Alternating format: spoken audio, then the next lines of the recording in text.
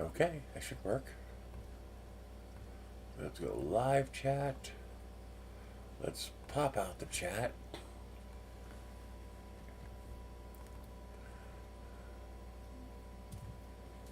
Okay.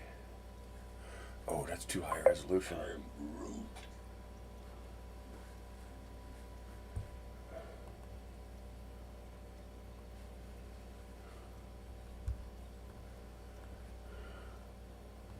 Way too high. Oh, I saw somebody pop in. Give me a moment. Resolution for my secondary screen is too high. There we go. Jerry's first. Radioactive Scalar and then Photominima. Minima. That's better. I could read that. There we go. I hate when you look up instructions for how to do something on the internet and the instructions don't match reality. It's like, what's the point? It happens so often. Happy New Year, critters. Happy New Year. I got me iced coffee this morning. 99 cents. Actually, it reminds me I gotta take my Tylenol. Otherwise, my eyes will try to murder me. If I miss one dose, it's misery for like 3 days. One dose. It takes 3 days to get past it.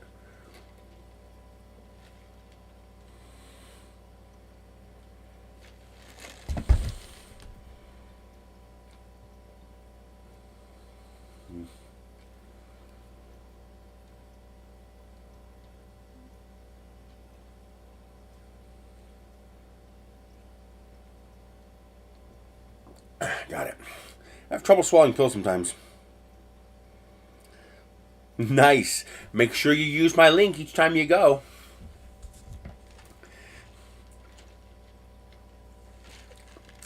This way I'll get credit. It's right there in the description. I gotta update my website too. I got a lot of broken links there.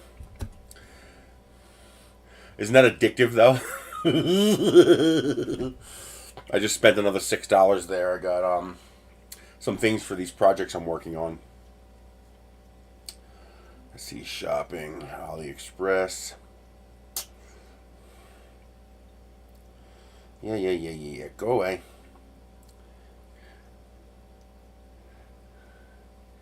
I believe so. I think if you click the link, it'll probably open the app. Usually it sees if the app is there, so if you click on that link on your phone, it should invoke the Timo app, I think. I hope.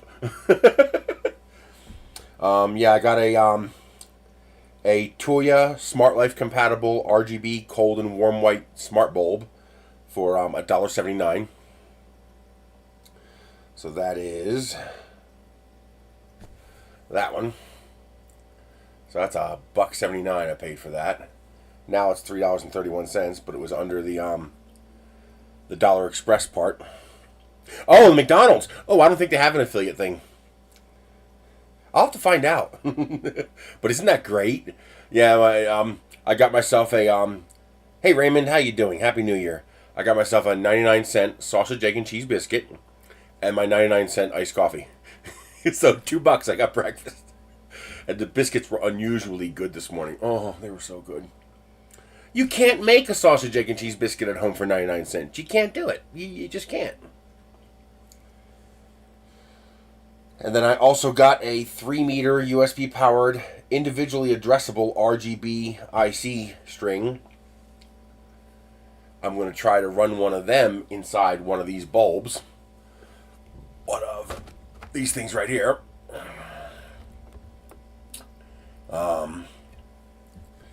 And then I'll be able to change the colors. That was $4.19. And I could do it from my phone. And then I also got one more of the PIR motion sensor bulbs. The one I got worked really well in the utility room. So I'm getting another one for the hallway going to the other end of the house. So you don't have to turn the light on and off. As soon as you walk in the hallway, it'll turn on. And then 30 seconds after you leave, it'll turn off. You don't? You don't have the $1 breakfast sandwich? I'm really surprised you don't have that. I do notice that my devices have different deals. Here's the deals I currently have. I have... Come on.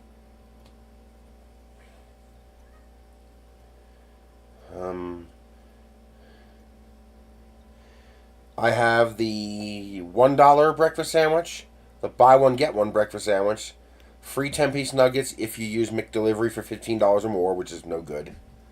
$6 10-piece chicken McNuggets, not a great deal. Well, that's not bad actually for a Big Mac deal, but I'm not going to get it.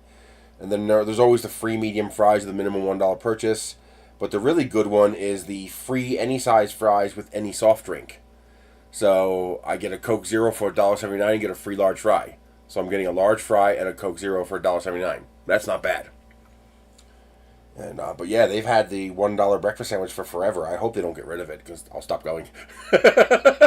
I'm not paying that price, regular price. Hey, Caden. But yeah, I have the McDonald's app on 4 different devices. My sister's phone, my 2 phones, and my tablet. Because I have a domain name, so I have 4 different email addresses. And so I do is at home, I just place the 4 orders if I need that many. Like this morning I did because I grabbed a $1 sandwich for my neighbor. And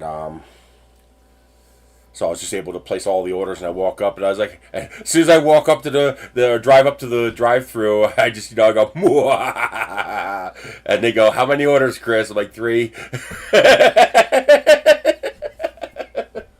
Oh, it's funny. But only 2 of my devices have the 99-cent iced coffee. The other 2 don't. So it does vary. It does change. But,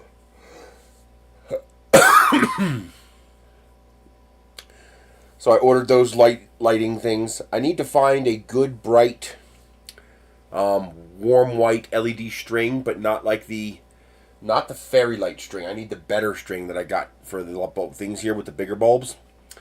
Because I came up with a really neat idea for the new project I'm working on. You're going to love this. Except I screwed it up this morning. I thought it was done, so I yanked it off the bed. And I wondered why it was hard to... it actually resisted when I yanked it off the bed. I was like, why did it resist? And then I touched the bed and it burned me. I was like, shit, it's still on. And then I looked at the print and I was like, shit! It had half an inch left to print. It ran out of filament. I could have loaded new filament and finished the print. So I got to start all over now because you'll never realign this on the bed again. Never, ever. So I got a new one printing now. So this is a dud. That sucks, wasting that much plastic. But what are you going to do? What are you going to do? That's what I get for not paying attention. Happy New Year, Big Bad Joe. Yeah, I love the iced coffee. It's evil. It cost me almost $2 to make a 30-ounce iced coffee or 24-ounce iced coffee here at home. It's almost $2, like $1.80. I can get it for 99 cents at McDonald's. I mean, sure, I have to drive to McDonald's, but it only cost me like 2 cents in electricity. It's a mile away. I get 4.5. I get 4 miles per kilowatt, so that's 2 miles. That's half a kilowatt. So it costs me 3 cents to drive to McDonald's. I can live with that. But this is working good so far. No problems. It does good for screwing this stuff into the plastic. And what I can't find, maybe one of you guys can help me. What I'm looking for, do you know the right angle ratchets? The electric ratchets. I want a 4-volt ratchet. I want a right angle ratchet this size. Or smaller, because this is much bigger than it needs to be. You could easily shrink this by 20% and get rid of most of this. In fact, I wouldn't even care if they're... in fact, I would love it if the battery was in the back end, so I could just cut the entire back end off, and I'll have a pigtail coming out and stick a battery in my pocket. Alright, that's fine by me too, but what I want is a really small... Doesn't have to be powerful. 4 volt, 7 volt is fine. But I want a right angle head. That'll make it so much easier to reach down inside these things and screw a screw in. Because right now that's really hard to do. You can't really. But if I had a right angle ratchet like this, Ryobi has the new USB lithium that has the right angle head, but the actual tool is fixed. You can't rotate it straight. It's like, why would you get rid of that? Why? I did 2 days before Christmas. I cooked up a big turkey, like a 7-pound turkey, so that fed me for like 4 days. And I bought some really good cranberry, and I couldn't find it, and I found it 2 days later on top of the freezer. So it was bad. I forgot to put it away. I'm certainly not going to risk getting sick over $3 of cranberry sauce. But that looked really good. I'm going to have to buy another one of those because I really want to try that cranberry sauce. It looks like the kind of cranberry sauce I got at Wawa back in Pennsylvania. The hybrid where it's mixed jellied and fresh. And that's the kind I like. But otherwise, I just ate here at home. You know, I didn't go anywhere or do anything. You know, just what am I going to do? That's one thing I really miss about having a big family. Is I really, really miss the get-togethers. It's amazing how opposite my brother and I were in that regard. My brother always had, you know, his girlfriend, things to do, and I get it. You know, there's nothing wrong with that. And he would get annoyed when we would have a family get-together. Because, you know, he would have to cancel his plans to go get together with the family. And, now, part of that's my dad's fault because he would not plan ahead. It would just be spontaneous. Okay, we're going out tonight. You couldn't tell me a week ago? It would just be a spontaneous or day before thing if you're lucky. But I'm the opposite. I will drop whatever I'm doing to go to a family gathering. It's like, I got plans? Oh, they're gone. What plans? There is no plans. I love big get-togethers like that. I crave that kind of thing. So that's a real hard adjustment. I didn't notice it the first few years because I was so fucking busy working so many hours. I just didn't notice it. But now that you know, I have more time because I, you know, can't really work yet. But you start to really miss it. It's something you really, really miss. I miss that, the big gatherings and, you know, random people, family people, friends. I really miss that kind of stuff. I like gatherings like that. So, what are you going to do? The world moves on. You have to move with it. But, so I've been working on these Christmas lights. I have 2 different versions done. This one was a dud because this is using that cheaper PETG. This lasted about 40 seconds. Because 40 seconds after I put it on top of this table here, I turned around and knocked it over. And when it hit the floor, this cheap PETG shattered. So this is all shattered. It's all broken. That really sucks. Because that's a beautiful color. This is like a lime green transparent. It's beautiful. While the other plastic I use is incredibly durable. That's the light inside that fell down. It hooks onto the top here.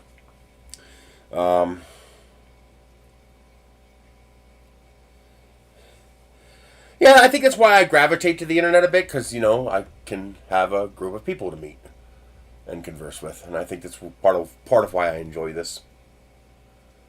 I gotta figure out how to get these to go away.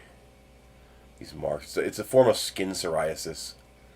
I think if I shave more often, it might go away, because they only come when I grow hair. Whenever there's any hair, these start to grow. The skin starts to layer up there. And I think if I keep it shaved, that those will stay away. Cyber Bob, Happy New Year. Brian, how are you doing? But, I still have to work on refining it. I came up with I can't decide what I like better. Because I like the idea of showing the infill in the handle. It adds that little 3D printing twist versus having the solid handle. But I like both. The only problem is, you see how here you get that nice flat fill pattern? But on the other side, it looks ugly. This is the top surface. And for some reason, that's what the fill pattern looks like. I'm wondering if I do the last few layers at 0.2 millimeter, if that'll flatten it out a bit. So I got to try that, because I like that. I like that flatter look on this side. This looks good. That looks sloppy. I don't like that. This is at a 0.8 millimeter layer height, so it goes pretty quick.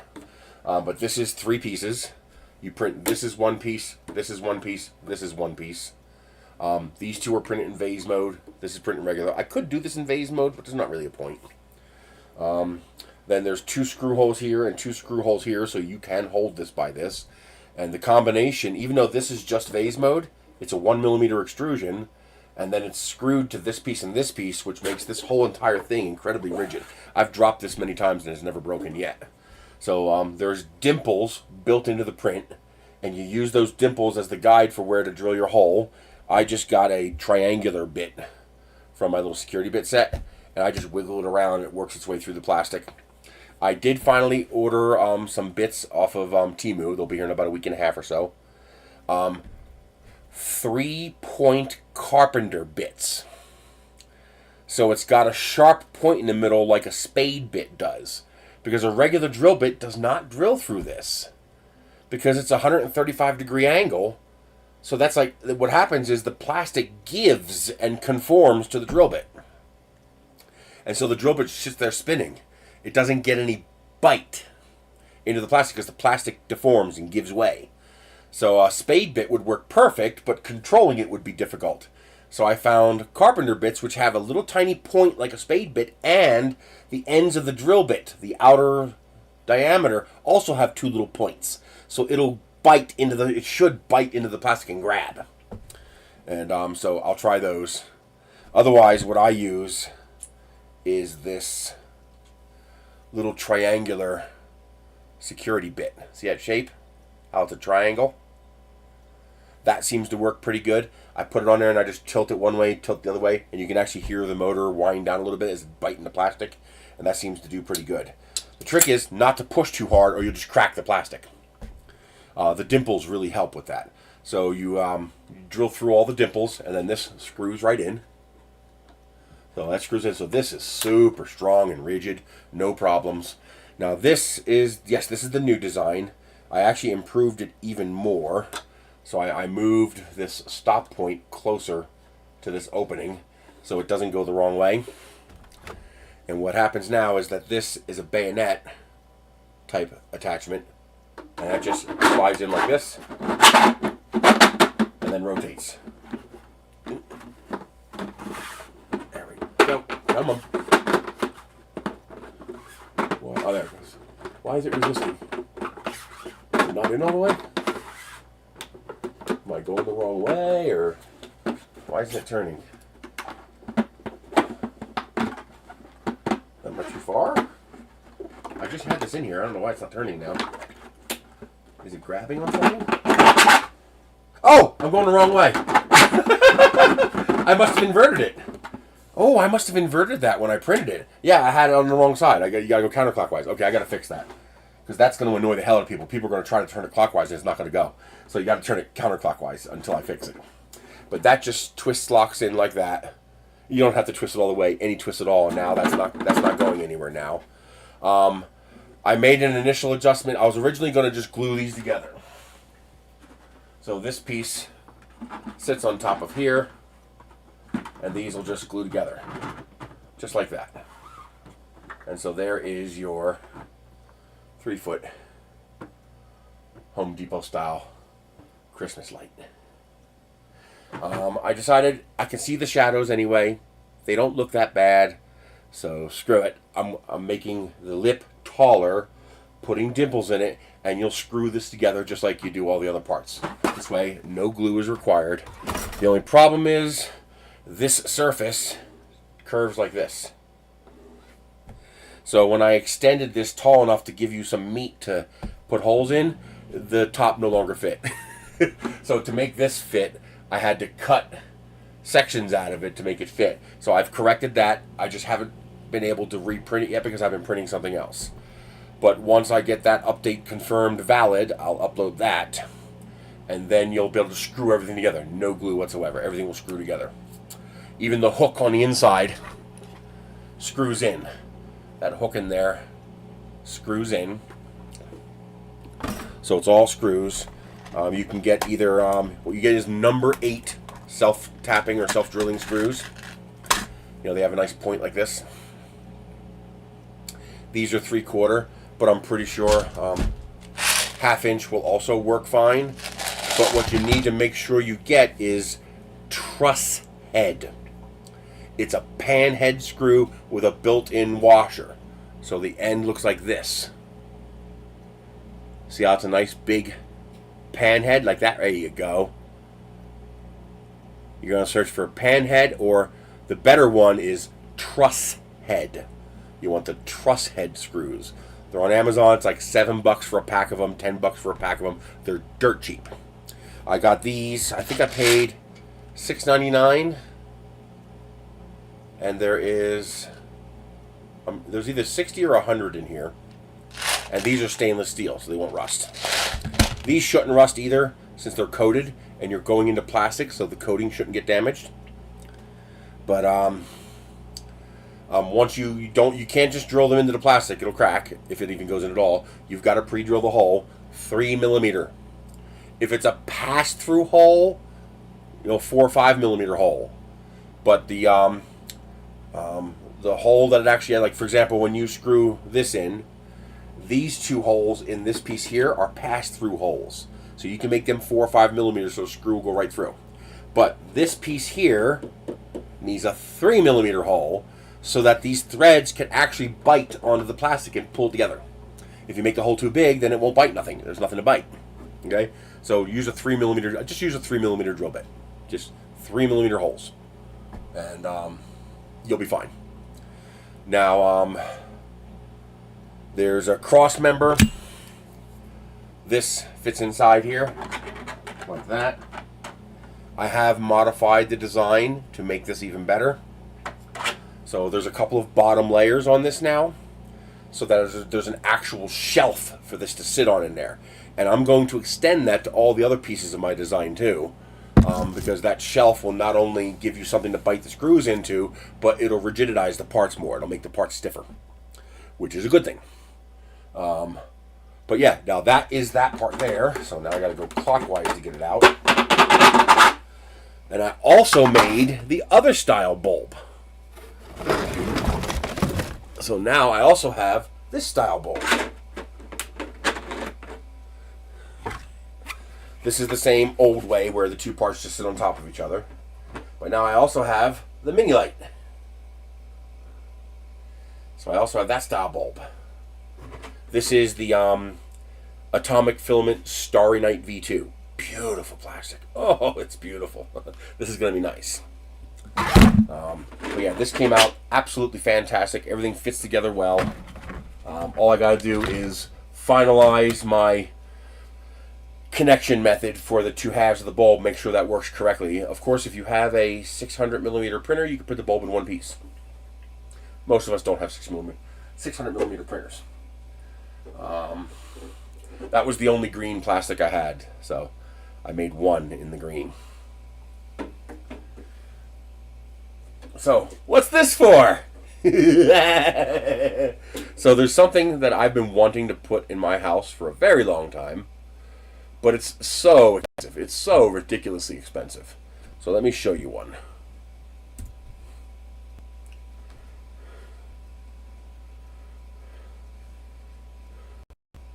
And I'm thinking about buying these to go with it. I'll show you the screen in a second. Also, let me know if the audio gets out of sync and I'll fix that.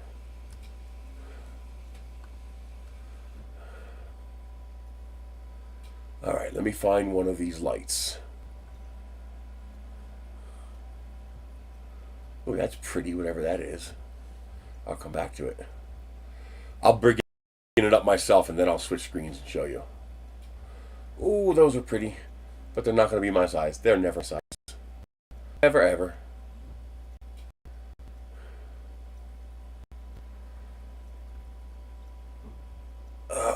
Come on, come on, come on.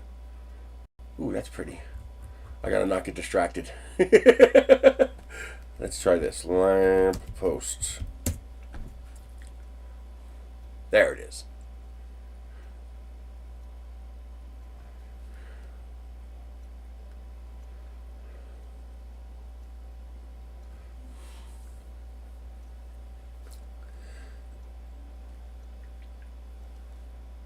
Alrighty. Is chat working good? I think so. We got 16 victims. Okay. Oh, of course, it stops at 10.5. Come on! Bigger sizes! Bigger sizes! I need 11.4 inches. That's only 10.5 inches. Pain in the ass. I found these cool St. Patrick's shoes, but they stop at 10.5, which is nowhere near what's going to fit me. So, you see these things here. These metal, aluminum lampposts. They're beautiful. And then they have multi-head ones too. You know, they have 3 different lights hanging off of them. And this is a nicer one. It's $96 from China. It's $96. You can get cheaper ones, like this one here is shorter, and it's not as bright, but it's pretty. You know, it's $53. You know, it's a triple head aluminum post. It's not the tallest. It's probably what, 59 or 63 inches.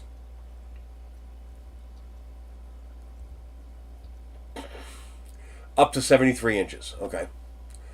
So just how many pieces you put in. So this is actually not bad. 73 inches is not bad. But it's 53 freaking dollars. Well, I can do better than that. So I want to get, eventually I want to get these, but the round ones, not the square ones. The ones that, these are the square ones. I don't want the square ones. Although the square ones could work too. But these are nice because they put out 40 lumens of light.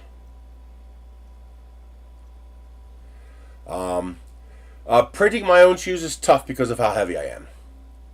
It is something I still want to do, but it's pretty tough. And I got to be careful not to mess up my feet. But I could do better than that. So, I am 3D printing my own lampposts, and it's coming out fantastic. I can't believe how strong this is coming out and how fast it prints. Come here. This thing is big.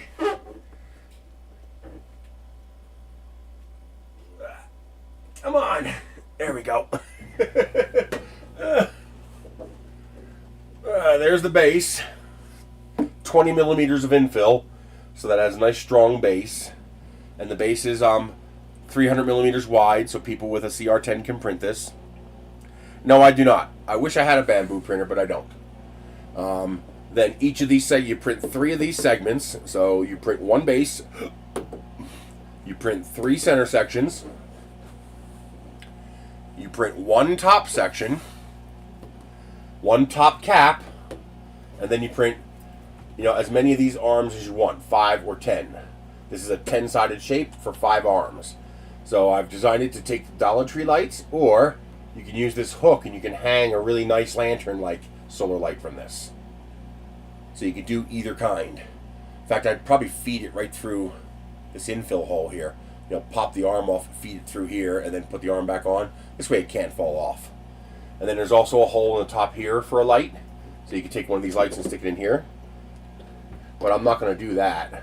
What I'm going to do is, this is just temporary, just because I have some of these dollar store lights. It's kind of got out of hand and I made it really, really big. This all screws together. It's all very strong. This is a single vase mode print, but it is pretty strong. I'll admit that is actually pretty strong once it's screwed in with 10 screws. So I might stay with the vase mode. But I'm also going to make a more structurally sound version of this, just because I don't like the screw-in method. Because the screwing into a 1mm wall through the side works great. Screwing into a 45mm wall, it tends to break it. It tends to crack it, because you only got half the layer adhesion. But yeah, this works fantastic. You see, I've already got the holes drilled. I've already drilled the holes out. So all I have to do is pop this top off, and I can fit this inside the top. I could print it. This is all PETG. This is all PETG. This is from, what's it called? JAMGHE 3D. He gave me a whole case of filament at the Rocky Mountain Rep Fest. I'm hoping he's there again this year because I'd love to get another case because this is good PETG. It prints as smooth as butter. It's flexible. So if I did this, look at this. If I did that to that print, it would crack it. So it's durable. It's tough. It doesn't crack like the other PETG does. And it's so strong. I made the base really strong, and I made this part here really strong. It's all vase mode. It uses little internal stub veins like this. So the inside looks like that. Just all those little veins. Just a 10 millimeter vein at 22.5 degrees all the way around. And that's enough to give it plenty of rigidity. Plenty. In fact, I'm going to print these pieces here, these pieces here, from now on. They're going to print upside down, so I could put about 2 millimeters of top layer there. Actually, probably more like 5 millimeters, and I'll put the screw holes right in that. This way, it won't squeeze as much. But as you can see, it's very little squeeze. I added you got the veins every I think it's 11.25 degrees, and then you have these corrugations that I put in, and that dramatically improves the structural stability and rigidity of the entire print. The only non-vase mode portion of the whole thing is this. This is the only piece that's not vase mode. What I did is I found one of these lamps, a side view. I cleaned it up in Photoshop, cut out the part I needed, converted it to an SVG, and then extruded it into 3D. It worked great. It's fantastic. The base is nice and stable. And I watch I don't whack anything. So there's your base. That's the heaviest part. This is about 650 grams of plastic here, but I wanted this part to be strong and stable. So there's 20 millimeters of infill at a 1 millimeter extrusion. That's a very heavy base on there. Now the idea is you can mount this to the ground. You can either put the first piece down. You can reach down inside of that piece and use aluminum camping stakes that have the hooks on them. You just push them through the infill, 3 or 4 of them, to stake it to the ground, or you can bolt it to the ground. So for example, if you put a little concrete foundation with a couple of bolts sticking up, you can put that over top of that through the infill, and then put a couple of washers and nuts on there, or even better, I'll have available a 3D printed part that's just more infill, so that it's a sandwich, and you won't tear it apart.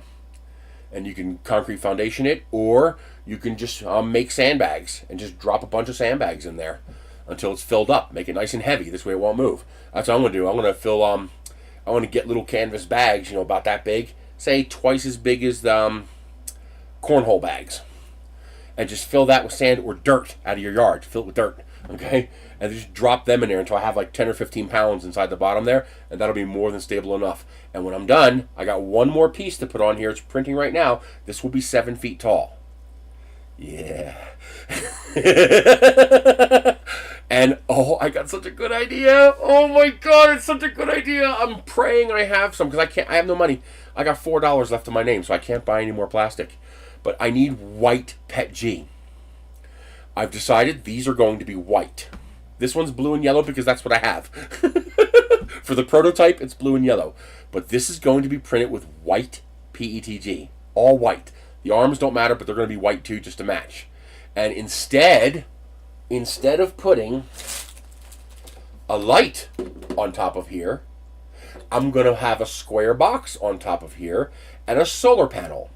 Why am I going to have a solar panel up there, you might ask? Because PETG lights up really, really well. You guys have seen this. I'm pretty sure I used this phone to do it.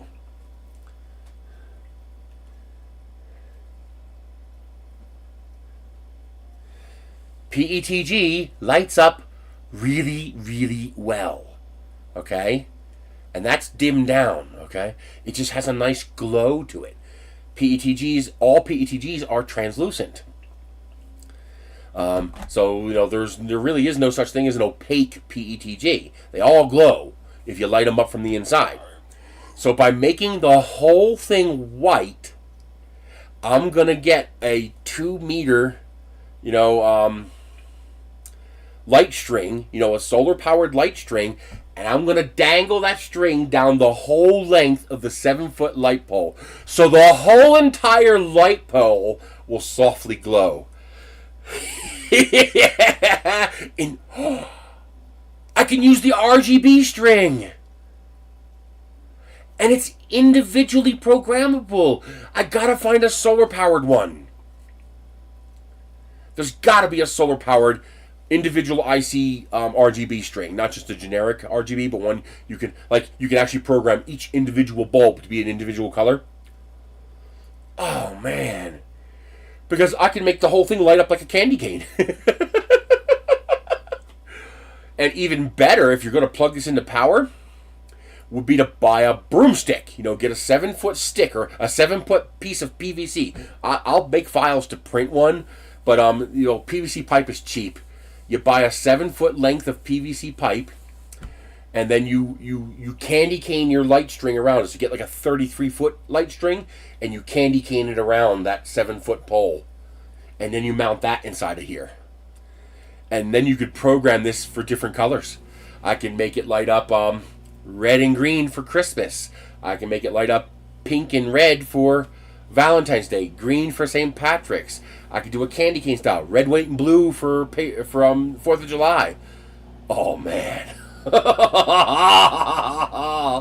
And you should be able to save these color profiles, and then when a new holiday comes up, you just go to each lamp and go, boop, Valentine's Day, boop, Valentine's Day. This is going to be great. This will actually be a value add that you can't get with the aluminum bowls. So yeah, these are going to be printed in white. They're going to be 7 feet tall, and they're going to glow from the inside.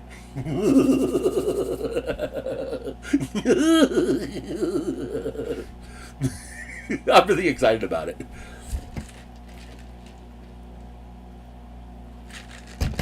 And I think it's less than 2 kilograms to print the whole thing.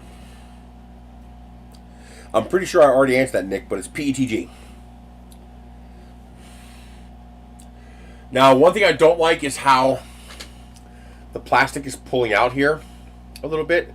It's not damaging it, but it's distorting it instead of squishing it flat. I'm not sure why. So I'm trying to figure out how I might fix that. Probably the easiest way to fix that is, well, if it's properly... Right now, I'm just pushing the drill bit through. And so there's like a little bit of wad of plastic in there. That might be doing it. So when I properly drill it, that might take care of that. But also, maybe just put a washer on the inside to spread the load of the screw when it screws in. These, all the holes in the hard parts like this are 3 millimeters. So these screws will actually self-thread into the plastic. And what I suggest doing is pre-threading them. So take your piece, screw in, out, so there's already threads in there. It'll make assembly a lot easier. And, hey! Don't you mess with me. You just stay right there, punk. So I am super, super stoked. That one's about 1/3 the way done. So in a few hours that'll be done. And then I might keep the top hat like the way it is.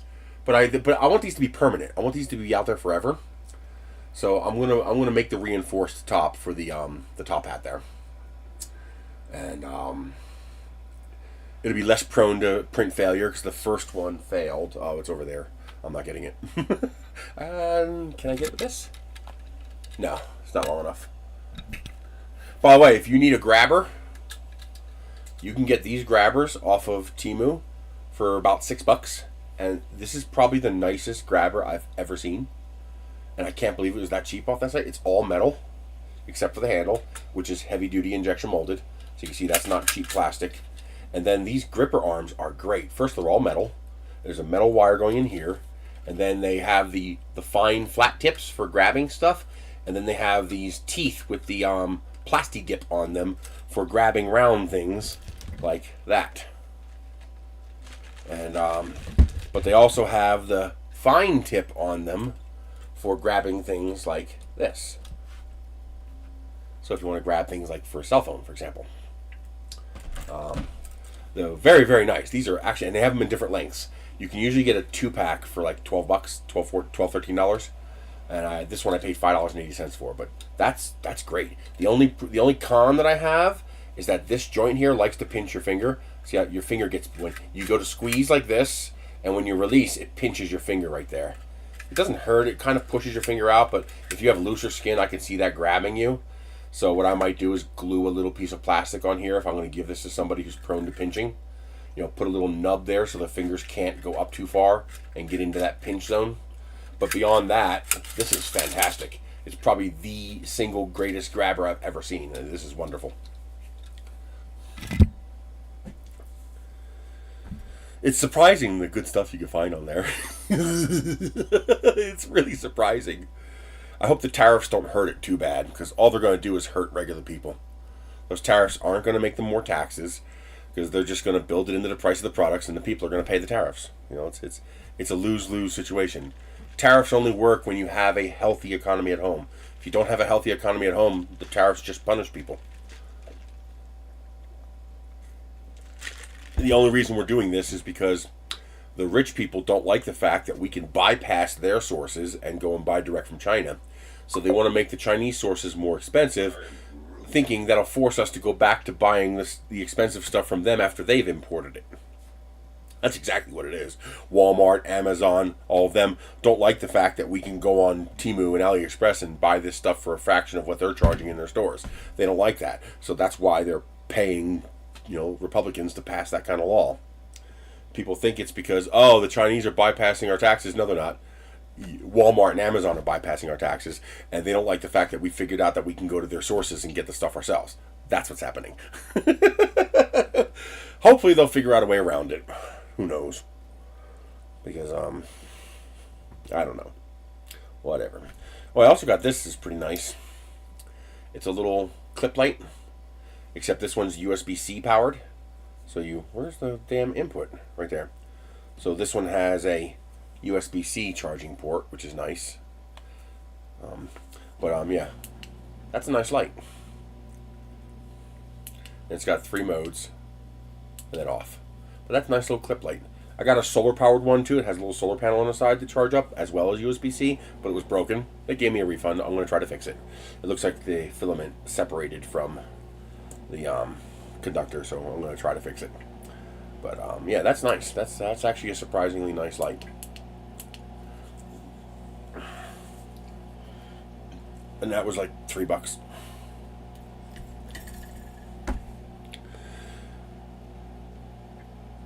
Oh, you want to see a death machine? You will never, ever see this for sale inside an American store. Never. The liability would be out of this world. So I have a problem with weeds. Not really weeds, but the kind of plants that grow here in New Mexico. They're like stalks. They're beautiful. I like them. And I never cut my grass because it's beautiful. I love it when I have those 3-4 foot tall stalks and they're waving in the wind. They're golden color. They're beautiful. But when they're where I need to walk, that's a problem. Especially because you don't know if there's a rattlesnake hiding in those bushes. And that could be a problem. And weed whackers, it just tears up the string because they're too thick. It's not like grass. It's like you ever see the taller weeds that grow near the edge of a pond or something like that?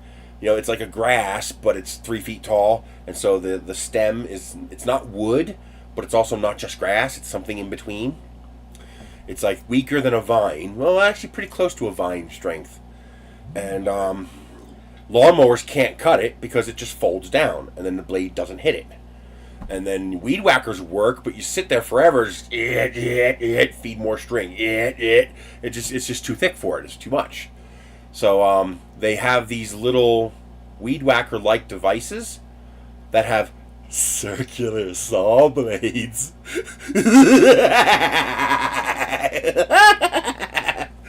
So I got one. They finally had one affordable enough. It was $30. That came with 2 blades and 2 batteries. And I gotta say, it is shockingly nice. But it's literally a lawsuit death machine. I will never loan this to a neighbor. Never. Because 90% of the people out there are morons. And they're going to take their fingers off or take their ankle off. But it's literally a rolling circular saw blade.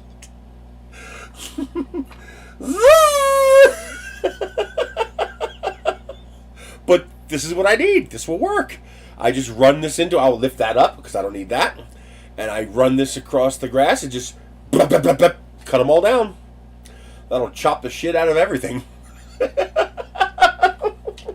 Including your limbs, if you get your limbs in there. The one safety feature I would like to see, this is, first of all, it's surprisingly well designed. Metal handle.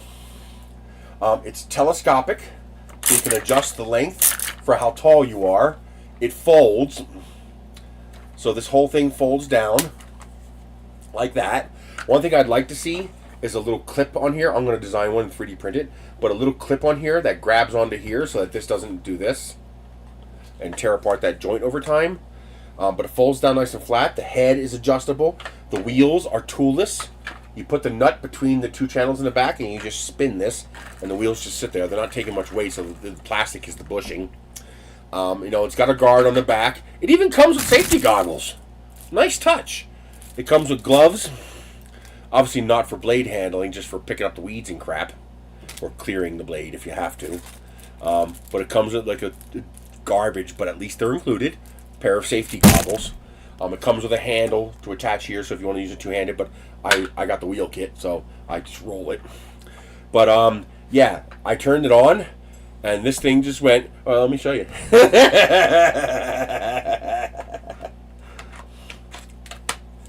You ready?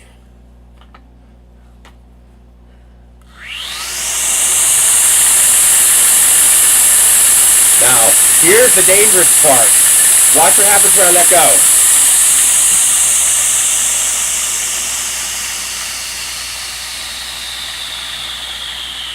That'll still take your fingers off. Even that is still enough to send you for some stitches. It takes a long time to spin down all that rotational inertia. No break, exactly. The one thing they should fix is add an electronic, actually, I don't even want to mess with this while it's powered. So let's get the battery out before I do anything else. And whenever you want to, anytime you're not cutting something, remove the battery. Because if you accidentally hit that while that's near anything, it's gonna fuck it up. I gotta test it later. I gotta stick a stick in there and then turn it on and see if I can override the torque. I probably can. $30. $30! $29. Oh no, I'm sorry. $34.65. It was $2.99 shipping. It was like $31 plus tax. It was $34.65 it cost me. And that came with the whole unit, both kinds of shrouds. It comes with the tool to put it together, comes with the wheel kit, comes with two 2-amp-hour batteries, comes with 2 saw blades, and it comes with a variety of other plastic and metal different kind of blades you can put on here with a different guard. It comes with the handle to hold it. You got to hunt around because there are a lot of them trying to sell this for around $50, but I found one for $30. They had an all-orange one, but I couldn't find that one for $30, so I got the orange and black one. But yeah, $35. And this is great. This is gonna eat that shit up. It's gonna chew that motherfucker up. Remember the guy from what was it? Armageddon. Chew that bitch, go! That's what this is gonna do. It's gonna chew everything up, including your ankles and your fingers. Okay, so you will never see this for sale in a retail store in the U.S. because no one's gonna want the liability of selling this to you. It's a death machine, but it's such a wonderful death machine. Arr, power. But yeah, that actually is going to be very useful to me. When I get, it's going to be on my. I got another channel I'm starting up because I need to make it separate from this. Chris does JFT, jewelry, fashion, and tech. So it's going to be a channel where I just show off all these hauls that I get from Temu and AliExpress, all the different crap I get. Like I just got this, it was $3.12 for 100 earrings. Except they ripped me off. It's actually 50 pair of earrings and it duplicates. So this is the same as this. You cheap bastards. But it comes with 2 saw blades, 2 batteries. It comes with a handle. It comes with both shrouds. It does come with decent sort of safety protections. The big thing is you have to have a working effing brain. Okay? I mean, that's a basically uncontrolled spinning circular saw blade. It's going to fuck you up if you stick any part of your body in there while it's running. It's gonna be a bad day. It probably doesn't have a lot of power. Like, I'm probably not gonna be able to just push this thing through all the grass. I'm probably gonna have to go zit, zit, zit. I'm probably gonna have to do that because it's got a lot of speed but not a lot of torque. But that's okay. The point is, I can stand up with that thing on its wheels and just go zit, zit, zit, zit, zit, and clear my path of all that vegetation that grows. And then spray what's left with some weed killer. But what was important to me was to get one that had 2 batteries and 2 blades, because these blades are proprietary. The way they lock in is very cheap. There's no auger in there for them to lock into. I don't want to take this out of the plastic. To do one, I need at least 2 rolls. Any white PETT. I don't care. Just, you know, if that Jam GHE is available, I gotta see if they're available on Amazon, because I really like that plastic. Let's find out. I'll give you guys an affiliate link if they are. I didn't know what to expect from it. He just came over and said, "Hey, you want a case of filament?" I was like, "Yes." Are they available on Amazon? No, they're not.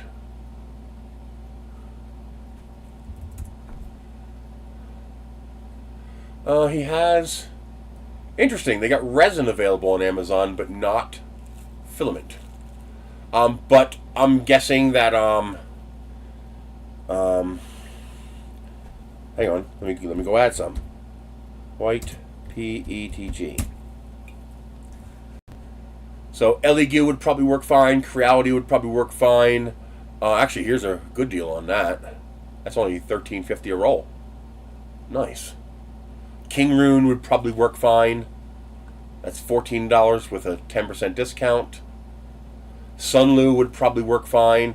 That's $14 with a 30% coupon.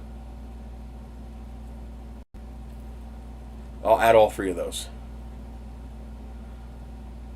This way you can pick. And used is fine, like the open box, like here's new and used for $22.94. That's fine. It's freaking plastic. What's going to go wrong? You know what I mean? Where is the little heart? Where's the heart? Why don't I see it? Add to list. I'll put it on my wish list now. You could pick whichever one you want. It looks like the Elegoo Rapid PETG looks pretty good. I'm betting you that's the same stuff. And it's got nice cardboard rolls, which is really nice. I like the cardboard rolls. Less waste. Just go into the description, if you go to I'll give you a link. Hang on. You should be able to go to Nerisse.com and it should be there, but I'll give you a link. And then I'll add the Sunlu too. If 2 different people order 1 roll each of the Sunlu, you can get 30% off, because the 30% coupon is only going to apply to 1 roll. If you get 2 rolls, the second roll will be regular price, so you're only getting 15% off. But if 2 different people order 1 roll each, you both get 30% off.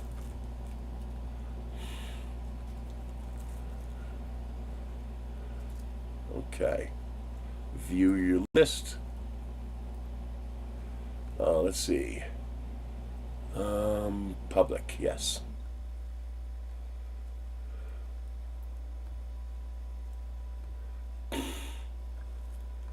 Let's see, is it on Nerisse.com? Okay, that just takes you to Amazon. And then if you go to my affiliate links page, yes, if you go to amazon.com/shop/Nerisse, let me get you a link for that.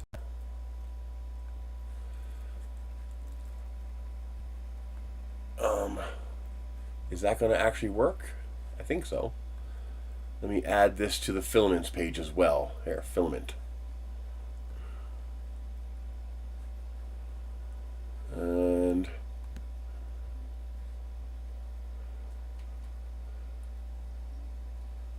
filament. And where is the wish list? I see all my created lists, but where's the wish list? I don't actually see it. It must be separate. I'm checking to see if it's at the bottom. Nope, okay, it must be separate. So that's not how that works. Let's go to public view. Yeah, okay, so it's in the filament list, but that will, you'd have to know my address to send it to me. I see, I need the wish list. How do I get that? Chris, wish list. And how do I link this now? I guess I could just create a link here? Or is there a way, this might not be a public page. Send list to others, here we go. View only, copy link, link copied, paste. Okay, there we go. Text. Unable to generate link. Am I unable to generate a link for a wish list? I guess not. Okay, that's fine. Why can't I go to the other screen? Oh, there it goes. Oh, it's off-centered. Paste. There. The best is probably the $26.99 from Elegoo, but also the Sunloo. Or if you have two different Amazon accounts, the Sunloo is $14.39, but it'll be 30% off with a coupon, which will come to a really cheap price for a kilogram of PETG.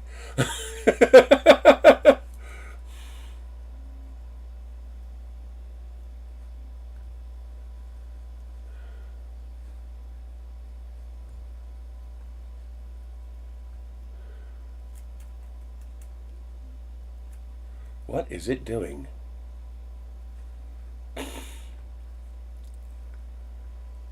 Let's get rid of all this crap that doesn't need to be in here. Save for later. Save for later. Save for later. Save for later.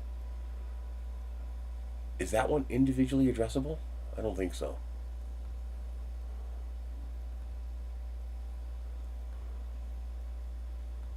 Oh, come on. Save for later. Save for later. Save for later. Save for later. Okay. What's it come to with the coupon? That didn't work. Still adding other crap. There we go.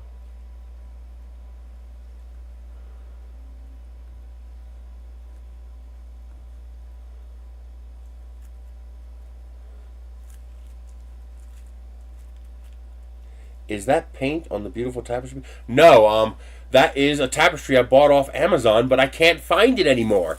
As you can see, mine's almost ruined, which really annoys the hell out of me. 12, 27.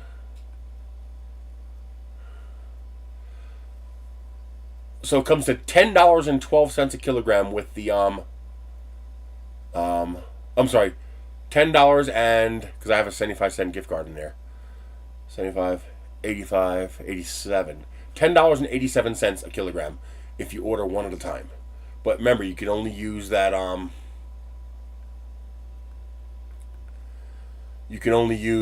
coupon once. So it won't let you use it for 2 rolls.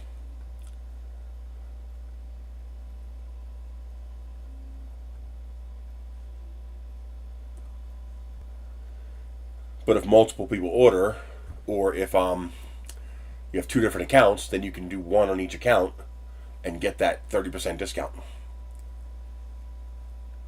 So that'd be $10 a roll. That's hard to beat. Yeah, let me bring this up so I can see. Yeah, I absolutely love this tapestry, except I have all this staining on it. Where all this, I tried to take my steam cleaner to that, and that happened. I don't think it's the actual ink though. So I'm going to take that down and put it in the washing machine. I think that is whatever's on the wall behind it. And it came through when it got wet from the steam cleaner. Yeah, the Sunlu is the one with the 30% discount. The Elegoo is the 2-pack for $27, but the Sunlu is only $10.86 with the 30% discount. Because I can't replace this. I've searched. I spent like an hour looking. I cannot find this again. I absolutely love this tapestry. It is my favorite. I'm actually thinking about painting that section of the wall behind me black so that it looks bigger than it is. But I probably won't do that. I wish I can get that a little bit bigger to fill in that entire wall behind me. Because, man, I just love laying in bed just looking up at that and just imagining I'm on the space station. That's the cupola on the ISS. So I think that's an actual picture. I think that's a real picture. But yeah, that is stupendously beautiful. Yeah, but eventually I want to print 5 or 6 of these and just line my driveway with them. Now the trick is finding good lights. Let me show you what I'm doing with the lights right now. Let's see if I can get this apart without destroying it further. Doesn't really matter, I guess.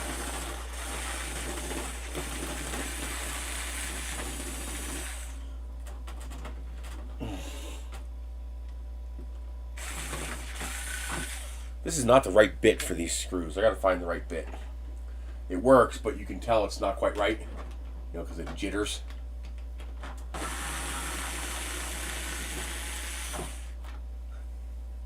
I don't want to throw them away because they're good screws. It's on the page. It's on the when you go to the page, it's right there. Hang on. Not the King Rune, not the Elegoo, it's the Sunlu. Yeah, $14.39, save with 30% coupon. Here, let me show you. Really? Are you inside the country or outside the country? I'm not sure if you're in the US. I know a lot of my viewers are outside. So right there. Oh. Hey, apply 30% coupon.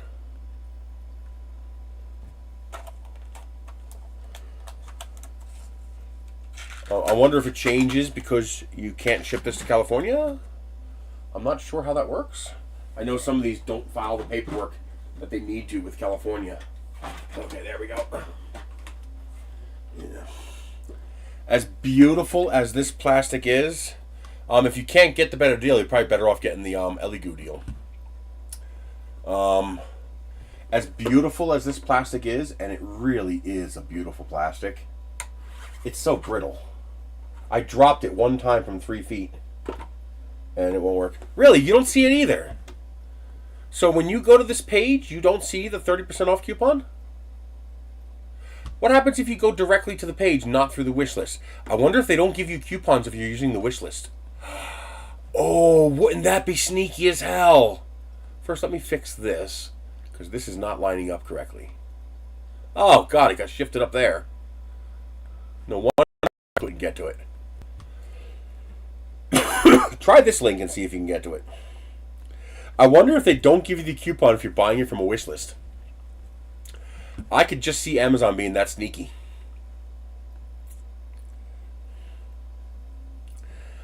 For a savings of almost $5, I'll just give you my address.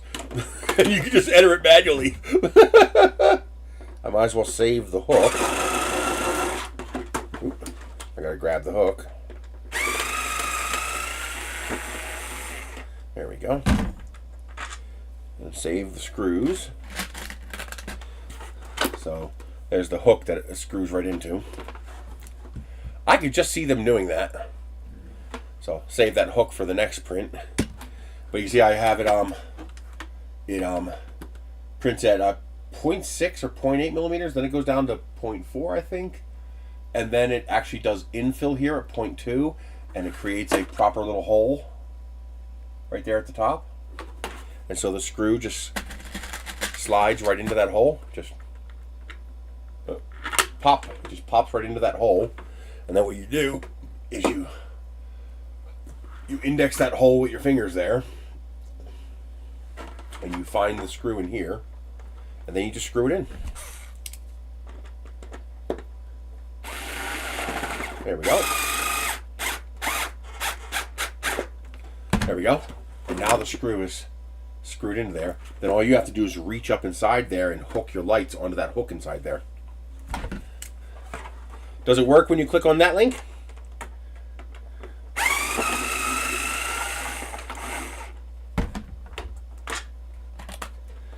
So that's no good. Which sucks because that's so pretty. That's a beautiful plastic. That would be a great Easter color. Oh, that'd be a great Easter color. But yeah, here is the light set that I'm currently using. And what you do is you take your little, if you're going to use battery power like this, you take your battery box and you just hook it onto the end of the your little cross piece here like that. I just put a zip tie in the battery holder hook and I just hook it. This goes in here. This keeps it centered, and then this is all the lights. And what I do is I figured out how long I needed it to be, and I just wound them back and forth, back and forth, back and forth until I used up all the light string. And then I put a zip ties on it to hold it into like a rope. And then I have a zip tie on the end here. This way you're not putting a lot of strain on the individual light strands. And then I just go up top like this, with this on my finger, and I just reach up inside of there and I hook it on to the hook just like that. And then that hook keeps the lights hanging at the proper height, and then this keeps the light centered so the light doesn't jiggle around too much. And then by hanging I just wound up the little bit of excess with a zip tie. By hanging this, I wonder why I got the coupon and you guys don't. That is the weirdest freaking thing. I wonder, will it let me order it again? No, I can't afford it. Yeah, I ain't got enough. But I was wondering if it would let me do it again. Because the coupon's still there. Usually it goes away once you use it. But yeah, this is the battery powered string.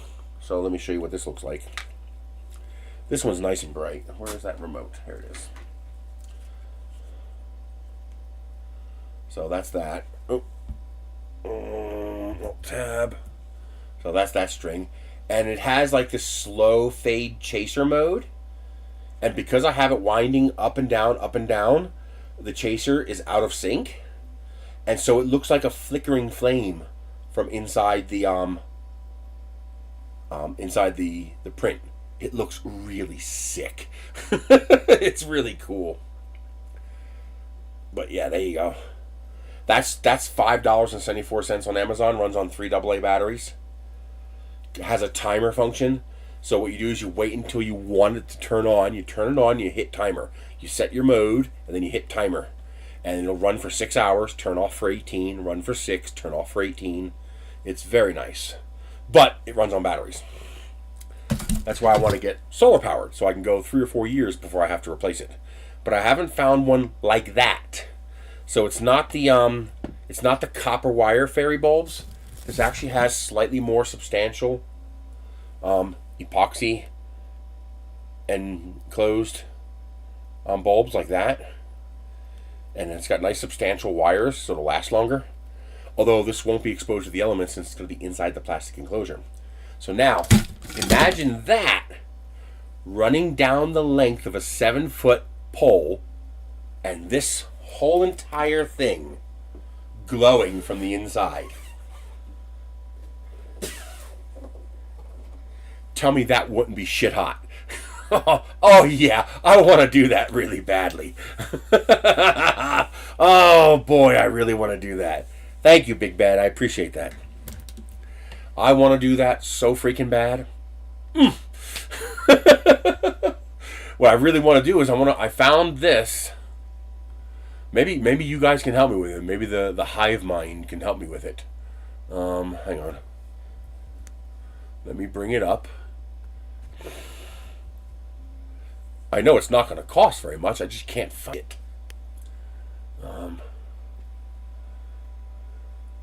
My orders. This one's USB powered.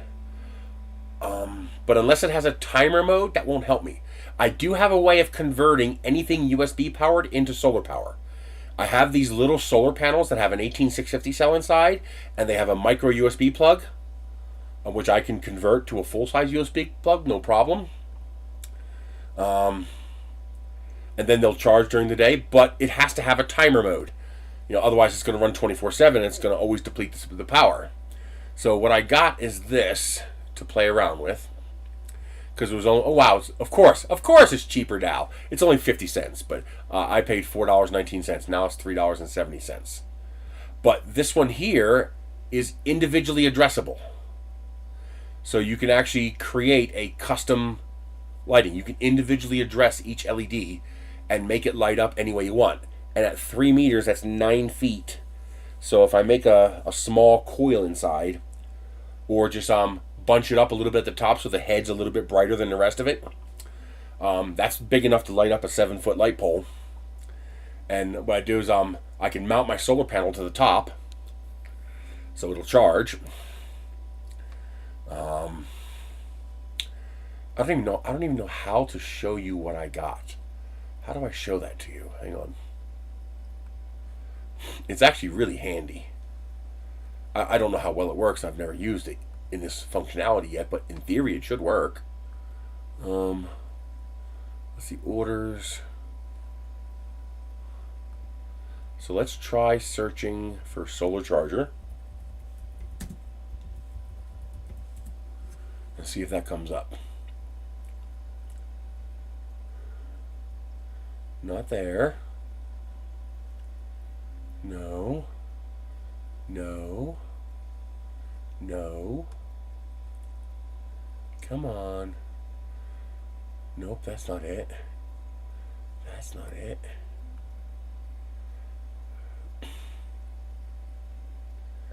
Where are all these solar panels it seems to think I have? Oh no, it's not here. So that means the item was discontinued. Solar charger, micro USB.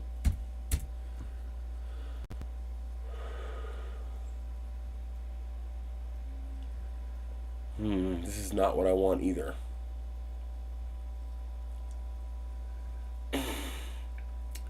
Well, this is sort of it. Just to give you an idea. What I have is this.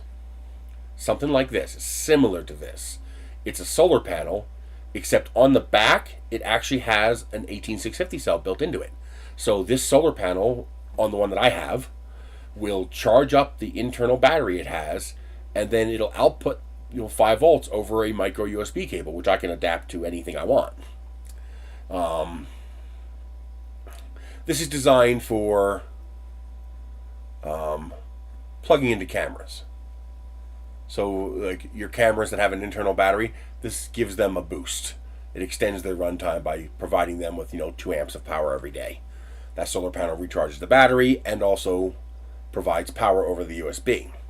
So I could connect something like this to something like this and turn it into a solar powered light.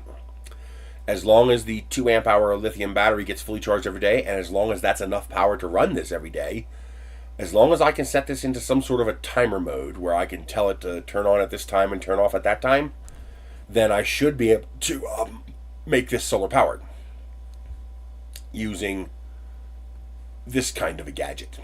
Mine has built-in batteries. I have like 6 of them.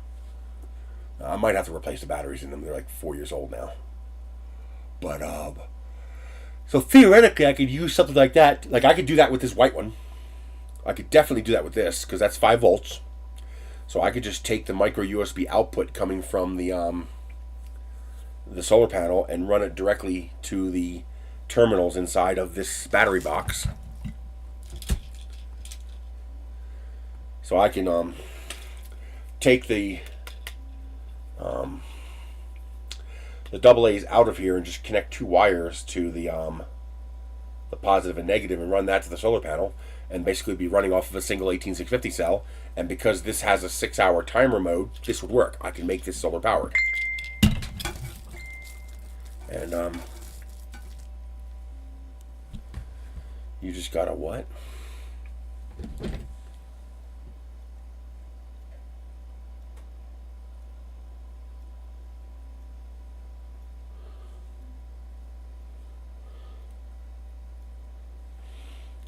Well, somebody probably sent you something. Open it. And I'll call you when I'm done my stream. Let me know what it was.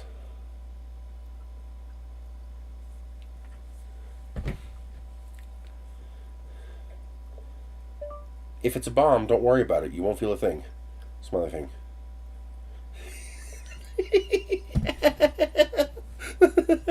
I like messing with her.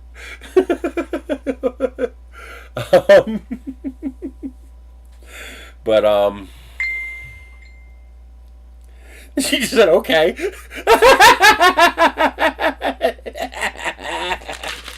Oh, I'm almost out.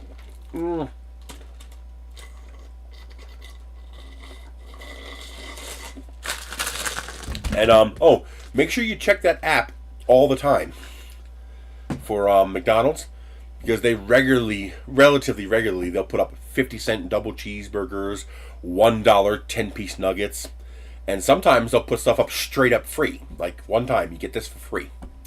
And, you know, set up multiple accounts on multiple devices, because you can go and get that free thing multiple times.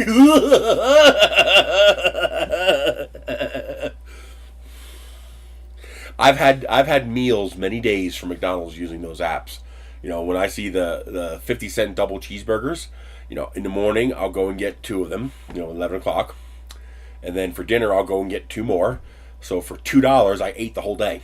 I mean, it's not the greatest food in the world, but it'll keep you alive, and it's cheap. And I like cheap. I really like cheap. But yeah, if what I would love to find though is one of these individually addressable RGBIC setups. That's ones that have especially cold white and warm white, because when you're not on a holiday, you just use warm white. You know, it's just a generic color. And but one of these solar powered would be amazing. Because I could put one of these in each of them. And then I'm looking at things like, hang on, let me switch to that. Oh, you weren't seeing that. So let's switch back to that. I'm trying to be careful not to show all of my details to the world, doxing myself. Let's see. You know, if you want a simple setup, you can do something like this. And then I'm also looking at things like this.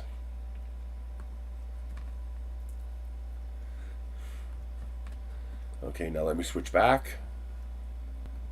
Is the audio still okay, or is it out of sync? So you get something like this.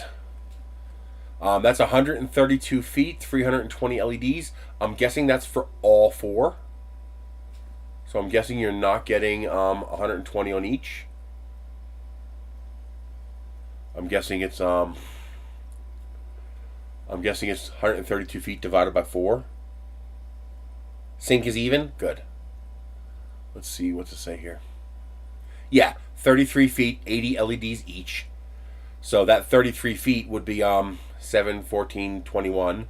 You would wind it up and down 12 times, 11 or 12 times. So you'd measure the height from there to the bottom, go a little short, so like 6.5, 7 feet, and then you would measure that out. Fold it, go back, fold it, go back, fold it, go back, keep folding it back and forth, back and forth, back and forth. And once you have that 6.5 foot bundle, you zip tie it, every few inches along its length. And then you hang that from the inside of this, and you mount the solar panel on the top. And now the entire light post will glow with the light coming off that solar illumination. And then for the lights on the end, you can either put Dollar Tree lights on there, which aren't going to be very bright, but it'll be good for a beginning, because they're 97 cents a piece at Walmart. If you go to Walmart, and type in solar LED.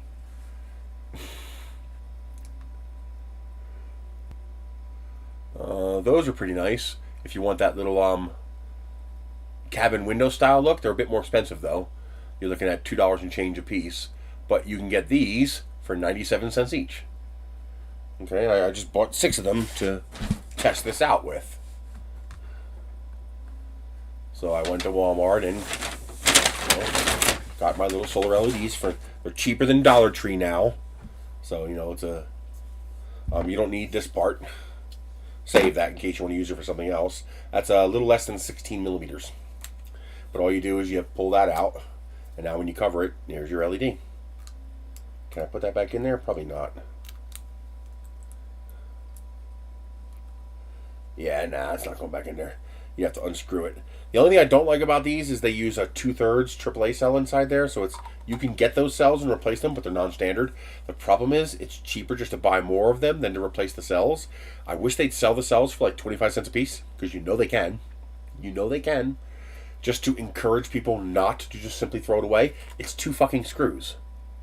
Right? 2 goddamn screws, and I can replace the batteries with an hour of labor and all my lights and not have to throw away a perfectly good lamp, because it's got the nice glass solar panel on top there, so it's not going to fade over time and all that crap. So it's not a bad design, it just needs a little work. Put that one up there. And once I'm done printing this piece, I got to print the other 4 arms, and then I can start testing this, put it outside, see how well it works. But yeah, 97 cents a piece at Walmart. But eventually I'm going to replace them with these. Something like this. So this is $30 for a 6-pack. And these are nice little hanging lanterns. They look pretty. And you can easily pop that hook off that lantern, stick it through the hole in the print here, or just hang it from the print, but somebody might steal it or it might fall off. But hang them on the end of the arms here. You could easily... Oh, can you even see that? No, you can't. These lights here. So $30 gets you 6 of them. So if you buy... you'd have to buy 2 packs, you'd end up with 2 extra, because there's 5 arms on the light. But yeah, these would be perfect. That's a hanging lantern. It's got a nice, looks like a real bulb inside there. So it's actually a nice little solar light. And you can get brighter ones. You just spend more money. But yeah, those would just hook right onto here. That's one of the reasons I chose this, is I can just hook that hook right onto there, or pop the hook off and stick it through this hole, and you won't be able to go anywhere then, and that'll just hang below here and hang from there. You can even do both. Leave the Dollar Tree ones up there and hang the solar ones on there if you want. There's no reason not to. More light to make it look prettier, make it look fancier.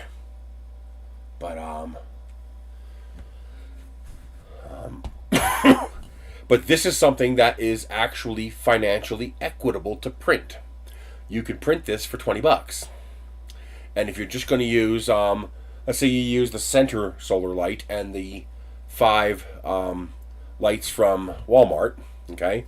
So let's say you use, that one solar light, and you use 5 of these, that's $10. So for $30, you have a 7-foot tall lantern that would actually look nice in your yard, and that will glow from the inside and have 5 lights on top.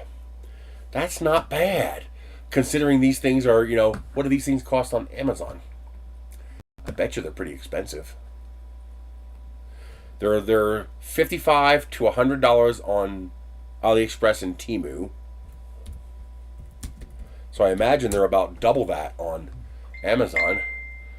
No, about the same price actually, $50. The single light one, the short one, 63 inches, $50. 72 inches, also $50. Now the triple head, the nice triple head one, that's $160. But that's a really nice one. That's what I want to try to get to make something like this. See how nice that looks? I like that. Actually, I could probably duplicate that pretty easily. But I would love to have something that looks like this. But what's the difference? Oh, there it is in white. Ooh, that's pretty. Do not print this in black. Hey, SBC3D. You print this in black, you're asking for trouble in the summertime. You're asking for trouble. Remember, this is vase mode. Even with a 1mm nozzle, it's still vase mode.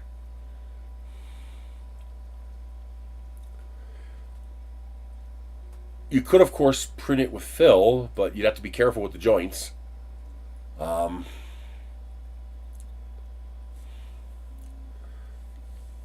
yeah, I want to make something like that. But see, this is plug-in. You have to run power to this. I'm trying to keep it wireless. But it would be pretty easy to make this plug-in. I mean, you can get, let's see, E26 socket base. Yeah, here we go, $23. The white ones are cheaper. Find them. Oh, E27, I'm sorry. They're basically the same thing, but it comes up different in the results. Here we go. 70 cents a piece. Blup, blup. There it is. So these are 70 cents a pop. I'm showing you guys a screen, right? Yes. So 70 cents each, free at $10. So all you have to do is order 10 of them is $7. So 15 of them is enough to do a bunch of these. You know, 3 of them, and that would only cost you $10.50 plus tax. And here's a multi-pack. You have to figure out which one's cheaper. So if you're going to do a whole bunch of these, you can get up to 50 of them for $20. That's really fucking cheap. That's less. That's like 40 cents each. Okay, so you get something like that, and then you get a cheap. You get this from Walmart. Probably better to do the extension cord from Walmart to keep the UL listing.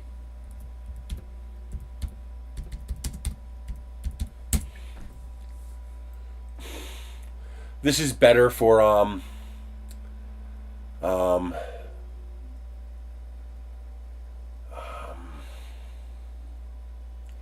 this would be better for the Christmas lights, which is a temporary install. But you can get, what you need is a 15-footer. Just a cheap 15-footer. Come on, where is it? Is that it right there? That's 6 foot. We don't want 6 foot. The damn light's 6 foot tall. You might, well, with something like a 7 foot, with the Christmas lights, you could just use 12, 15-foot extension cords. But with the lamp post, you would need something a bit bigger, because you're going to use 6 foot just for the lamp post itself. And what you're going to probably want to do is put a junction box in the bottom of the lamp. You know, put an actual proper junction box there. Print one. Just print a junction box. And then you run wire in. You have a socket on one side and a plug on the other, and you could daisy chain them. And I could design a new base with a vertical cylinder section, so you could put glands on both sides to make it easier. And where is the cheap 15-footers? Oh, there it is. They're out of stock. Okay, 12-foot, 9-outlet. You don't need the 9 outlets, but what you need is this cheap zip cord, extension cord, you know, this kind of thing.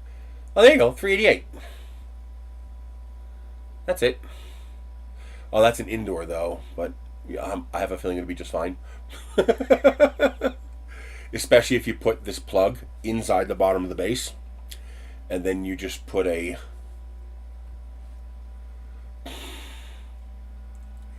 you get this 6-foot cord here, connect to the light. Although 6 foot might not be tall enough. You need 10 foot. Yeah, you need 10 foot.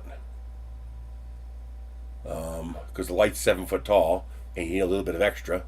What you do is you cut the plug off of, not this end, but you cut this end off the light, and you attach it to this. And then you plug the light into the end of this, and then you plug the next extension cord into this, run to the next light 12 feet away, and do the same thing over and over again. You could daisy chain them that way. But if you're going to install these permanently, you're probably better off putting in a proper buried wire in conduit, because remember, it's high voltage wire. You could also do low voltage wire, and you could do the whole thing on 12 volts. So if you wanted to use actual full-size lights, you could still use this, but you would where are they at? Here we go. 12 volt E27 LED.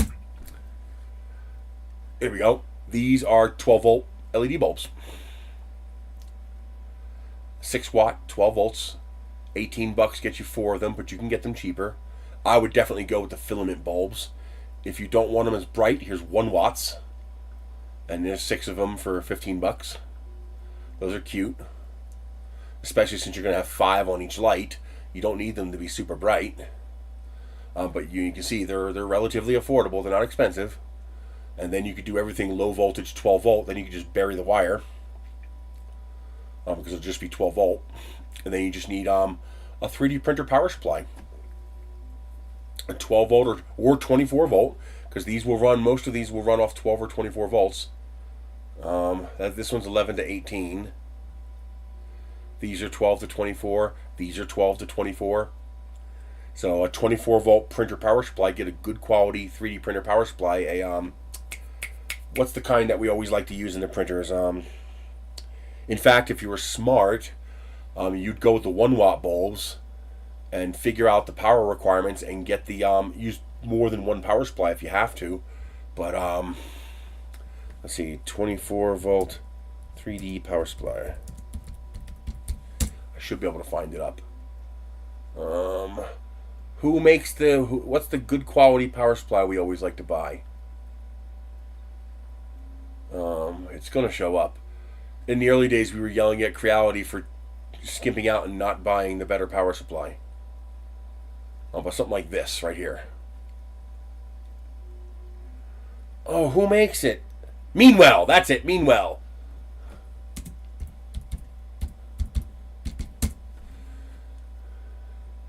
So you get the small one that doesn't have a fan hole. They make a little one. Here's one right here. That's not Meanwell. But like this one right here would be perfect. This is no fan, okay, because it's low enough power.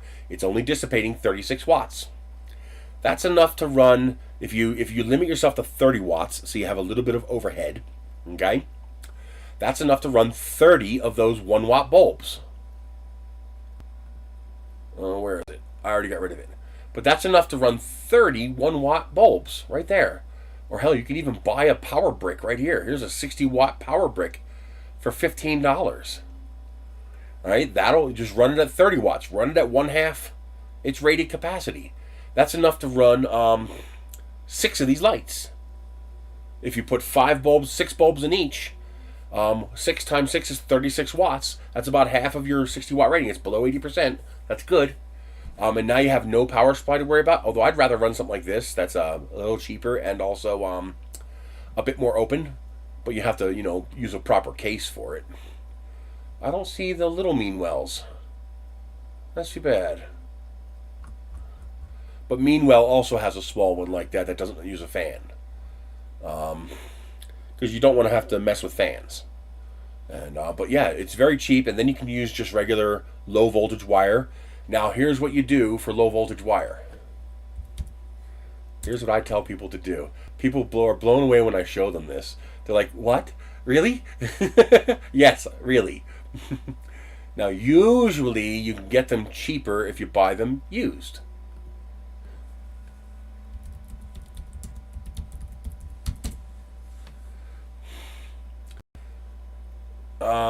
Too expensive. Too expensive. Oh, come on. These things should be 10 bucks. You scumbags. Everything's so expensive around here. It's because we're an island. There's a $35 one. Wherever you live, you could probably find it cheaper than I'm going to have it here. Here we go. Here's a Remington for 40 bucks. Here's another one. There's a home light for 40 bucks. What you want is an electric chainsaw. Not one of these mini chainsaws. They'll work, but they probably won't last as long. What you want is an old school chainsaw that's electric. All right? You pump that son of a bitch full of bar oil. Make sure you use the bar oil. And you dig in the dirt with it. You use the chainsaw as a ditch witch.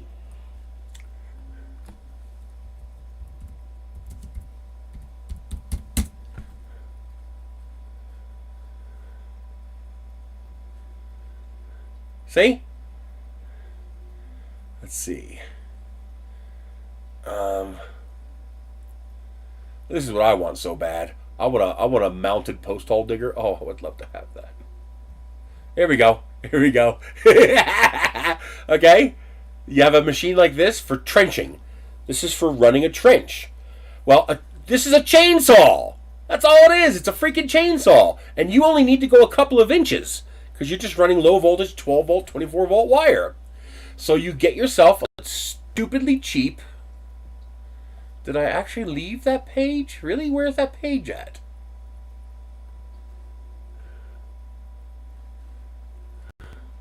I must have closed it. There it is. But you get yourself a cheap tenner. Here we go. 20 bucks. That's more like, wow, that's an old one. Look at that fan and housing for the motor. That's old. You guys can see this, right? Yes. So you get yourself a $10 or $20. You go to a yard sale, go around to your yard sales, check your Facebook Marketplace, check your Craigslist. You're going to find an electric chainsaw, plug-in, not battery, 110 volt plug-in electric chainsaw for, 10, 20, 30 bucks. You buy one of them and you dig yourself a trench. And you run wire. And you could do this for a hell of a lot cheaper than, where's it at? Here we go.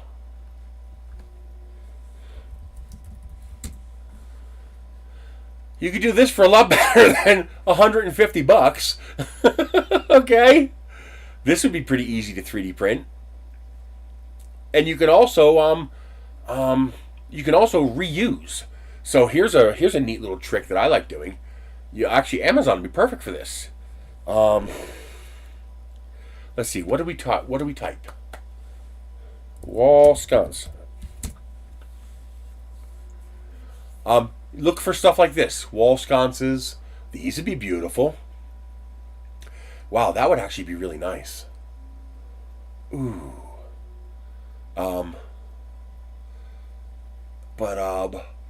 These are both. Oh, there's a nice one. There you go. Like this kind.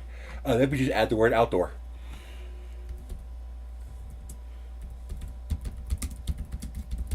Outdoor wall light. Perfect. Here we go. You have this style here. This old school style is awesome. You have these kind of lights, these kind of lights. What you're looking for, though, is lights like this. This is what you're looking for. Or you can go the other way, too. There's ways to work that. But what you really want is this top mount right here.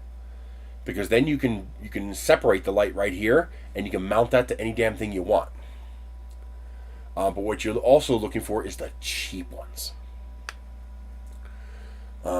That's 20 bucks for two. That's $10 each. Ooh, these are pretty. See, there's some pretty round ones. These with the crackle in the back, that's nice. These are beautiful. I love those. These are beautiful. Alright, so about 10 bucks. Let's check out Parts Store.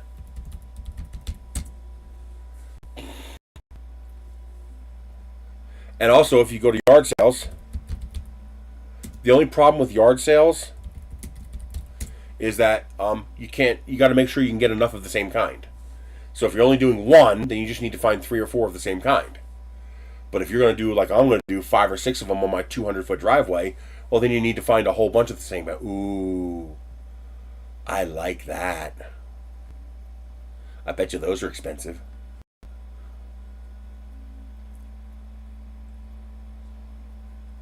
Here's a square one. Here's a nice hanging one. Woo, expensive. Oh, there's the pretty one. But man, $65. Jesus. 20 bucks for the cheapy one. Now it looks like Amazon cheap, although that's beautiful though. I love that style. That would match my polygon aesthetic too. And we could also try printing these. These wouldn't be that hard to print. You might have to print them in multiple pieces, but it is doable. The nice thing about buying them like this is you get the glass, and the glass really adds a nice touch. That I've seen these for like $5 a piece at Home Depot. How do I? Let me sort by price. I've seen these cheaper. Price. I guess just do 0 to 10.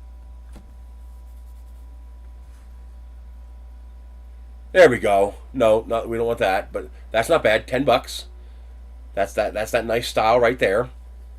And all you really need is this part here, and you just rip that part off. I wonder if we could find these jars, because all you really need is the jars. We can 3D print everything else. So if we go, let's remove filters. Let's get rid of white and see what we find.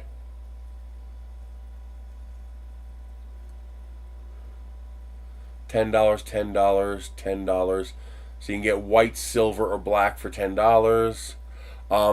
You can also use solar lights that you can modify if they're big enough to hold the light mount.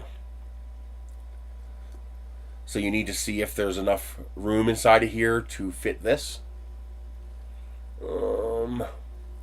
So 80 millimeters. As long as there's enough room inside for an 80 millimeter light socket, that's all you need. But probably be better to just buy these and then 3D print them.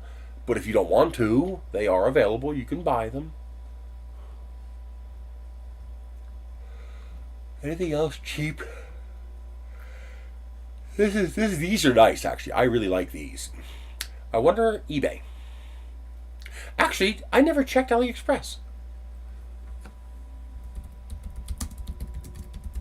Outdoor wall light. Alright, we don't want this kind. $32, but that's a really fancy one. That's a nice one. That's a really nice one, but we're going to look for cheap. I want to see if I can get like under $5 a piece. These are all LED panels. That's actually pretty nice, but again, it's $11. I want something that we can put our own light socket in, or that is 110 volts that already has a light socket. Okay, so let's go 110V or 220. That's fine too, because we're going to put a 12 volt bulb in it. Ooh, that's expensive, but man, that's pretty. That would look nice at the top. Oh, that would look nice as the peak, as the top of this. Ooh, I might have to try to find somebody to 3D print me something like that. You know, design it for me so I can print it. Because I don't have the ability to design something like that. I do not have sufficient skills. You can also use ball jars. So you can use mason jars, ball jars. That's what those are. That's not what I want to do. I want to do this. Oh, that's not bad. There you go. That's pretty cool looking, actually. And the bulb goes up inside there, but it's not the style I like. I want to see the bulb. You know, more like this. Now, see there? Now, that's pretty nice for $11.41. And it ships from the U.S. Oh, we're going to save that. That's actually pretty nice. Oh, and it's a hanging style, too.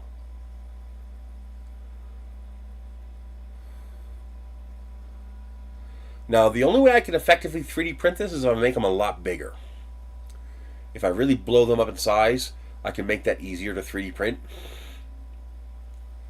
There's also little tricks I can use to make it easier to 3D print. But the other trick will be to, I really want the glass. So I guess the question is, can we get the glass cheap? Now, if you just want to see clear, you can use a fat nozzle and you can print. I want to save this because this looks nice. That's actually a nice looking lamp. Why can't I make this bigger? Yeah, see, I really like that lamp. That's actually really nice. It probably attaches back here, but we can cut that off and just run the wire up through here. Treat it as a hanging lamp, because that's really nice. You can also, if you want to go smaller, if you don't want to go big, you can go 12 volt E14. Here we go. Here's some filament bulbs here. Here's some filament bulbs here, and these are 4 watt too. Here we go. These here are nice. 5. They're expensive though. They're a little expensive, but E14s would allow you to use a much smaller socket. So the socket would be nowhere near as big. Those are pretty nice. 1 watt, 100 lumen. So that's 500 lumens per lamp post. That's plenty. Oh God, that's plenty. That'd be a bright lamp. But yeah, you can also go E14 base. Now, what about glass panes? Can we just buy glass panes? Cheaply though. I don't care how big it is, we'll just figure it out. Once we find a source of cheap glass, we just design our light around that size. These are all purpose built or custom. We need cheap.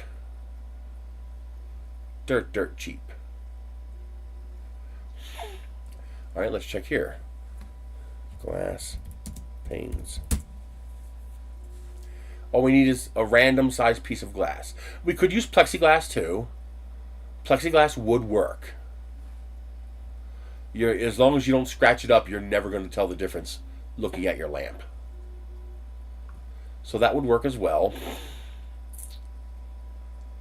Okay, so here's the sizes. So 1 millimeter thick is fine. 100 by 150 millimeters. That's 4 inches by 6 inches. That's about right. So for $1.85, is that per? No, that can't be per. That's a lot of money per. This stuff doesn't cost that much. You should be able to get 10 for that price. I mean, it's just fucking plexiglass. But 100 by 150 would be 4 by 6 inches. That'd be a pretty nice sized lantern. You need 4 each. That's pretty expensive. There's got to be a way to... I got to hunt around. There's got to be a way to get this stuff cheaper. You should be able to get this stuff for next to nothing. I wonder if you went to a glass shop, if you say, hey, I need, let's see, 4 per light, 5 lights per unit. That's 20. And if you want to do 4 of them, that's or 5 of them, that's 100. I wonder how much it would cost just to go to a glass shop, say I need 100 4x6 glass panels. You know, any kind of glass, doesn't matter. Because it can't be that expensive. You see, like here's mirror glass. 15 of them for $3.74. So I know this stuff is available cheap.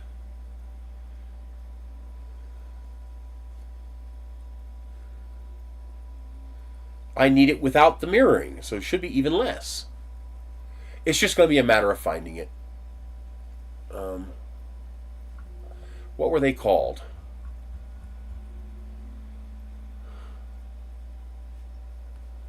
Acrylic. Excuse me. Acrylic sheets.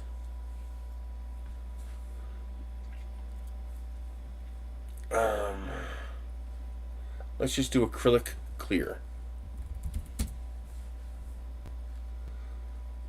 Might even be as simple as finding an acrylic box and designing a 3D print around that box. IKEA? Really? Because there are some things that are just better purchased. Now, if you just want a clear glow, you can just print a box in vase mode with a big fat nozzle with clear PETG, and that will work fine. But if you want to actually see the bulbs, now there is a way to make that clearer. It'll look like old school glass that's not super smooth. If you take a piece of clear PETG, you print a square out of it, in vase mode, and you coat both sides in epoxy, that will make it close to optically clear. You just got to make sure you get UV stable epoxy. Otherwise, you're going to it's going to yellow over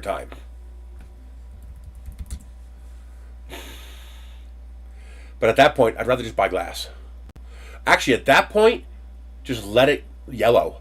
Just don't use epoxy, and then just reprint it whenever it turns nasty, because it's only going to cost you 10 cents in Pet G. The epoxy is going to cost more than that.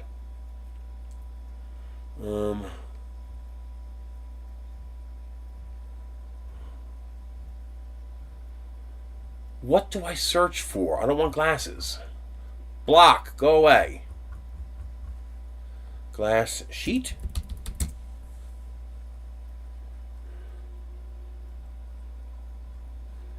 Nope.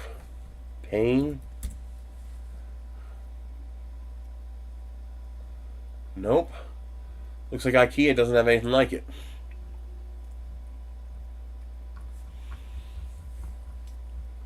How about glass DIY? Well, you can't use mirror though, because you can't see through it. Not unless there's an easy way to get the reflective coating off the back side of it. Is there a cheap, easy way to get rid of that? Remove.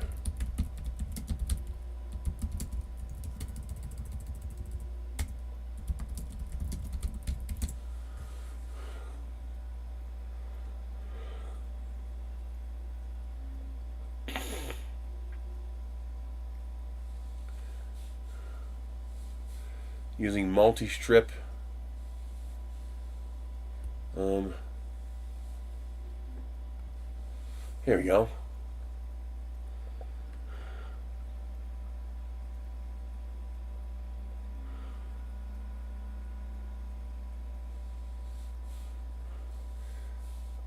Chlorine will do it?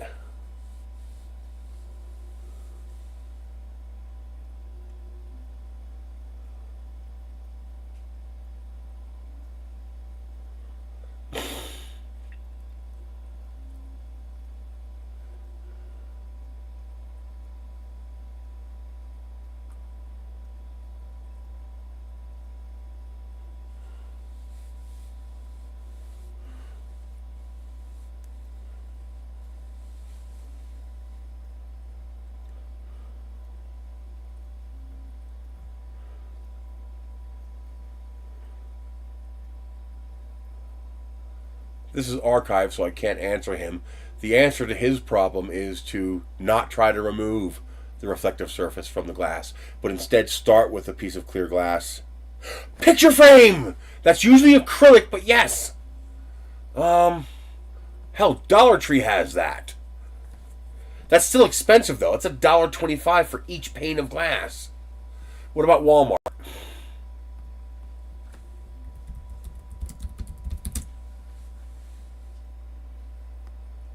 Hey, Asger, how you doing? Let's see here. Now, if we're really careful, we could try 4x6 is probably what we're going to want.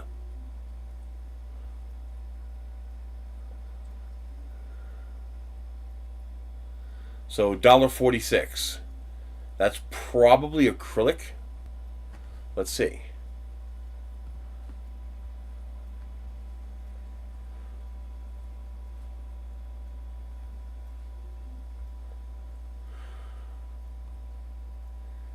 Medium density fiberboard. But what's this made out of? Is that acrylic or glass?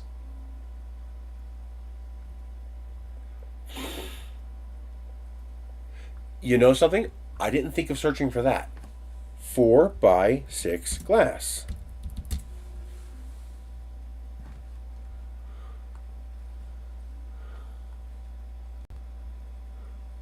Here's a 2-pack for $7. That's too much. 3-pack for $8. Too much. Here's a 6-pack of acrylic for $6. So that's $1 each if you go acrylic.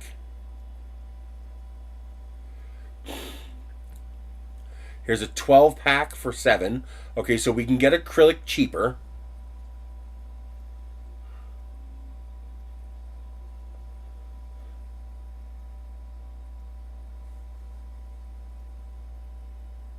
That if you have a local glass shop, you might be able to, especially if it's a consistent size, you might be able to get these very cheaply. But yeah, I have not seen a Lowe's or a Home Depot that would do that in a long time. That was many years ago. Let's do here. Ooh, let's do here. 4x6 picture frame glass.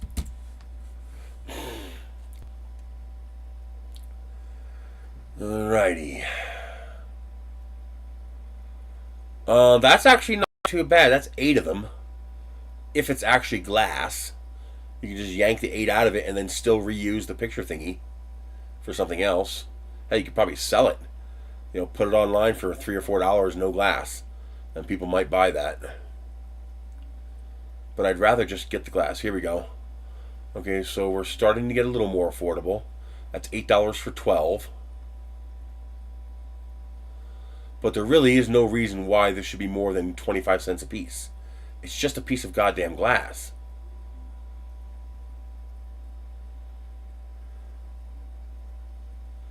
Acrylic would work, but I would prefer glass. Because it does look a little bit different. Glass looks really nice, especially with a filament bulb behind it. This is turning out so nice that now I want to put some serious effort into it. You know, I want to make some nice arms. Maybe even 3D print a lantern if I can figure out a proper way to do it. The problem with 3D printing a lantern, especially with a larger nozzle, is if you do small little posts, they tend to be really nasty and stringy, but there is a way around that. Here, let me show you what I mean by around that. Well, there's 2 ways we could do it. If we want... if you want this style of light, it's pretty simple. All you have to do is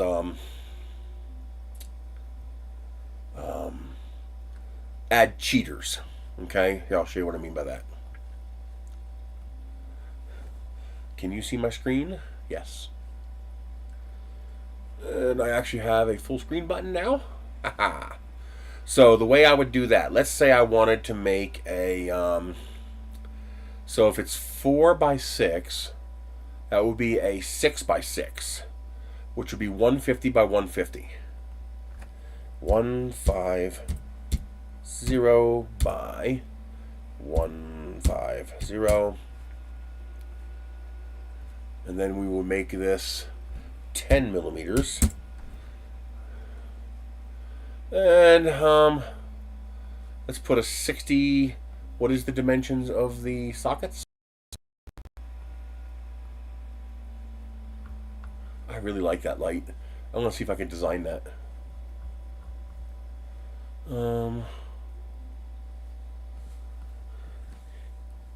E27 socket base. So we need the hole to be 40 millimeters or smaller, because we want the screw holes. So 40 by 40. Increase the number of sides. Shove it through. And we will align. Align. Join. Okay, so there's our primary hole.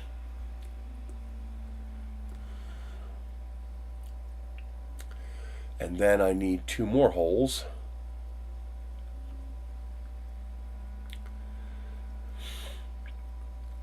These are going to be... Are we screwing in? Yes, so these need to be 3 by 3. Create more sides. Okay, Control D. Ooh, wait a minute. That is not what I think it is. That is between 45 and 60, which means the actual separation is 7.5. Wait a minute.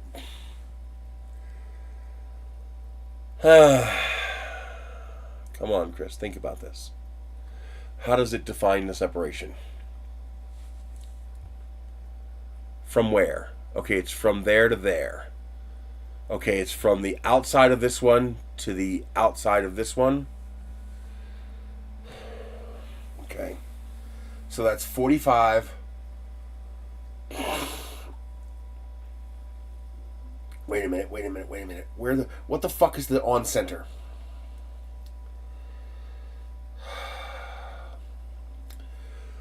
It's 45, 52.5. So it's 52.5 millimeters on center. So we need to shift that. Actually, that should be okay.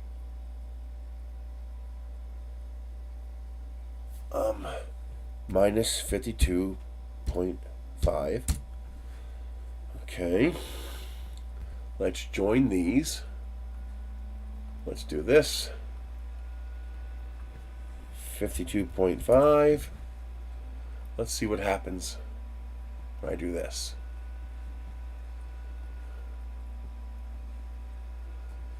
Yes. Okay. Because it's measuring from the same side, that's on center. So now these holes are centered. And bingo bango. That's going to give us that. And then what we also, we'll do the other part later. No, this is going to be a through and through.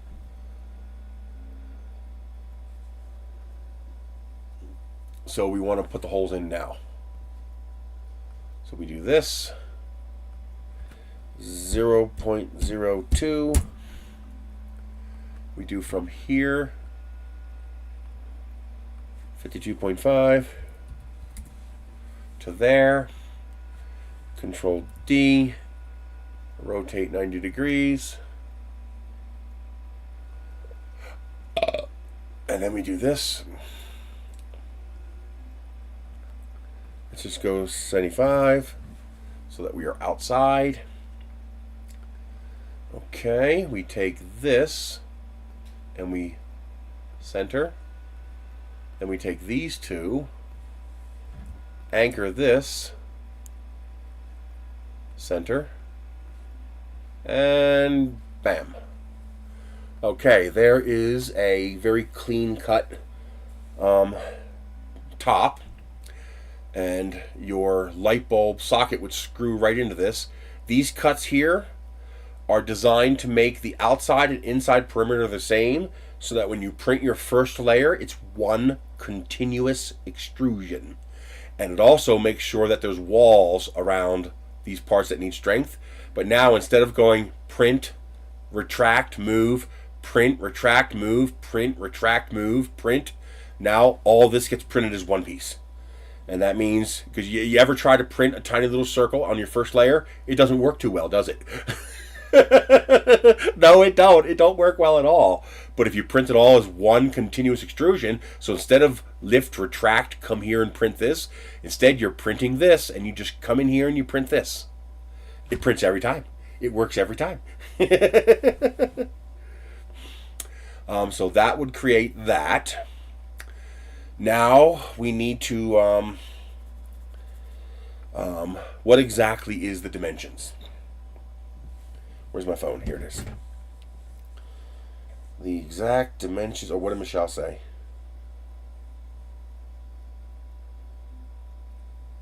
I don't know.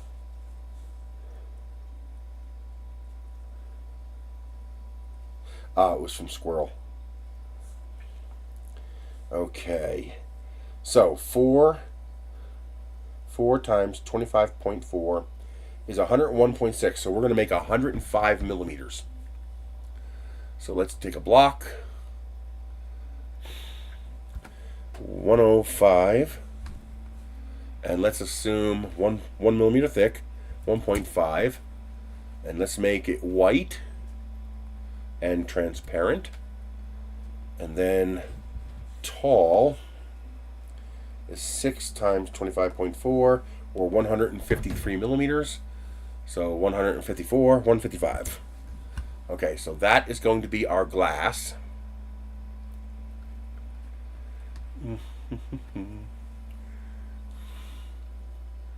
Let's see, align, on center, on edge. Then we take this and we move it in. Okay, we need to move it in 2 perimeters, which is 2 millimeters at a half a millimeter for give, and we have minus 2.5. So that's where our glass panel is going to be. Then We take this, and we need to make it bigger than the whole thing. Bigger.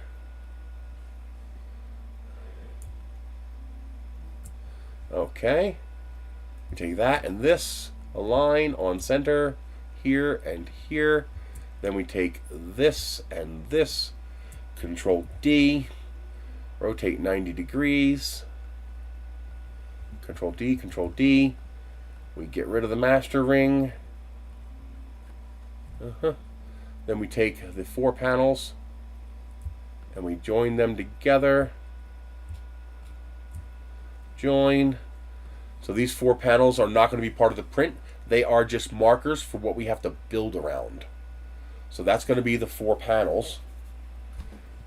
Now we're going to do it. This is a square cabin style design, so we're going to stick with the square design. So we're going to put a block on the corner here. And let's make that 10 by 10. Okay.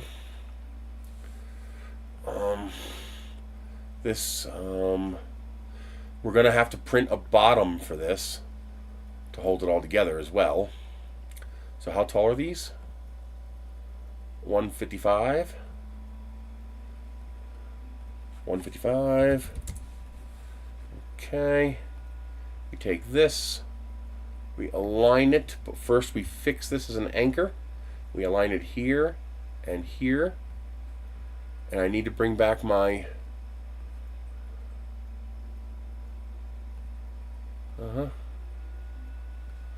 radius. We do still need a master ring.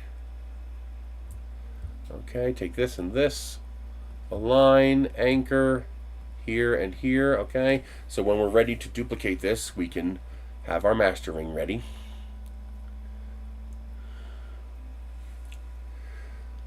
I'll explain why I'm doing this in just a moment. So now we have a negative 2.5. We need another negative 2.5. It's 5 plus the 1 millimeter for the glass. No. Yes, this is 2.5 millimeters in. But which way is it 2.5 millimeters in? Shit.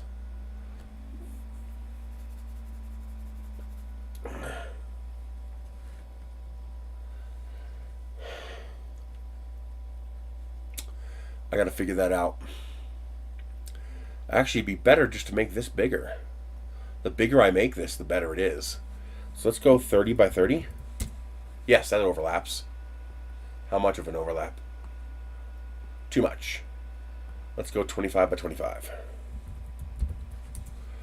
That's good. That's a good overlap. Now what I will probably do is remove a portion of this that I don't need. Actually, a pretty good chunk of it I don't need.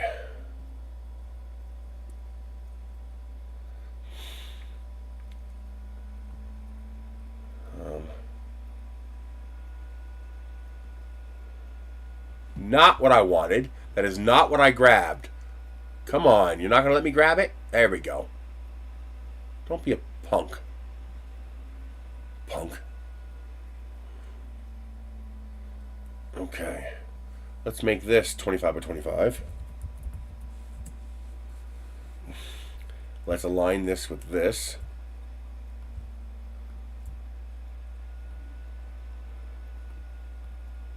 Now, how much do I need to move this? Now, if I move it this way, that's negative 2.5. That brings me even with the glass. So I need to go negative 2, which is where I was. Negative 2.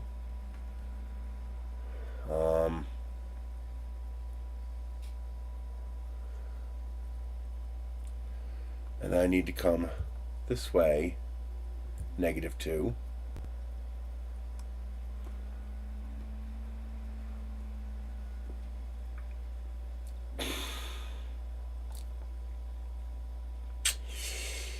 Okay.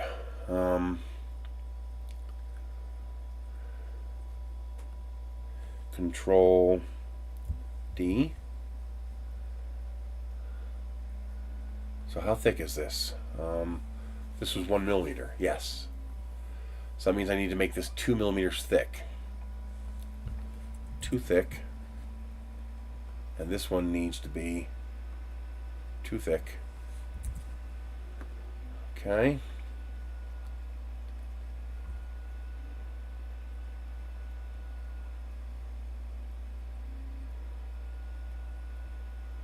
Five millimeters. Okay. 5 millimeters. Okay. Control D. Hollow.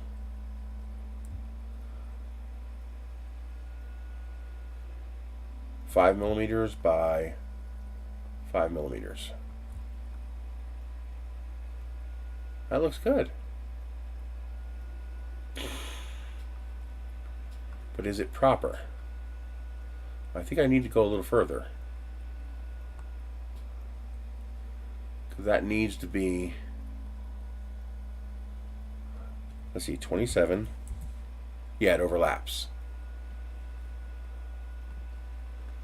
So that means this needs to be 24 by 24. Now if I add 2, 26. Perfect. Okay. So now we take this, this, and oh, no. Those aren't big enough. Those need to be another 0.5. 2.5. There we go. Oh, almost screwed that up.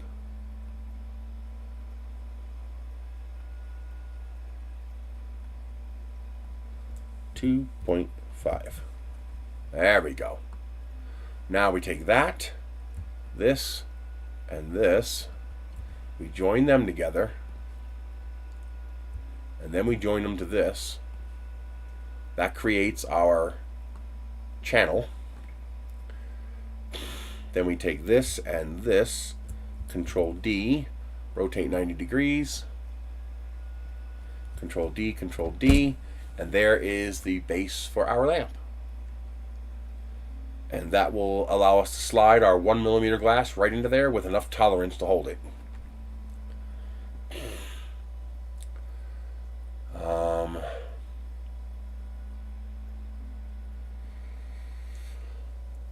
Now there is one more change I want to make this nice and easy. And that's we need to add a piece in here. But how do I do that? Okay, probably the easiest thing to do would be to take this. I only have to do it once. We need to put it on its side. We need to rotate it 180. Okay. And then we need to bring this into here. Easiest way to do that is probably to do this. And go 0. Then do this. And then go 0. Okay. Then we do that again. We take this and we take this, align on this, bring it to the top. There we go. Now we take this. Okay, that's too big. So is that 19? It's probably a little bit smaller. Nope, that's spot on. Yep, that's perfect. Now, we need to chamfer this bottom edge of this so that it'll actually print. Because that will not print. Well, it would, but it would be sloppy as hell. So, let's come in here. Come on, there you go. Let's make this 30. Let's go 35. Okay.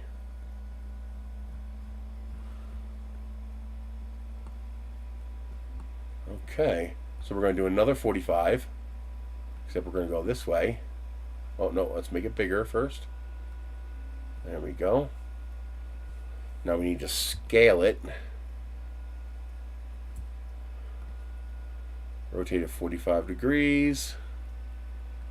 Bring it in here like this. And bring it up until we... wrong one. Well, let's stretch it a little bit because a deeper angle will print better. Let's bring it up. Okay. What is your problem? Stop doing that. Okay. Now what we do is you bring it up until the shadow goes away. Right there. And now watch what that does. We take this and this, join it with this, and bingo, bango, who's your daddy? There it goes. All right. So let's delete these. Let's hide one of these. Delete the rest. Remember, you want to get rid of your garbage, otherwise it gets very complex very fast. And you start breaking things. This should be a seamless bond. It is. There. Now the reason for that is we're going to put a hole in here. Now this is 150 millimeters. We're going to put a 3 millimeter hole.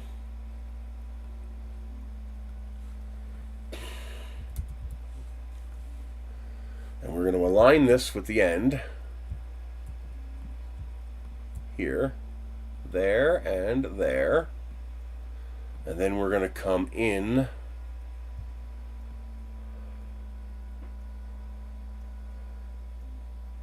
I guess 8 by 8. 8 by 8 millimeters. How tall is this? So let's make this 25 millimeters tall, and then sink it 24 millimeters. This way we have enough of a hole for whatever size screw you might want to use. Okay. And that's 16 millimeters, which means we're going to be 134 millimeters on center. So we just make sure we have to have 134 millimeters on center when we do the other one. And I'm going to show you a neat little trick for doing that. So now that we have that 24 millimeters sunk in, we don't need to be 24 because we got the base too. So 20 millimeters is plenty. And then we're going to make this a whole bunch taller so it's easy for us to grab. Bring back our square, our circle. Grab this and this and this. Control D. Replicate at 90 degrees. Now we take the 4 of these.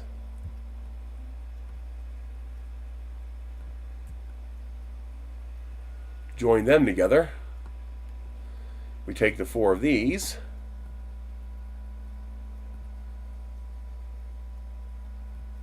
We join them together. We duplicate them. And we toss them aside because we're going to use that to make our base. We take this and this, join them together.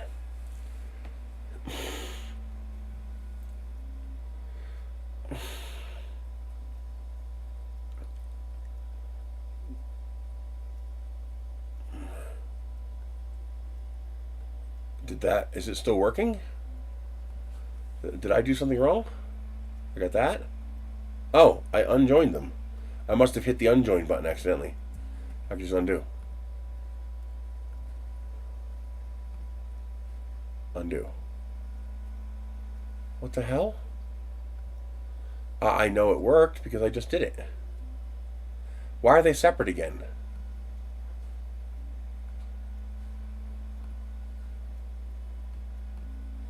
Why are they separate again?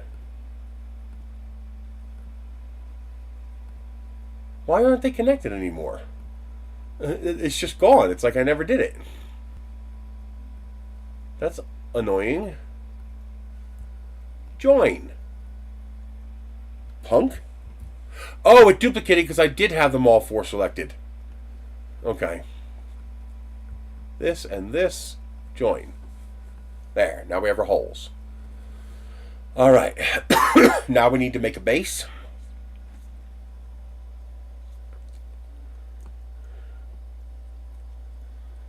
Let's see, let's make the base, I guess 165 by 165. Okay. What happens if I radius this? But I want it to be more. Okay, I don't want that. Actually, that doesn't look too bad.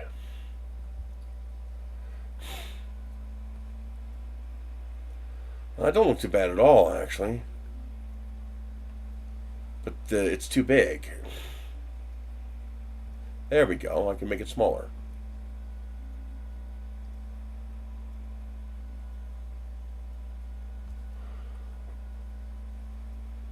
But I want a nice little chisel on that. Let's do a 150 by 150. 150 by 150. Why didn't you do what I said? Do not disobey. We want to make sure it is bigger than that. Which means I have to make this quite a bit bigger. 170 by 170. 180 by 180. Come on, stop ignoring me. Do as you're told. Or you're going to get your ass handed to you. I'm going to kick your freaking butt. What do you think of that, punk?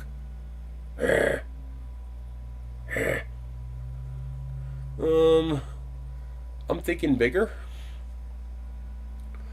I'm also thinking put a little chisel on the edge of this so it's not quite so square. Yeah, I'm actually thinking that might be a good idea.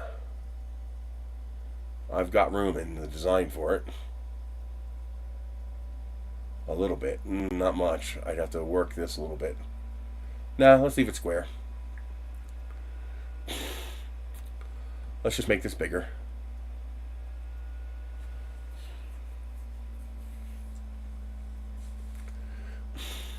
Actually, this would be good for the bottom would be good for this, but the top I'm going to want bigger.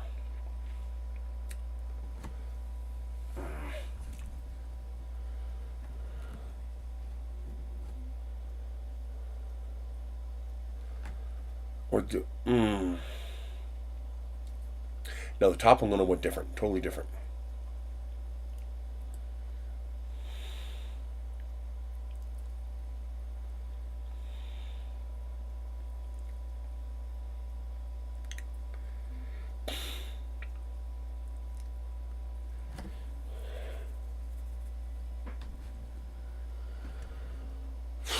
Let's center this. Let's see what it looks like. Okay, we're centered. I'm thinking that's not too bad for the bottom, so I'm going to leave that. Okay. Now what I do is I got to chop this down.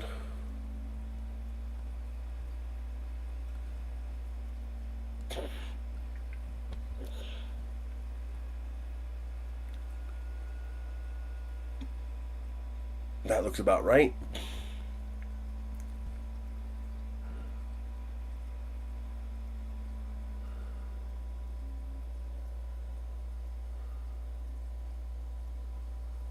Okay. How big is that? 15 millimeters? What if I make it 10? Do I shorten it or do I chop it? Chopping it might look better. So we go down 5.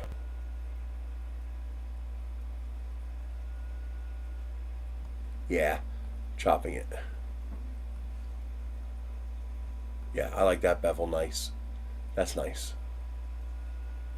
Okay. Now we take this and we put it through here. Except I need to make these bigger. Ooh, shit. These need to be bigger.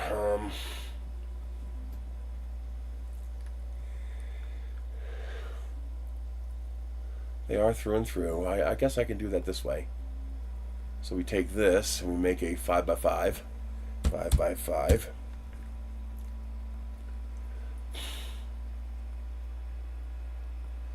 We punch it through. Control D, Control D, Control D. We split these apart. We take each of these and join it with one of these. Join, center here, U and U, join, U, center, anchor, here and here. Take another one over here. So we don't want to shift the center of the hole. It's probably a mathematical way I can do it, and I can also rotate it, but this only takes a few seconds. So these are my guide pins, so I'm going to keep them there. There we go. Now we come up here, we grab these, we delete them, then we come up here and we grab these, we join them together, we verify that we are centered, and no, we're not. How did we not get centered? Okay, 5 millimeters, 2.5 away from center, that's 5 millimeters total. 52, 57.5.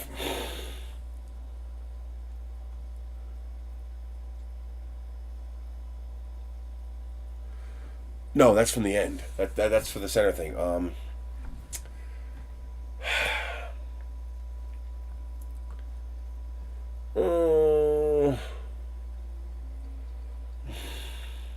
You know something? Let's take the easy way out. And let's just put it together and see if it lines up. I'm tired. Flip it over and raise it up to 0. 0. And center it.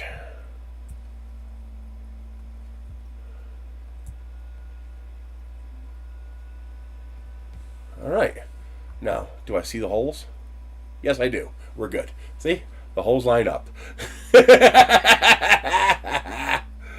Okay. Let's take the whole mess. Actually, we can flip the whole thing.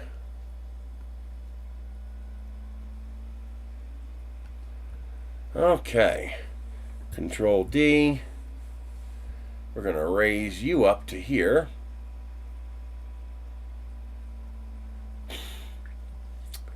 Which means I need those holes again. No, because we're going to do a different top, aren't we? But it's probably going to be based on this.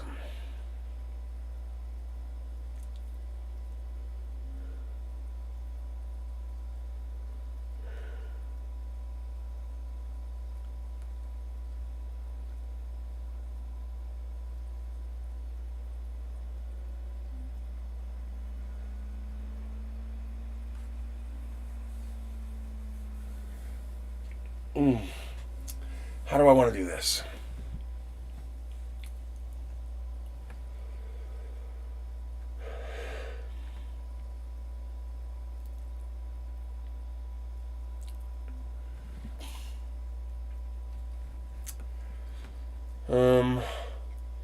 Probably have the same size thing on top, but maybe make it a little larger.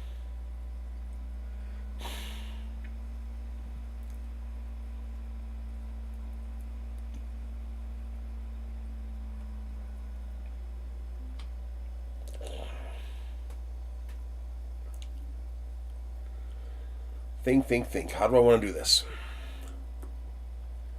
I don't think I need this. I think I can make this part of this and just have it all screwed together.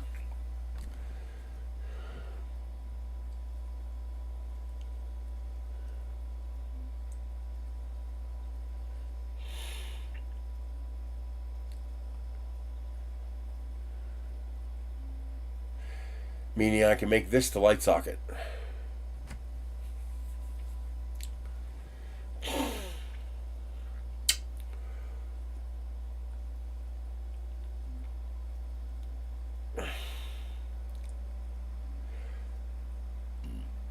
I mean, that should print, shouldn't it?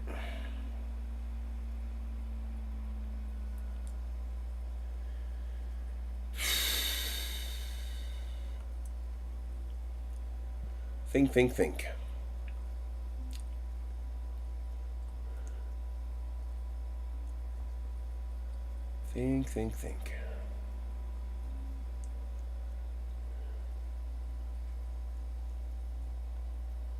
I could put one of these on here, make it 8-sided.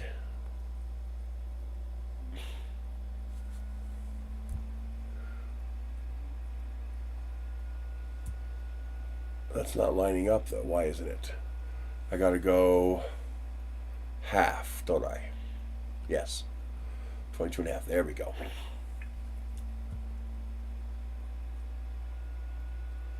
And that still leaves screw holes.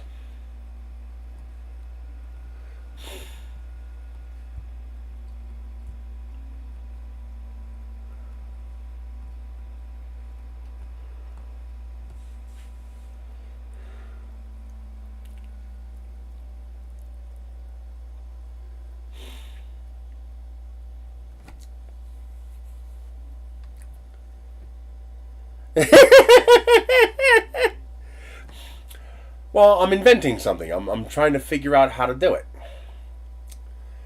You see, I have several problems I have to think about. I want to use as little plastic as possible, which means I'm probably going to transfer these cuts into this piece and use this piece as this piece.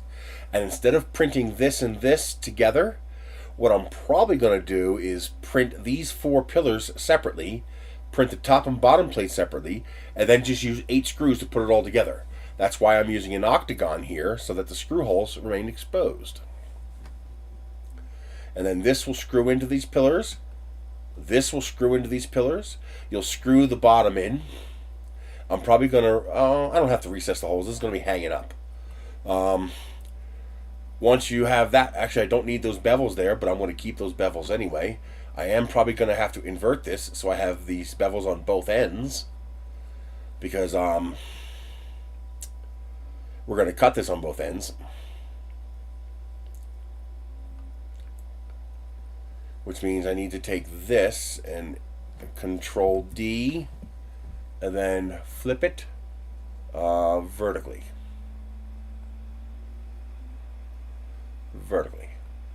There we go. So now I'll have screws on both ends. I'll have to chop it to make that work properly, but you get the idea.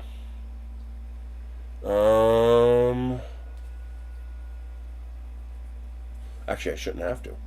I should be able to just join them. Let's see. Yep, there's my screw holes. So, how do I want to do this?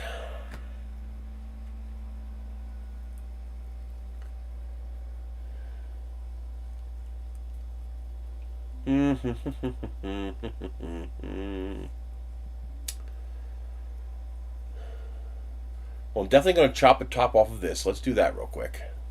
These holes have to be changed because they're all wrong now.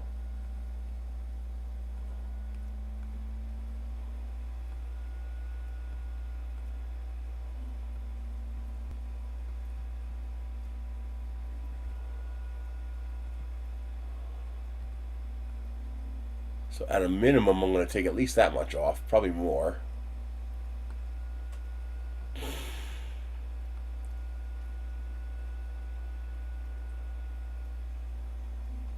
Yeah, probably that much.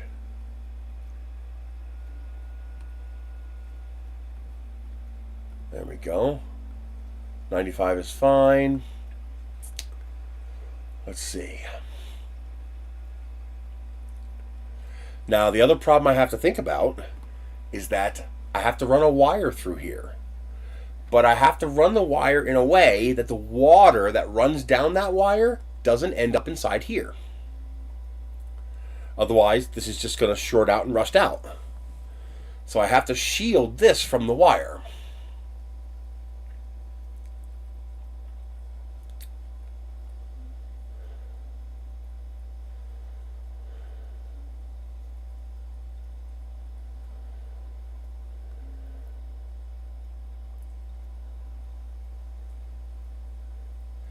Now the easiest way to do that is to probably have a cap of some sort on here.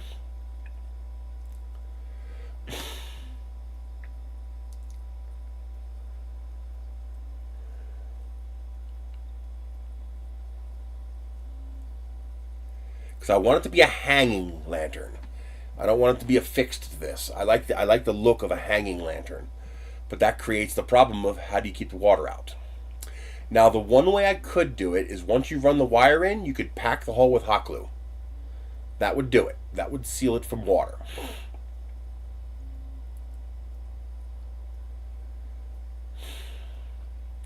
As long as the sheathing is intact, because water will leak between the sheathing and the copper. But as long as the sheathing's intact, I could just hot glue in there, and that would do it. But if I can come up with a way to do it without using glue, that would be nice too. Now I could print an S-hook that you print in 2 pieces, or 1 piece if it's loose enough, and you run the wire through the S-hook so that a low point of the wire, basically, where's that thing at? Where'd the hook go?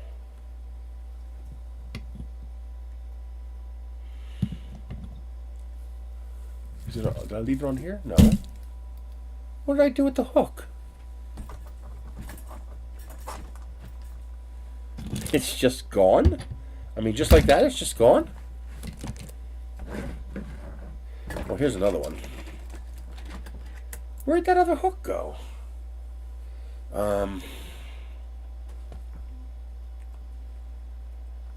So, imagine you have an S hook like this, and the wire comes down here, up here, and then back down again. Well, now this is the low point, and I just have a hole there for water to drain out. And when the water runs down the wire, it gets to here, but it can't go back up again because it can't go up against gravity. So you need the wire to go lower, higher, and then into the lamp. So that this low point here where the water is going to gather can drain off without going inside the lamp.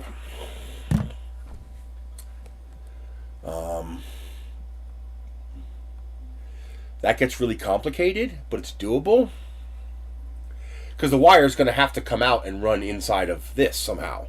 So probably have clips on top here for the wire, like a channel. I'd print a channel on top there, and you just, clamp the wire in there, and or design a channel into it for the wire to fit.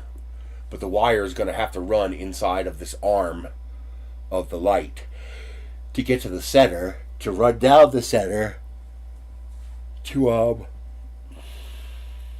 do what we needed to do.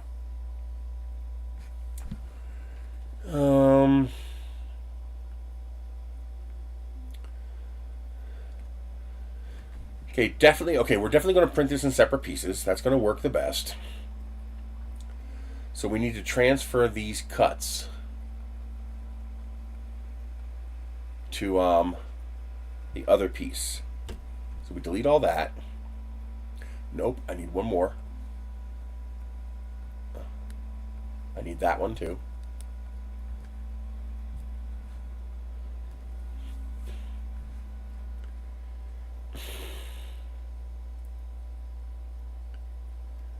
Okay. Now we need to center this.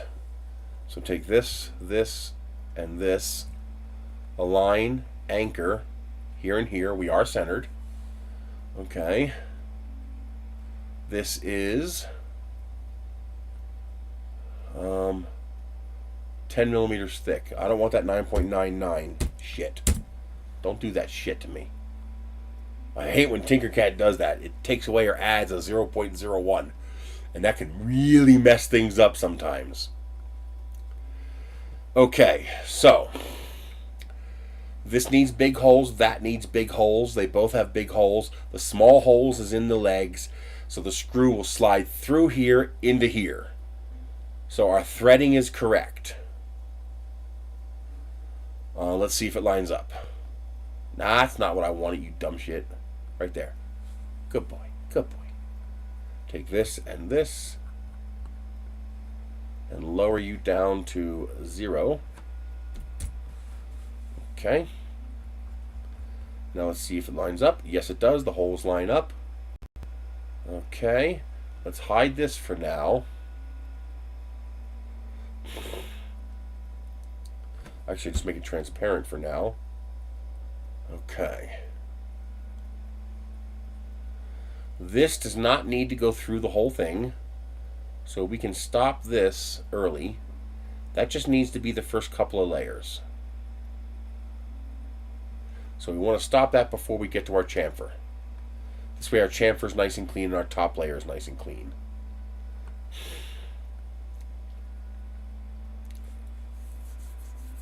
Okay.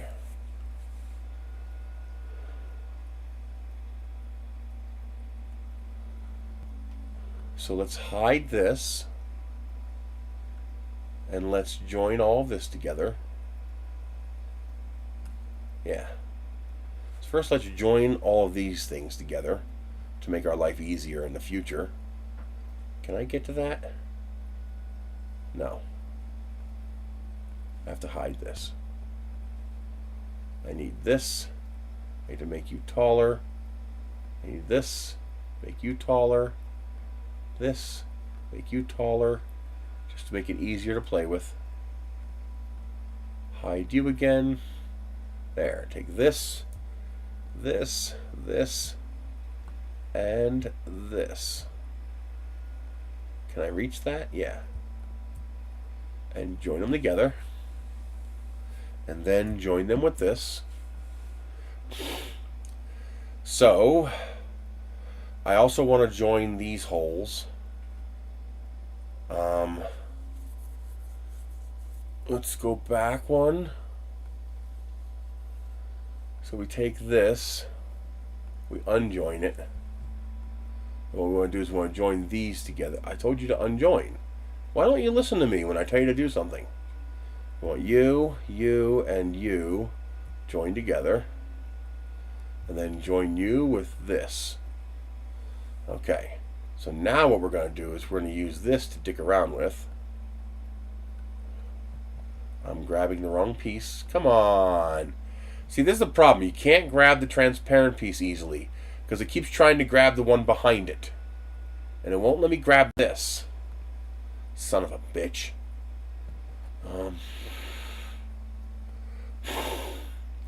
That's an annoying part of Tinkercad where it does that. It's so aggravating. Okay. Hide you. Urgh. So, Control D. See, I want to make these holes easy to print. Let's make this 30. 25. We're inside. There we go. Okay. Control D. That is not what I wanted you to do. And once again, I can't grab the goddamn clear piece because there's something behind it. What a pain in the butt.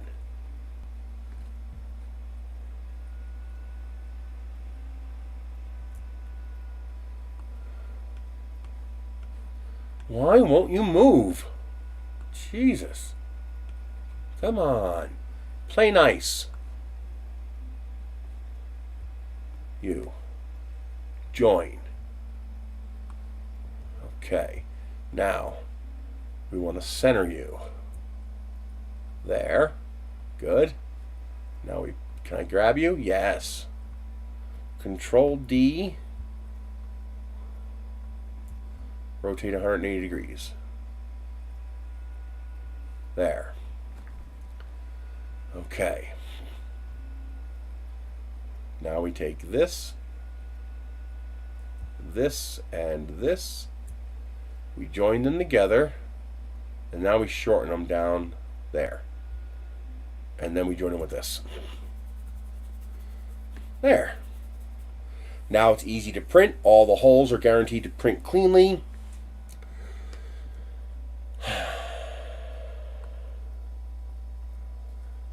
Now we bring back this piece. Turn transparency off. And we need to put a hole in the top of this. Let's try 30 by 30. 30 by 30.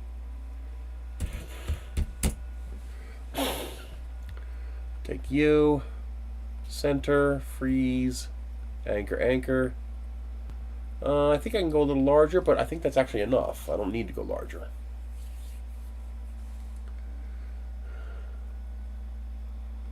And go all the way through. Grab you. Join. Make a cut. That's printing okay. Now, this I can print in vase mode. There's no reason not to print this in vase mode.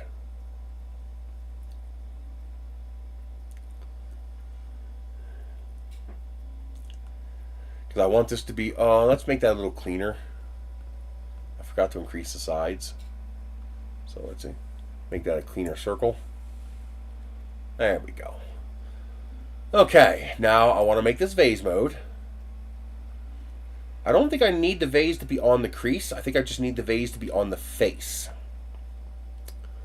And I believe it's 45 degrees per panel.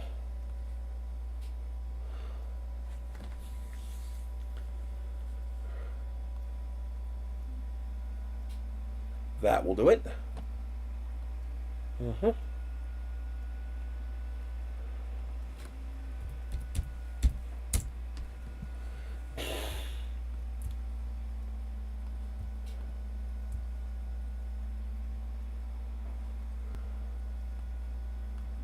Okay, make that a solid. Turn this, no, I need this on its face. Oh,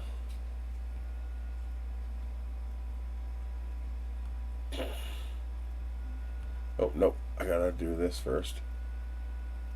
There we go. Grab those two.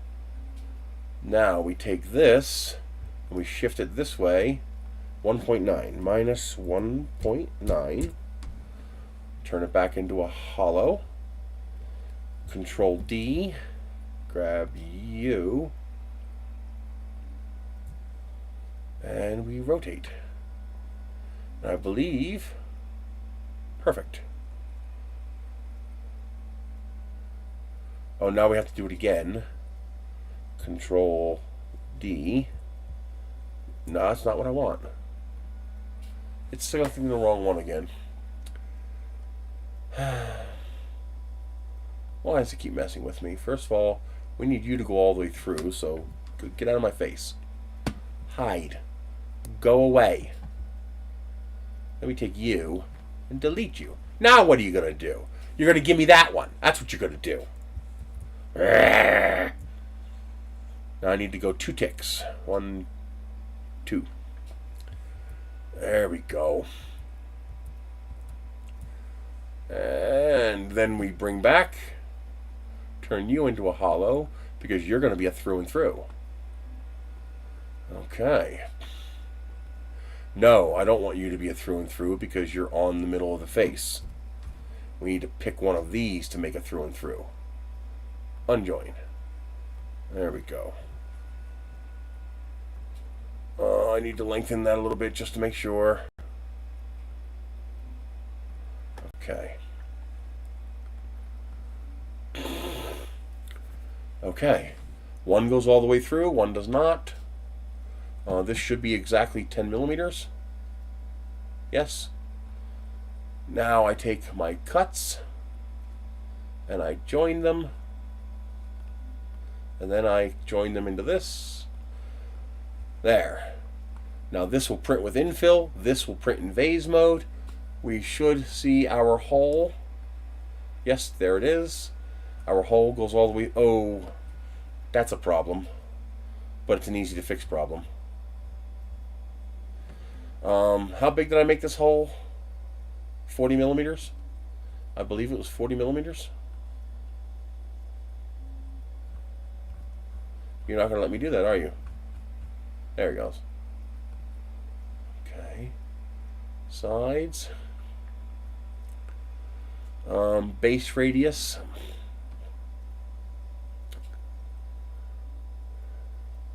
is 20.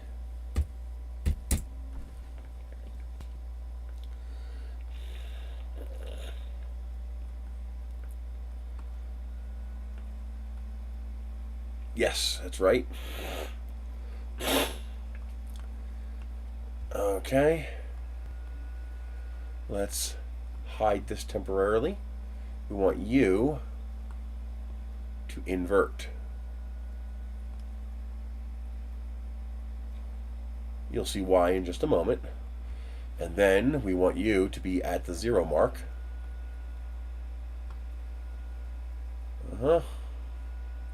0. Turn you into a hole, bring you back, and then we select you and join. What the hell? I don't know what I just did. There we go. Nope, that's wrong. And I know why, because of that 0.01 that friggin' Tinkercad loves adding. Okay, gimme.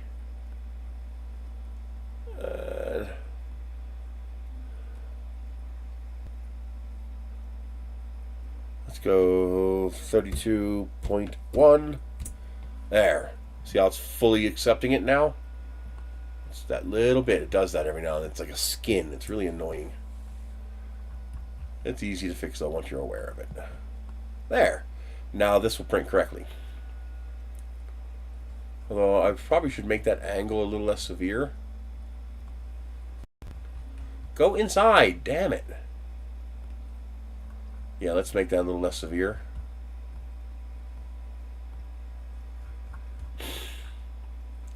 Just make this taller, like that.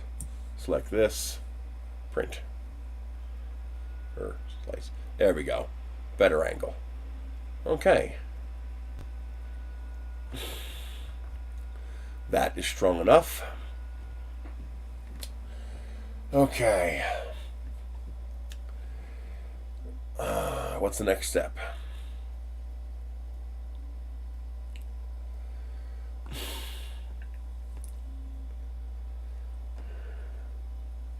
I need to make some sort of a cap for this.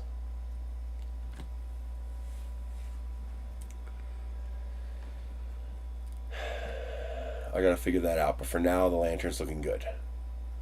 I can make a test print of this to make sure it works. So 4, 5, 6, 7, 5 pieces. Bottom, top, 4 posts, 8 screws to put it all together, and that will allow us to slide our 4x6 panes right into that opening. I'm wondering if I should make them 2 millimeters thick, in case we get 2 millimeter glass. I can always adjust that later. I also need to put my cuts into here. So let's hide this. Split this. We take this. And we...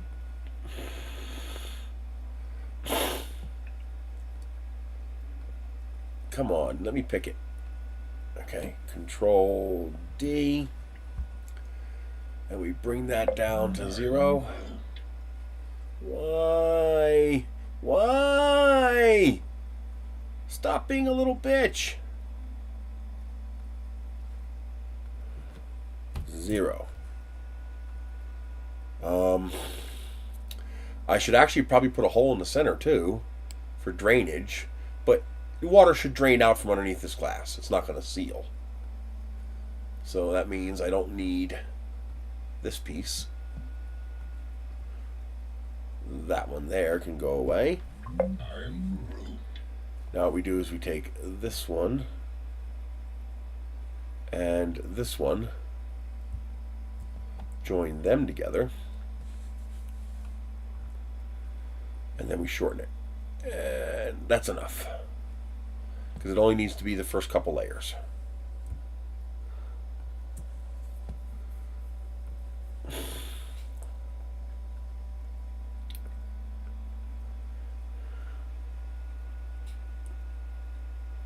Okay. Now we can rejoin this with this. Okay.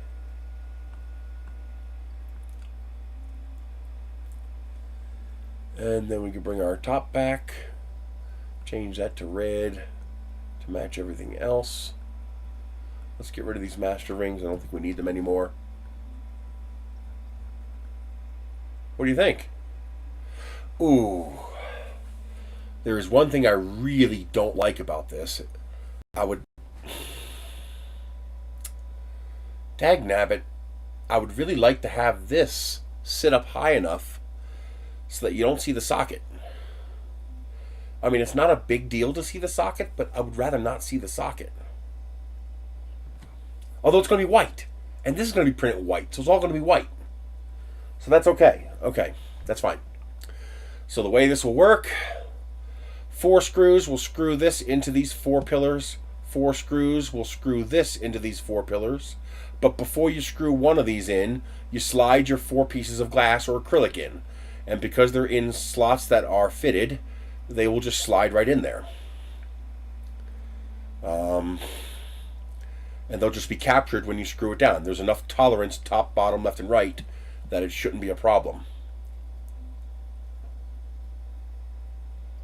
Okay. Something else I could do is I could put a hook point at the bottom here, so you could put a bird's nest at the bottom of each of these. That's an interesting idea, but for later.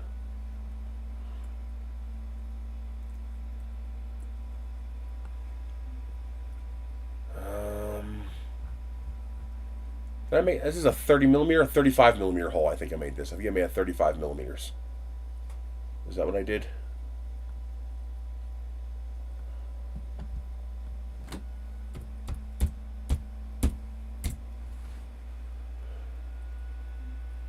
No, it's 30.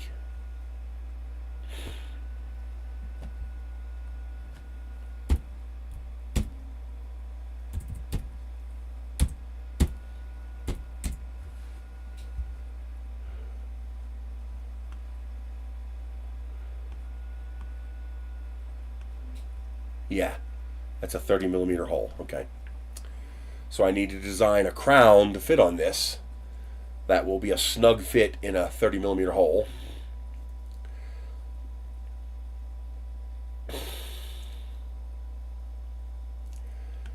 And how am I going to do that?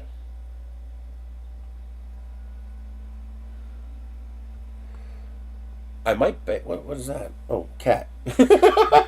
So I felt something touching me. It was the cat. Hi, baby. You're a good boy.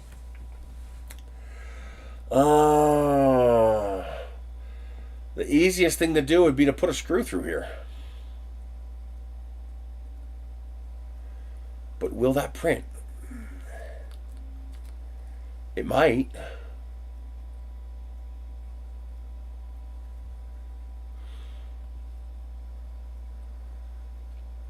Let's see. Is it enough of an angle to vase mode print a screw? 5 by 5.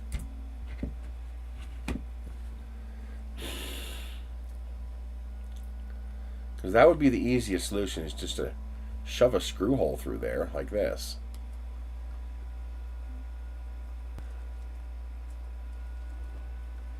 Just like that. Let's make sure it's aligned on center.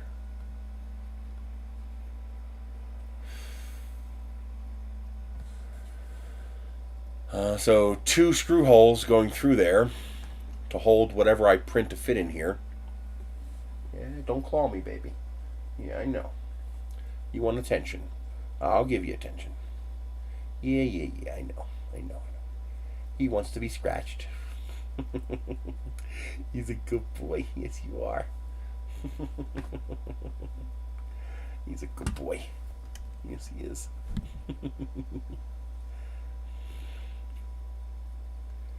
Yeah.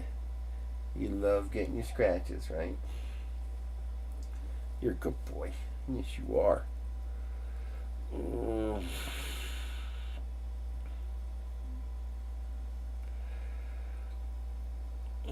He's a good boy.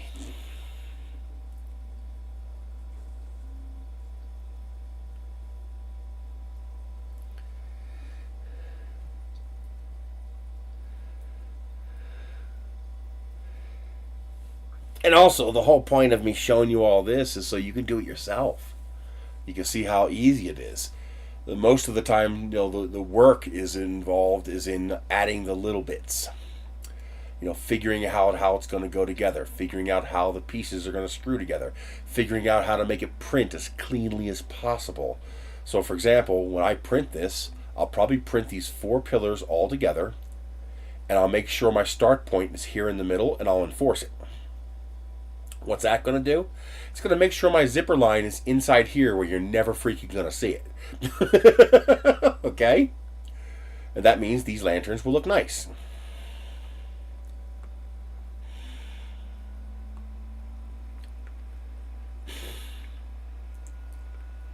Yeah, this is actually looking really nice. How tall is this? It is 270 millimeters tall, so it's a decent size too. This would look great with a longer filament bulb inside of here. With a nice little long one.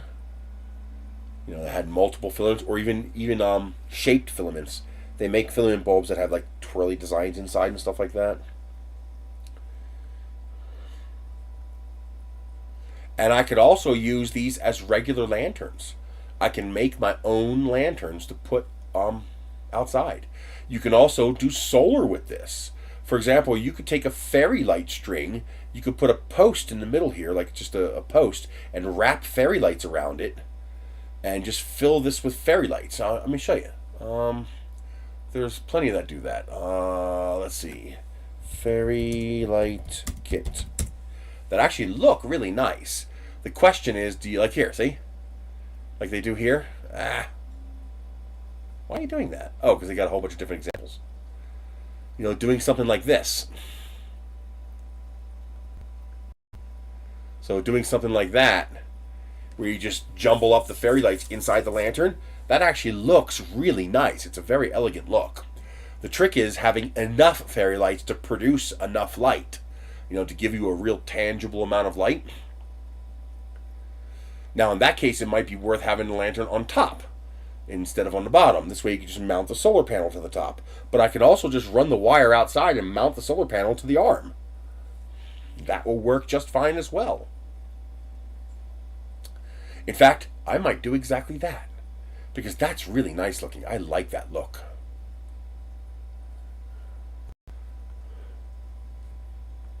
Now, do they actually have picture frame replacement glass? Cheap. Not acrylic. I'd rather have glass. That's too much money. There's no way that's worth $8. Acrylic's going to be the obvious solution because it's cheap. A 12-pack is only enough to do 3 lights.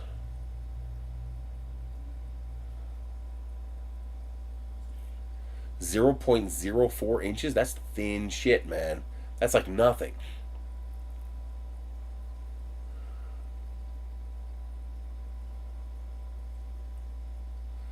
You can't say acrylic glass. It's not glass, you asshole.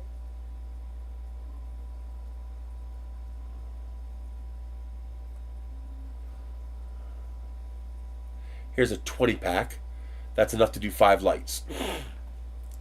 So I'd probably, and it's 1 millimeter. So that's probably what I'd have to end up ordering. I'd rather have glass, but I'm not going to pay a ridiculous price for pieces of glass.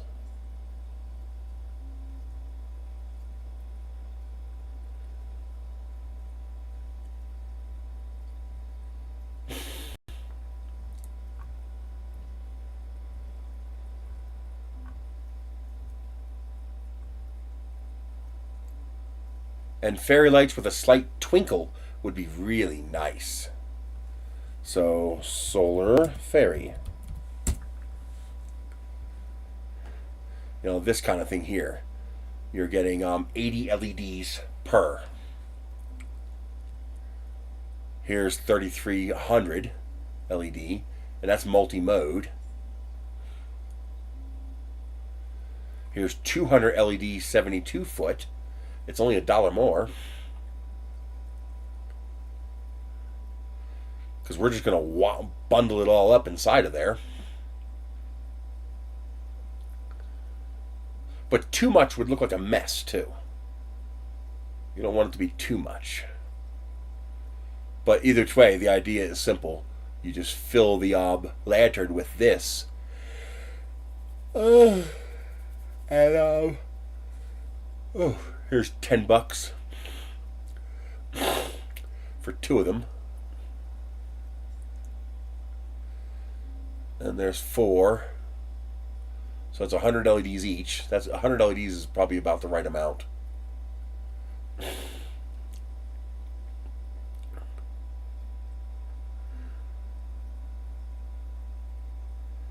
There's 200 LEDs each. But again, that might be too much. This is actually really nice. It's got a remote control. It's got a substantial solar panel. A much more substantial solar panel. But that's because it's lighting up 300 LEDs. So it needs a bigger battery and a bigger solar panel to do it. But if you combine the bigger panel, bigger battery lights with a timer function... But no, this is the kind of thing where I'm going to want on all night. But this might be nice for the center of the lamp. If you're not going to go RGB, that actually might be worth saving that. Because that's 100 feet. So that's 3 LEDs per foot. Which means the tire height would be 21 LEDs. And it would fold over 12 times. About 9 times, actually. It'd fold over 8 or 9 times, which means you would have 100 LEDs per foot. Not quite. Tinkercad actually takes 10 minutes to learn how to use.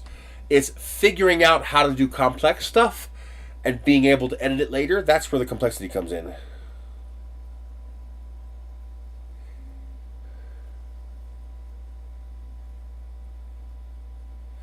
Okay, let's look at that. Let's see. YouTube. Robert Murray Smith. Robert 2323 LED.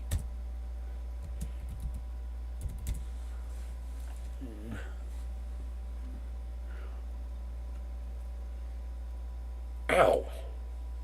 This one here?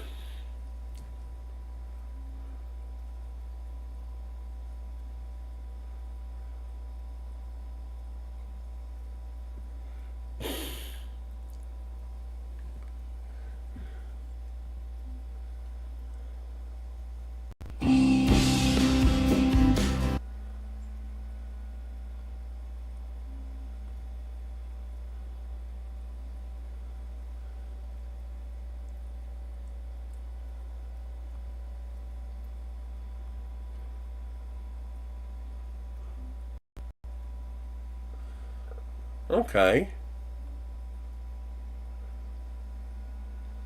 He's using the fluorescing nature. Wow, that's really awesome. Look at that. It's not going to be very bright, though. You'll be able to see the panel very well, but it's not going to light up the ground.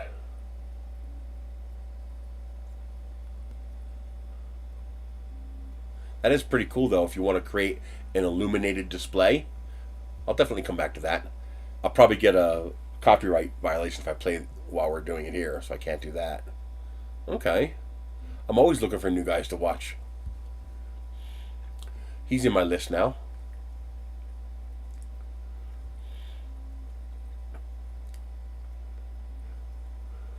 See, here's a RGB, but I don't think this one is individually programmable. So I don't think you can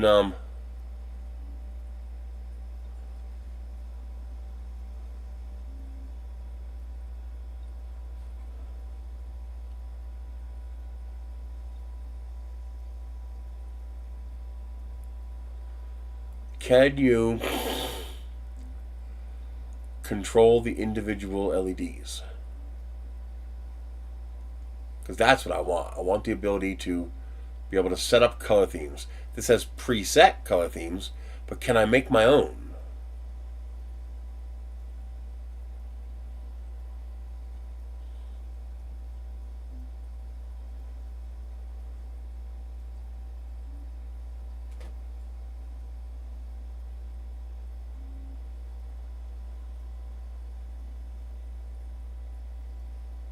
I don't know.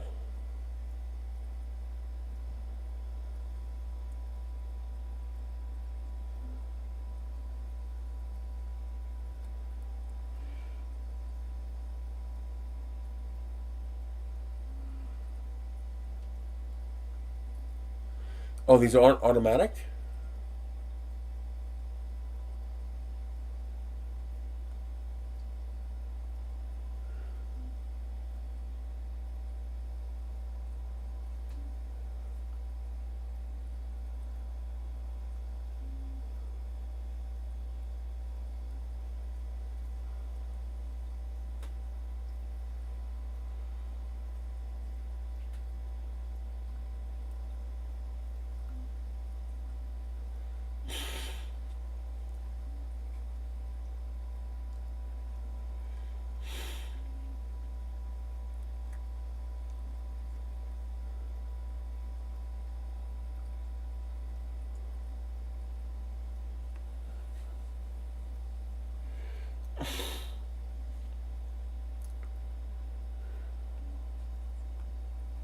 Ecco, adesso vedi lì, adesso va da lì sotto.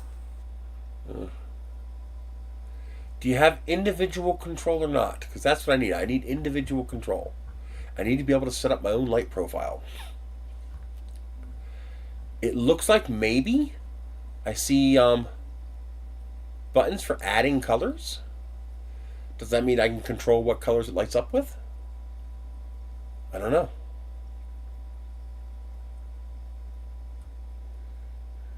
Yeah, a lot of those British guys do some really cool stuff. Like, really cool.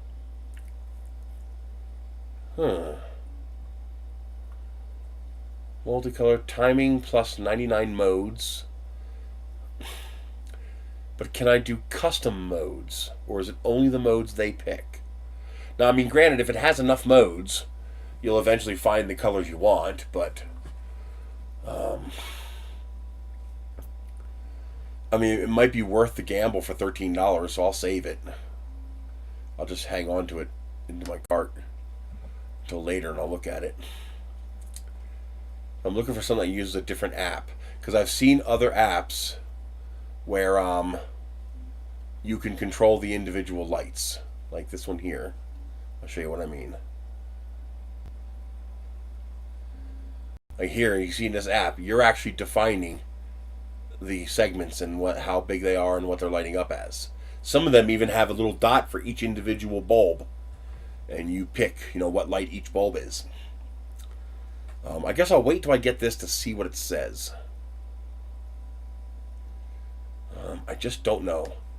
This will be here in a week, so I'll just wait until I get that. I'm liking the way this is coming out, though. And I can make a larger one that's a pentagon, because I like 5 sides. 5 sides is nice. 5 sides is very pretty. It'd be a little harder to do, but not that much harder. Yeah, this is going to print nice. And I can print this all with a 0.4 if I want to as well. So I can dedicate a different printer to this. But the whole reason of using the 0.1 or the 1mm is that the parts print fast and they're strong. That's the advantage of using a 1mm. Can you do the same thing with a 0.4? Yes, but it takes 12 times longer. Literally. Unless you can go 12 times faster, which you can't, because I'm printing at 22 millimeters a second. So unless you can print at 300 millimeters a second, actually, yeah, you'd have to print at like 250 millimeters a second, 300 millimeters a second, to print at the same speed as I'm printing with a 1mm nozzle. And you're just going to have shearing at that point. I think this, I'm going to try it and see if it works. So let's put a little ring in here. Just big enough to let me do this. Okay. Align, anchor, U and U. Control D. Rotate 180. That gets me the 2 holes that I need. And they both poke through. What I could do is I can try slicing it and see what happens. So let's join that together. And then let's join this to this, since it's all going to be printed as one piece. And let's export it. Fabulous, lappy, floofy. Come on, fabulous, flappy, lappy, flappy, floofy, fulfy, whatever.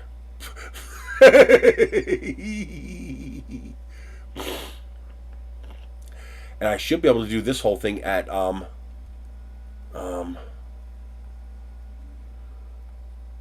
actually, let's go to clip. That's a good profile to start with. Downloads. Fabulous, lappy, filthy. Okay, so we're going to create 2 profiles. Oh, let's get rid of all this extra nomenclature. Why does it invert? I do this. Look, see how it inverts? See that? Why does it invert? I hate that. That's a Windows thing, not a Simplify thing. Okay. Tools. Variable. We are going to change at 10 millimeters. Add. So at 10 millimeters, we are going to do no retraction, no wipe. It doesn't matter. Wipe is fine. Retraction's fine, because there is not going to be any. 0.8 millimeters, single extrusion, 111. Speed. I bet you I can go 3,500. I got to change that to millimeters per second. That's really annoying. And 650. Oh, what was that? No, he's not. He's not using the panel to produce energy. He's using the panel to maximize the effect of solar LED lights, to get as much illumination out of them. At least I think. I didn't listen to it, so you can't produce energy with LEDs. That's not how they work. Unless he's feeding that into a solar panel, but I didn't see any solar panels. But that's possible, I guess. So let's go down to 0.97. Let's turn off phase mode. Leave it at 0.8. We want, I guess, 3 solid top layers. No bottom. No, we need a solid bottom layer too. Yeah. Let's add 2. And 2 perimeters.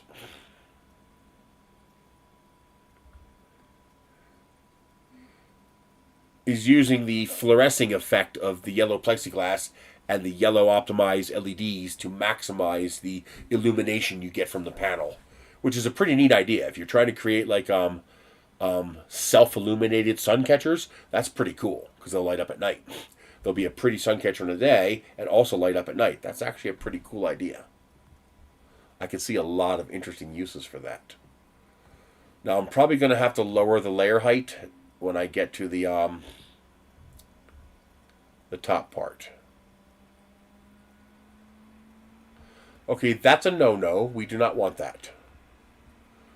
Oh, I hate when it does that. Stupid. Simplify 3D. If I wanted you to have infill in there, I would have told you to have infill in there. So I got to drop a second one on here. And group. This needs to use a different model so that it does not treat it as one monogamous object, homogeneous object. Because otherwise, it does not put the top layers where I told it to. There we go. Oh, and I forgot, for the second process, I have to turn off the additions. Let's make sure I have my retraction set. Yes. Okay. There we go. Now, do I have a gap? No, I do not. We have a clean connection. Okay. That's pretty rough for this angle here, but because I'm using two perimeters, we're good. That's holding up.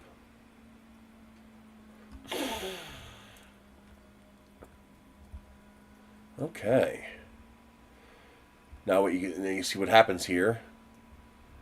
This is looking nice. Oh, this is looking nice. That might actually work. I'm not sure why it's doing what it's doing, but let's turn on all of our tools. So if we see any, we have a glitch here. That should not be doing that. Why is that doing that?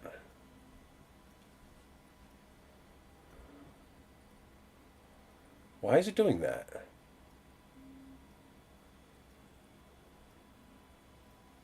Oh, we have a breach.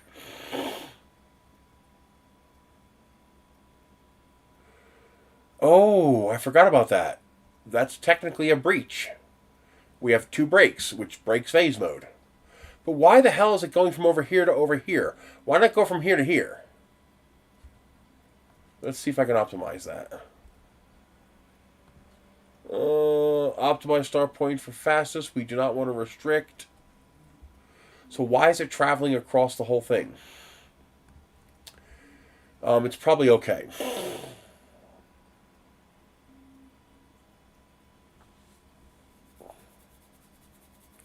LEDs don't absorb energy. That's not how that works. You cannot produce energy with an LED. That's just not how that works.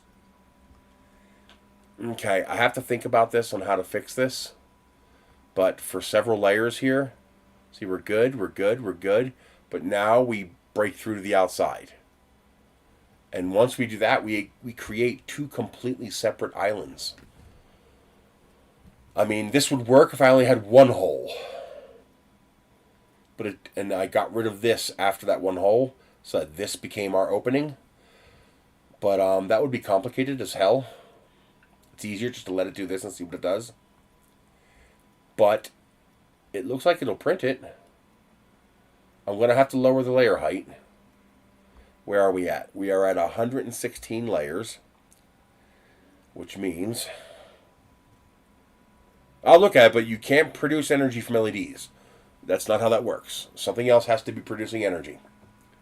And something else has to be storing it. An LED is just a diode. That's all it is.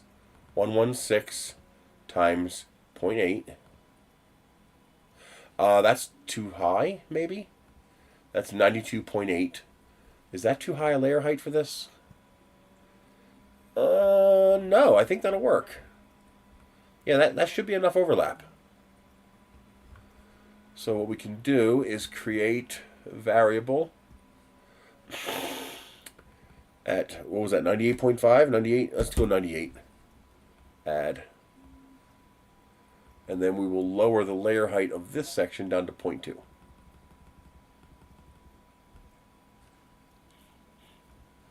Okay. Alright, we have the gap problem, but we know how to fix that. We set this layer's start point for 97.8. You'll have a tiny little bulge there, but that's okay. And, we still have a gap. What the hell? Why is there still a gap? Did I do it wrong? No, it was 98. 0.6? I've never had to go 0.4 before. Just shut up and do it. Okay, that does it. I've never had to go that high before. No. Let's try 0.7. All I need is enough to get rid of the gap. There we go. That works. That gets rid of the gap. Oh, that's a start point. That's fine. Actually, I could get rid of this cut at this point, too. Hey, welfare guide, what are you up to? Okay, that's a lot more travel moves, but that will definitely print. Oh, I got to start lower. Yeah, I got to start 1, 2, 3, 4, 5. Oh, I was picking this point, wasn't I? No, I picked this point. What did I do wrong? Something's not right. Let's go 95.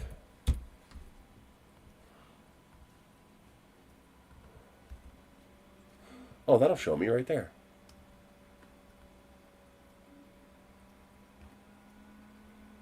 That's wrong too. 90. Nope, too high. I need to get to the bottom of that hole. D3. She's doing okay. Toya, the lady I deal with, gave me a good idea that maybe we need to get a psychologist involved to help motivate her, to get her to because it hurts for her to do what she needs to do, so she doesn't want to do it. And so she doesn't stand up because it hurts to stand up. 92.5 custom zones, so 92.3. Slight overlap to get rid of the gap.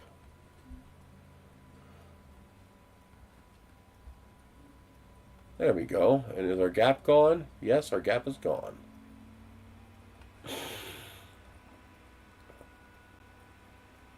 Yeah, that'll definitely print. Good. And now that will give us 2 screw holes to screw into whatever module we stick it here to attach it to our lamp base. And I think for cleanliness sake, I'm going to make this lower layer height. I'm going to go down to 0.4. That's still a pretty fat layer height, but it'll look prettier. And I'm going to lower this down to 0.6. Because there's enough there's enough flow rate that it'll just go faster. So it'll still take about the same amount of time. It'll probably cost me 10 or 15 minutes. 3 times they've shown you advertising? I have it set up as conservative, too. I haven't seen any UFOs. You get me the STL file, I'll try to print it for you.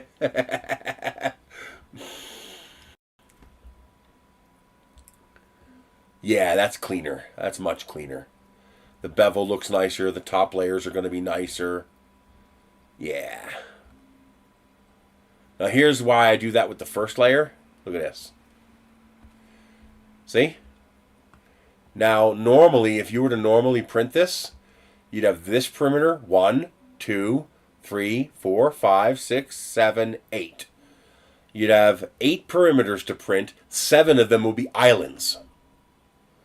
So this outside would print, and then would have to come here and print this little circle, this little circle, this little circle, this little circle. This big circle would probably print okay. This little circle, this little circle. How many times have you made a print and had these little circles fail? Well, by doing this, by having this cutout that I put in, my little vase mode trick, I've basically combined all 8 of these islands into one single perimeter. Now the tool head can go around here, in, around, out, in, around, out, around, back in, out, around, back in, out, over here, in, out, over here, in, out, over here, in, out. So now it's all one continuous perimeter. As long as you don't start the print inside of one of these circles, which can be messy, you'll be fine. You'll be just fine. This will print perfectly every time. Now, you don't need to do that for the whole print. You see, at some point, I stop, see? So right before the top layers here, I stopped doing that. Because now you're printing plastic on plastic, which will always print well. Plastic on plastic always prints well. And it gets rid of the need for this channel here anymore, because I leave this all as one because that just prints better. And we don't need to use a fancy infill either. Infill, grid. Yeah, let's leave it at 20%. Because we're not going to see the infill, so I just want fast printing infill. Perfect. Perfect. And then that's our top layer. And then we print the vase. Whoa, whoa. Why is that doing that? That's wrong. What the fuck? That is totally wrong. I broke something. What did I break? I did something wrong.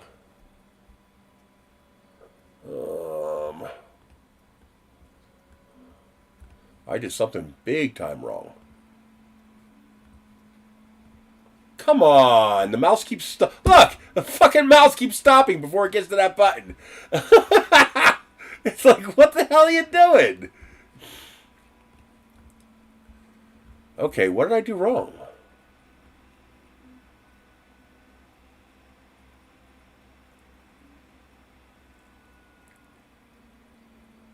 No, I can see it right here. That's clearly too big. How did I do that?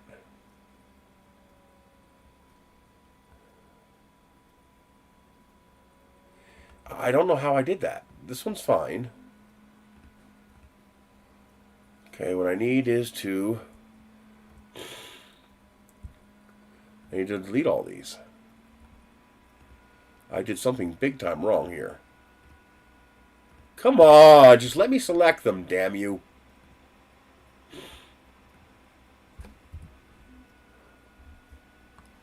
Okay. I did something boku wrong. Oh! I originally made this for cutting on the face. And now I'm going to the corners. The corners stick out more. Duh, I'm an idiot. That was never going to work. Okay, so we got to do this. So we got to take that. All right. We take this. We got to make this a hole. And duplicate. Turn it into a hole. Join it with this. Join it. Now we turn this into a hole. But first we have to put the work plane here. Okay.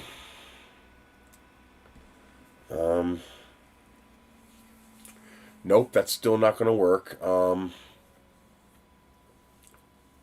It can work if I do this. I gotta make this bigger. There, nope, it's changing. See how the shape is changing? No, I can't have it do that. What am I doing wrong? How do I do this?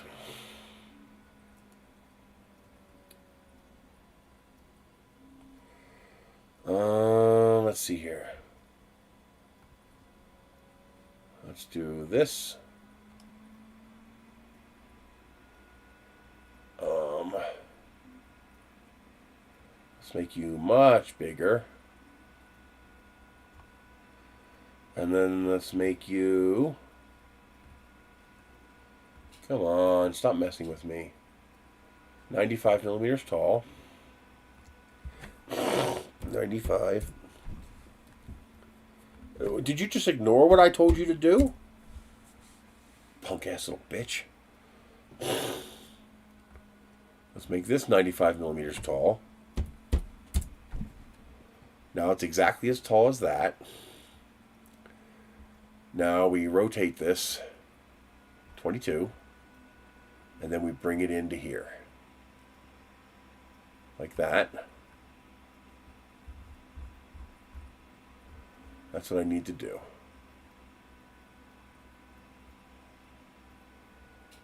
Okay, like that. I cut it for the face instead of for the corners. That was my mistake. No, I wanted it on the face. Oh, because I wanted it on the face because that would give me the extra reinforcement. Because the corners are already reinforced. Yeah, I screwed up by rotating the whole thing 22 degrees. That's my bad. Okay. I gotta do that. You and you. I screwed it up. That needs to be there. Delete you. Delete you. Okay, yeah, I screwed that up. That was my bad. I put this on the face. Do this. It was making weird noises. I'm making sure it didn't fail. We do this. We do this. Now we take this. We shift it. Negative 1.9. Negative 1.9. Alright. Drop a master ring.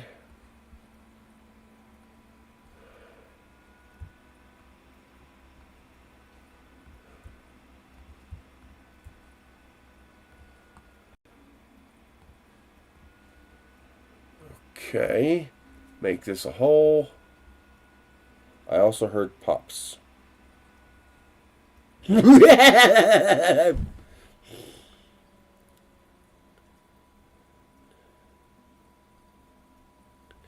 okay. Well, a hole won't help. And you can also, here's another little trick you can do in Tinkercad. If you hit T, you can make any color transparent.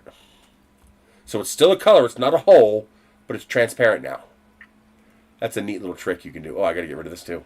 I didn't even see that one. Come here, you little fucker. Go away. Little bitch. Okay.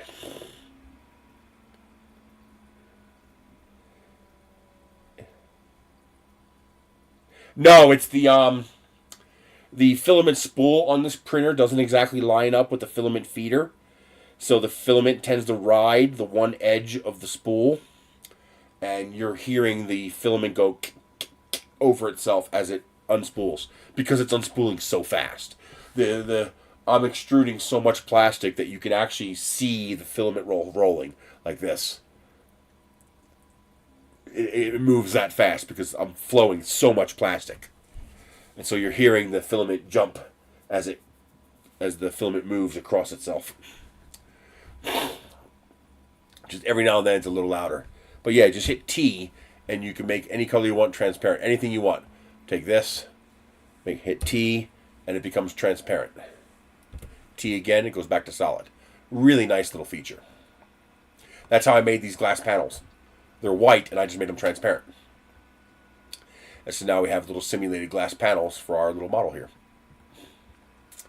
Okay, Control D. Select U and rotate.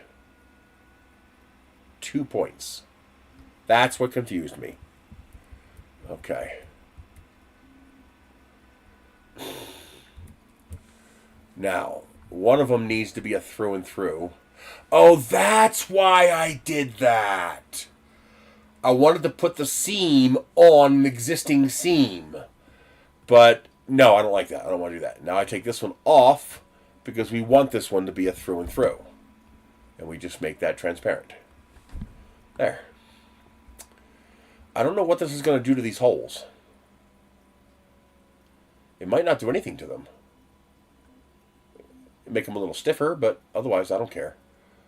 I could offset my veins to miss the hole, but that would look a little weird. So let's just put it all together. Join. We'll see what that does when we bring it into the slicer. That could be, it could just make it weird. It could be fine. Join this together. I don't want it all that. I want it red. Come on. Stop messing with me. All right. Export. STL. Okay.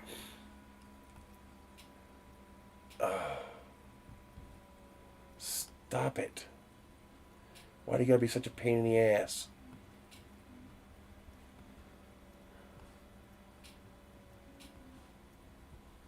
Okay.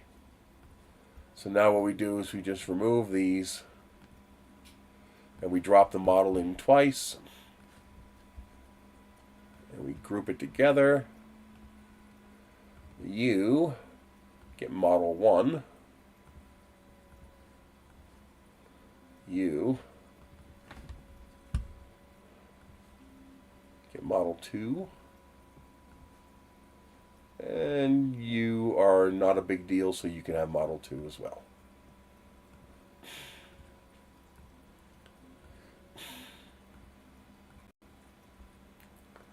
There we go.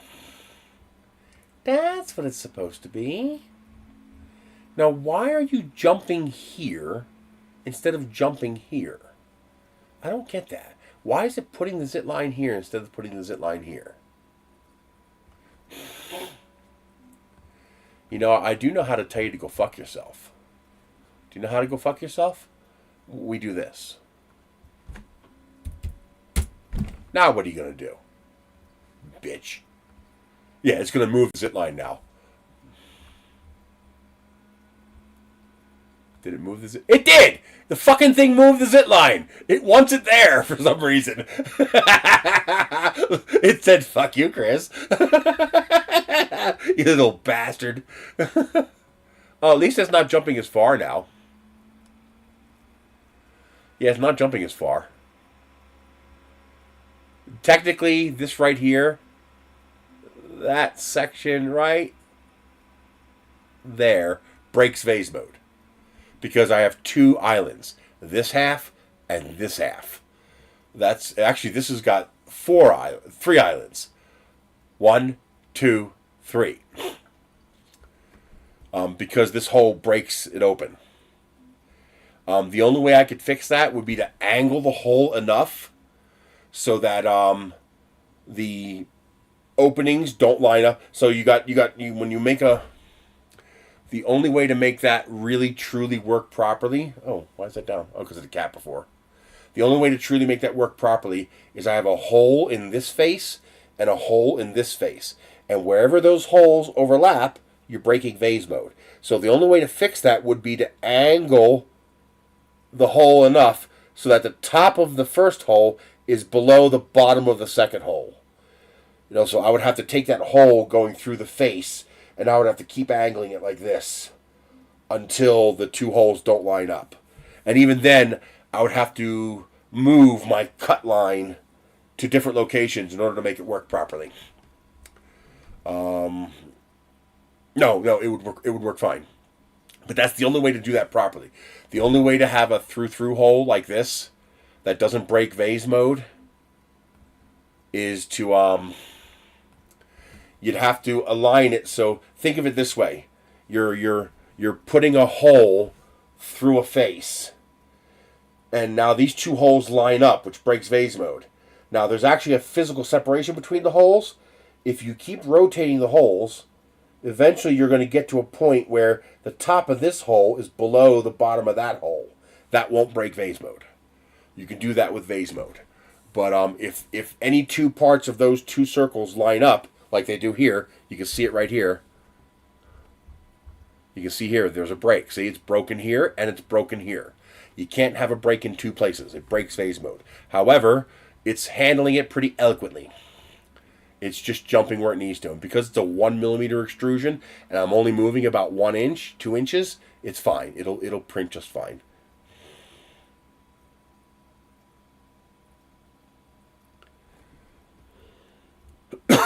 Okay. Now the reason I had to drop 2 models was because otherwise it won't print this top layer. This inside here will have no top layer. It'll be no infill. But by using 2 models.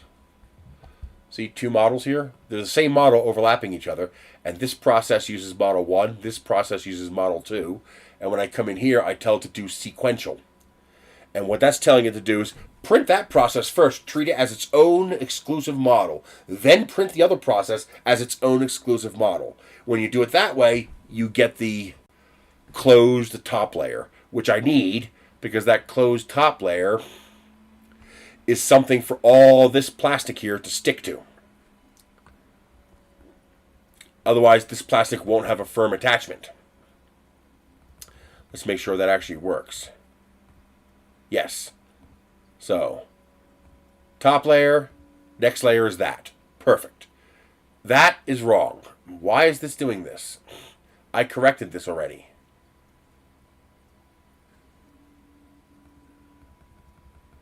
What the? Oh, I didn't rejoin it. I unjoined it. I forgot. It's hiding in there. We don't even see it. Yep, there it is. I forgot to rejoin that with this. There we go. Oops. My bad. STL. There it goes. Yep, that's my bad. Okay. New file. New file.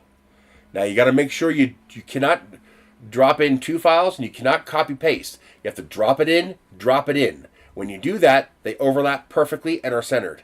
You could always just align model origins and that'll work too. But then we right click and we group. The reason we do that is so we can do this. Oop. So if we grab this model, it's grabbing both models as one group. And I can also do a center and arrange. This is very important when you're having multiple overlay models in sequential print. You gotta group them or it's gonna split them all up.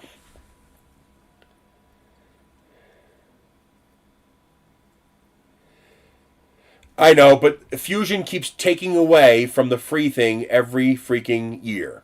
They keep removing more and more. And now you're not even really allowed to profit anymore. They're not even counting profit. They're now counting revenue. So if you make $2,000 in revenue, you're not allowed to use Fusion, the free version. Not $2,000 in profit. I could live with $2,000 in profit because that's about $10,000 or $15,000 in revenue. Because if I'm making $10,000 or $15,000, I could afford to pay for Fusion. But $2,000 in revenue is only a couple $100 in profit. I'm still not making enough to be able to afford to pay for Fusion. And they keep restricting the free version more and more each year. They keep taking things away.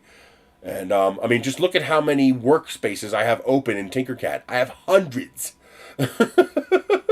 In Fusion, you're only allowed 10. And they're probably going to reduce that even more. And so I'll either learn SolidWorks. SolidWorks is pay, but it's only $50 a year for the non-commercial version, which allows like $20,000 a year. Which means by the time I make that kind of money, I can afford to pay for a proper license for SolidWorks. But it's only $50 a year, and because it's pay software, they're not likely to screw you over. So if I get into something more advanced, it'll probably end up being SolidWorks. Just because it'll probably be more stable. Adobe's getting greedy with Fusion. On top of that, it's not offline. If I'm going to pay money for something, I want offline. And Fusion's not truly offline. What I would kill for? I would kill for an offline Tinkercad. A Tinkercad that worked without internet, so I can take it with me on the field. Because most of the time, I just need to make something simple. I need to make a custom centering ring, which will take 5 minutes to make in Tinkercad. And I don't need anything complex. I'm hopeful for FreeCAD. FreeCAD is supposedly making a lot of progress. Okay. There we go. That should look a lot better. And we're not doing too much jumping around. We got our solid layers. Oh shit. That's a problem. Anybody see the problem yet? Actually, that's not a problem. Actually, that's not a problem at all. It's okay if it goes over those holes. But no, it might punch through. Let's take care of that. It's easy to take care of.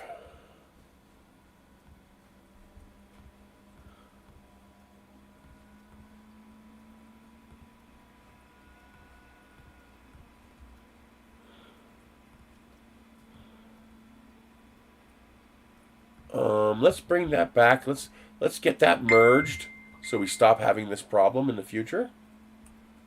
So that, did that grab them both?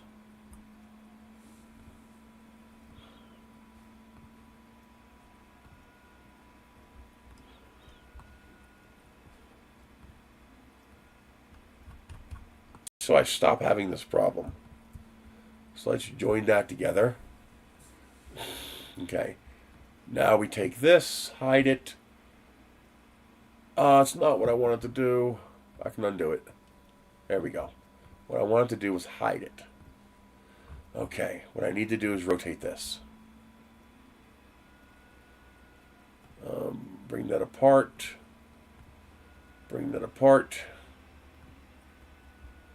Okay, this needs to be rotated 1.25 degrees so that it's in between two of the veins. Oh no, I can go the full. I can go full because we only have a few veins. 22.5 should be fine. Because we go from here to here. So that's what I need right there. Okay. Okay, let's get rid of this. Okay. This should grab all of that. Join. Did it get everything? I think it got everything. Bring back the piece. This and this. Join together. And export one last time.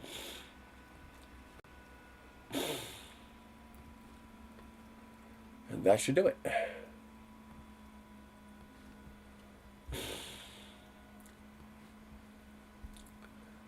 And group. I don't have to group on this one because I'm only printing this, but I keep in the habit of doing it so I don't make a mistake in the future.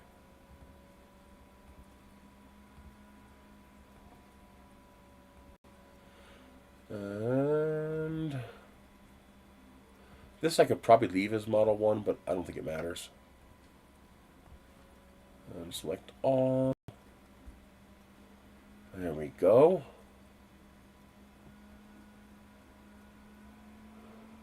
Good. Now they don't intersect. I still get my clean first layer. And they no longer intersect with the vase mode print. And that looks good. I got a little bit of vase mode breakage there, but I do not think that will break the model. I think it'll print just fine. And I probably should... I probably should put a top layer on this.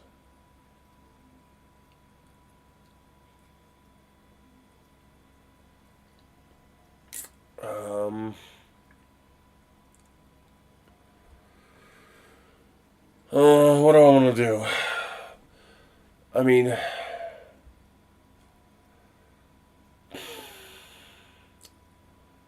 do I want to dick with that?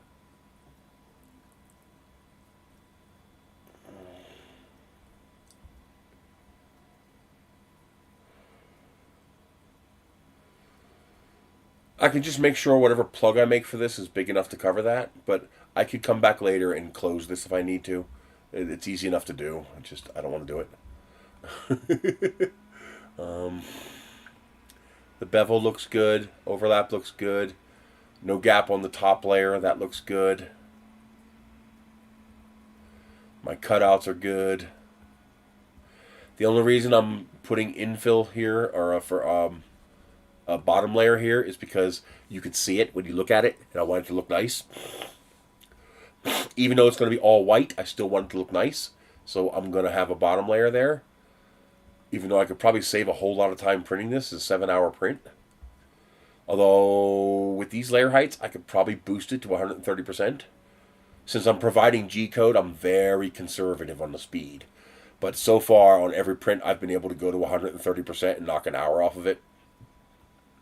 This one will probably be no different. With this shallow angle and the 0.4 layer height, I could probably boost to 130, even 140% and still print fine. The only one you want to make sure it goes really slow is that first layer. Because you want that first layer to be perfect. These are cosmetic parts. You want them to be very pretty.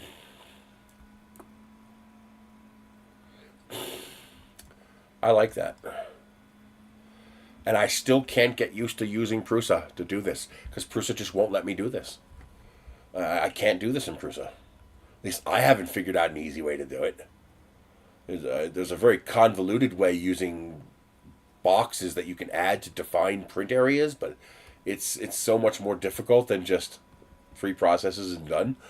You know, there's process 1, there's process 2, there's process 3, done. And also, Prusa will not permit you to mix vase mode and regular mode. I would have to actually cut this into 3 separate models, and then align origins and create somehow 3 separate processes in Prusa in order to create what I want, because it will not permit you to mix vase mode and regular mode otherwise, which is a real pain in the ass. Okay. And you see, these holes are big enough for the screw to pass right through, and then the holes in the verticals are 3 millimeters, so the screws will bite and thread into those holes.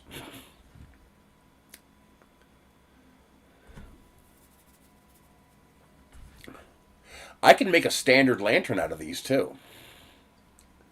So if I want to make my own lanterns instead of, store-bought lanterns, I can put a hole in the bottom here and mount a post to it, and I can mount these to my, using my 3D printed mounts.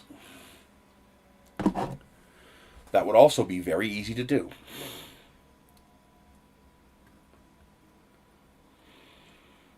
That would be actually crazy easy to do. I just might do that. Although I'll probably make something fancier. I really like the idea of a 5-sided version of this.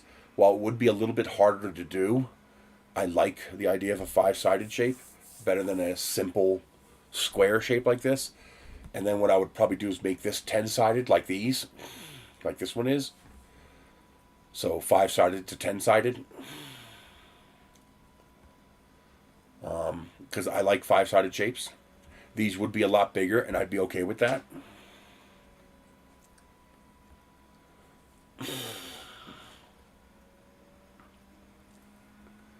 The nice thing about doing that is I could put the bulb in the bottom instead of in the top, and that would allow me to seal this completely, so there'd be no openings here, so no water would get in. I would even possibly have this be a raised surface, so have this be like this shape here, but much, much shallower, so that it would be a couple of millimeters taller in the middle here. So if any water did leak inside, it would run to the outside instead of running to the center, filling the screw mount. But the screw mount itself is raised up, so I don't need to do that. That's kind of silly, actually, now that I think about it. So yeah, I might just make my own lanterns. Like, completely make my own lanterns. We'll try printing this. We'll see how it comes out. And if it comes out really nice, then I'll put in because making a pentagon shaped one's going to be a lot harder.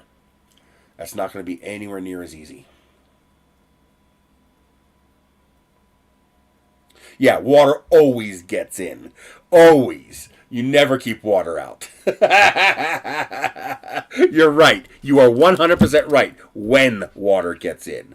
As long as I have a path for that water to go, it will always take the path of least resistance. I'm telling you, I love this stuff so much. This cherry ginger ale is so freaking good. It is so much better. I love the cranberry, but this is so much better than the cranberry. Oh, they got a whole bunch of other holiday flavors too. Tropical 7-Up and Winter Spice Sprite. I can't get them. You can't get them here. They don't sell them here. And I only have 3 cases of this left, and after that I'm not buying any more because I will not pay full price for this. $7.36 for 12 cans. Fuck you. I had a $1.50 coupon off each one, and you were allowed to use it 5 times, so I bought 5 cases. And that got it to me for $5.80, which is still a lot of money. That's still 50 cents a can. That's a lot of money for cans of soda. It's like, I want the 2-liter bottles. Just sell the 2-liter bottles. But I guess they make more money off this. But once the coupon doesn't work, I won't buy it. Screw that. I'm not paying that kind of price. But now you could also make, here's something else you can do. You can make curved face lamps. Lamps that are semi-round. Because 1mm acrylic will bend. So as long as you do the math right to figure out what the curve needs to be, and you could also use those little 1-watt bulbs, and then use, instead of 4x6 this way, you can make 6x4, and you can make a round lamp, a round light with the acrylic, and that would also allow you to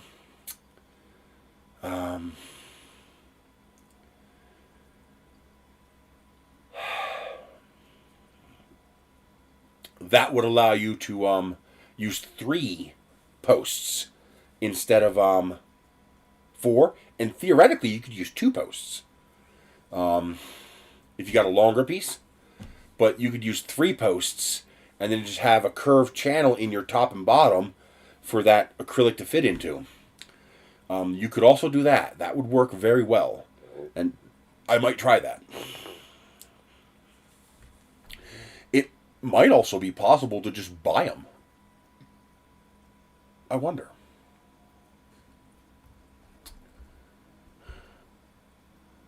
Let's see, what's available? Acrylic cylinder.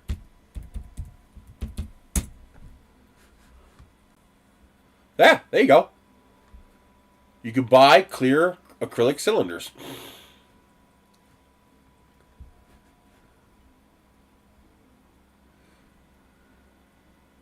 So you could do that too. You can make completely round ones. You just have to find ones like, here's a 12-pack. You just have to find one that's the dimensions you want. So 12 for 26 or 20 for 37. And so one end is open, one end is closed. And so, no, not at all. 12 of them for 27 for something that's round, that's not that bad. And you could probably get it cheaper. You got square ones. All different shapes and styles. Now you could also do things like depends on how thick it is. But worst case scenario, you drill little holes through the side of the acrylic. Oh, I'm sorry. Worst case scenario, you drill little holes through the side of the acrylic, and you have pins or screws, little 1mm or 2mm screws that just poke through those holes that you drilled to hold it up. You can do that too. Or glue a flange to the acrylic. You know, screw or glue a flange to the acrylic and have your top of your light thing be a 2-piece arrangement where, you know, the flange fits inside the top of your light, and then you have a ring that you put over top of the flange and screw it in. That would work too. In fact, even better, you would have a half circle flange, and you'd create your own bayonet mount. You'd create a bayonet, actually exactly like this. And this would be very easy to do too. You'd create exactly this. See how that's got a bayonet? Okay? And you have your 2 half flanges here, and this just goes in and locks in place like that. You could easily do that. Because there are some people who want round. They want that round aesthetic. And what you need to do is you just need to find something where you can get a bunch of the same exact thing. Nope, you can't do a center post unless you do multiple lights. Because the center post is going to go right through your light. So the only way you could do that is if you were to use, for example, 4 candelabra bulbs. If you were to use 4 E14 bulbs or 3 E14 bulbs, then you could have a single post going right through the center. That's why a lot of them have multiple bulbs, so they can have that post going through the center. But so you can do round.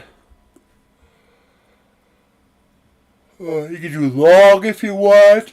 You could probably get glass if you want. But, you know, acrylic would be fine for this. But, let's see. You can even literally use glasses, but glass jars. Like here, you can use ball jars. You know, here's some overnight oats containers. Here's some bigger glass jars. You know, they get more expensive, of course, because they're big. Mason jars, wide mouth is what you want. You know, you get yourself some wide mouth jars. Here's a whole bunch of little jars. 8 ounce, 30 pack for $30. That's $1. What the hell? That's it? You don't even need to design threads. You can just screw the lid into your light and put a hole in the middle of it. And then just thread it right into the lid. That would work. Depends on what these dimensions are. Height, 3.2 inches. So you'd have to... Now, the bulb socket would sit up against this lid. So the bulb socket shouldn't be a problem. But you would want to use those smaller bulbs. 1 watt LED bulbs. You would want to use this kind of bulb. These short little bulbs like this. These little short round... Well, these, I bet you these would light up really nice. Ooh. See how it's got that that coating on the glass? That's going to give it a really nice amber color. I hate amber lights. I hate warm white lights. I like cold white lights like this. Well, actually, these are daylight white. I like 4000. I thought I switched already. Oh, I switched back. You want little globe lights like this. Those might fit inside of jars like this. So you can make real little lights if you wanted to. And that's $1 a piece in real glass. You can go plastic if you want to make it easier. Here's 40 of them for $40. That's actually nice because that'll allow you to make 6 lanterns with 5 lights on each lantern. And it's also got a nicer shape. I like that shape better. It's a cork bottom though. Although it comes with lids too? No. Okay, if those are pop-on lids, that'll work.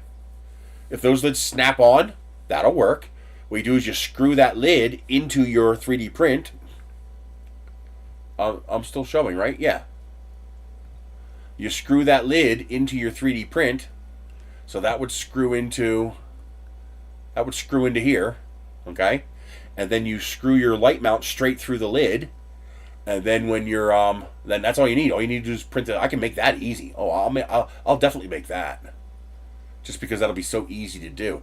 I wish I could buy like 5 of these just to test it out. But then you would just take that lid and go pop it into your PE lid up here. Done. I'm gonna save that. Let's put this one. Oh man, let's put it in Project Goodies. Because I definitely want to come back to that.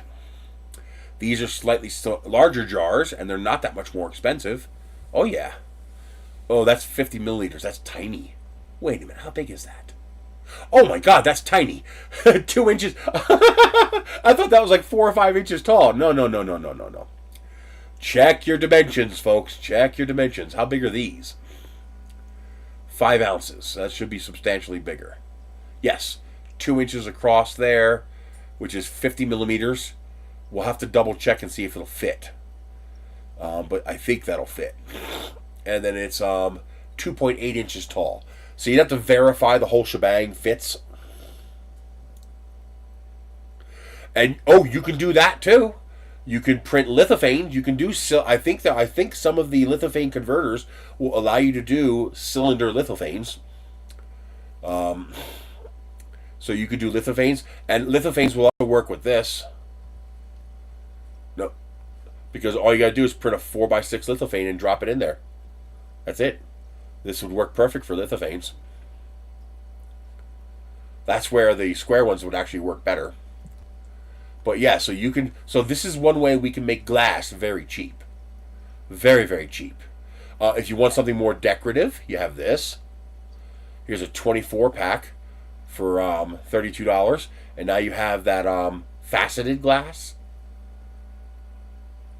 And again, this would be super simple. This is even easier. You don't even need the to drill anything. You just don't insert this ring. See this this lid here that goes in the jar? Just don't use that. You just have 2 screw holes, 3 screw holes that'll hold this lid into your 3D print.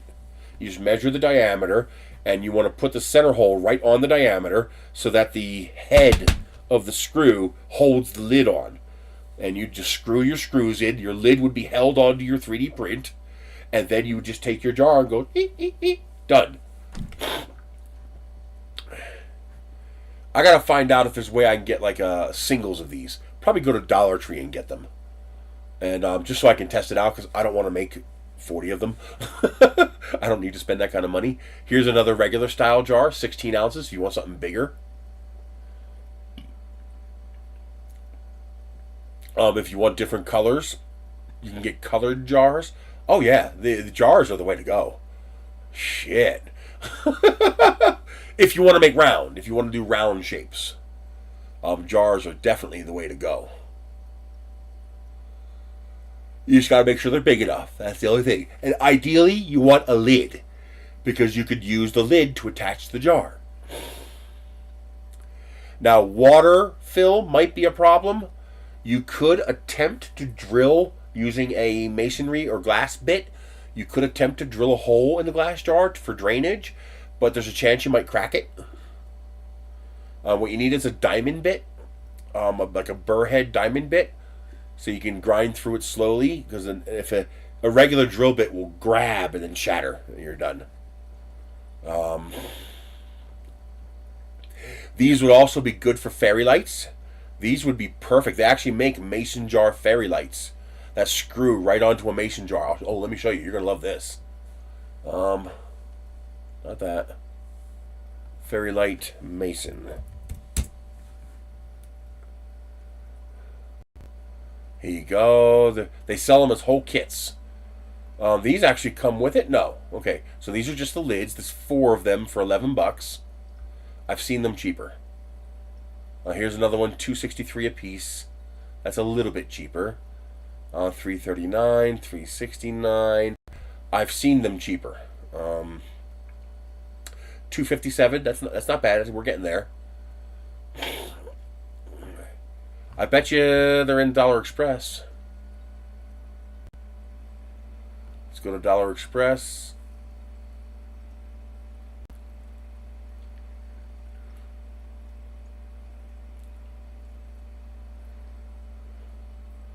Okay, let's just see if it pops right up.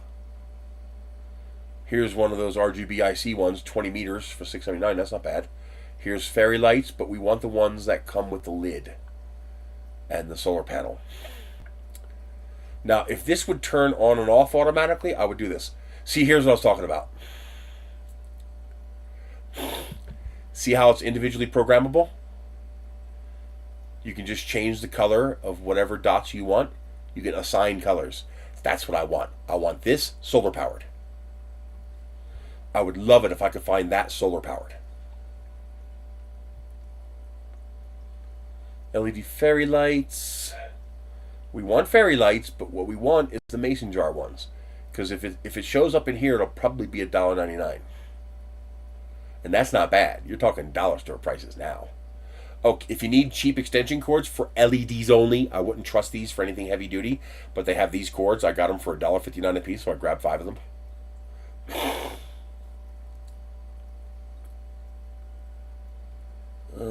Let's see. You could just use fairy lights like this and mount the solar panel on the top. You could do that if you wanted to, but the mason jar lid ones would make it so easy. Oh man, would that make it easy. And I cannot search. On the phone, I can search this. But on the PC, I can't search it. That's really annoying.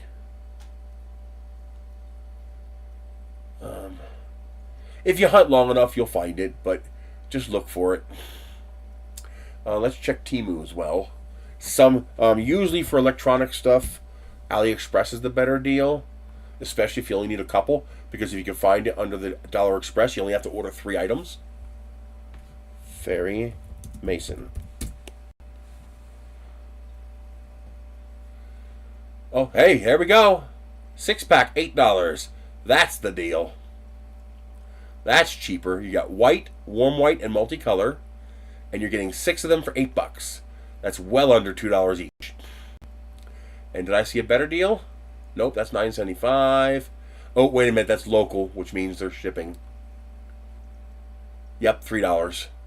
$11. That's still less than $2 each, which is not bad, but we can find better. We can always find better. Yeah, see, it's $12.99 because they're factoring in the shipping cost. Yeah, look for one that doesn't have local. See this local emblem here? Now, can I filter that by free shipping? Nope. I don't want that. I can't change free shipping? That's annoying. 12 pieces for 17 plus shipping. 4 to 6 pieces, so it's 4 for 13. We don't want that. 6 for 14. We want to get under $12 if we can. 8 for 16 is close, but it's local, which means it's shipping. And of course, they don't give me the way to filter out local. I hate that. Oh, I hate that. Wait a minute. Are these ready to go lanterns? Like, I don't have to do anything? Yeah.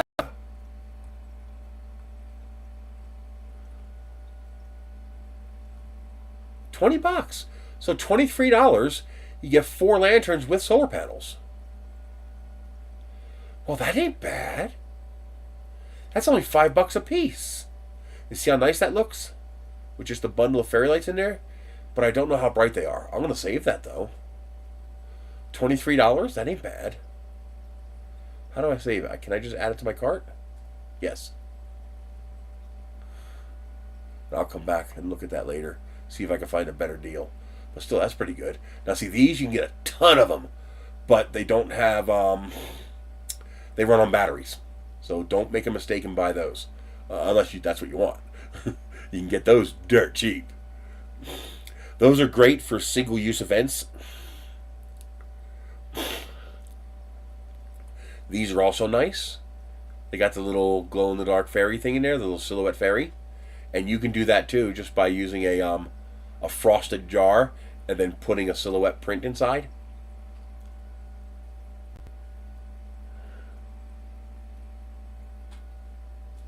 Huh. Yep, it's done. Yay! Let's go grab that and put the last piece together. I want to see what this looks like. 7 feet tall.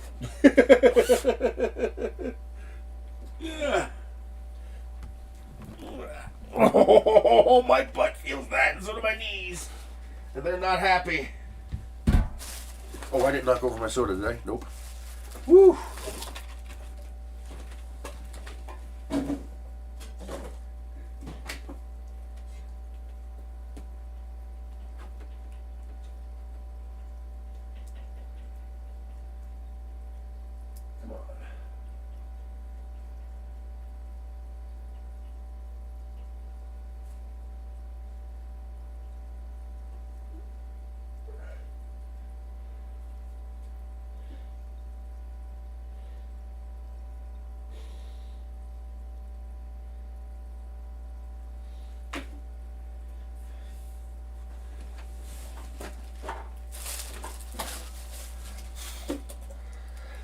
Okay. Let's add another piece so I can have my full 7-foot height. So I come in here and I grab this bit.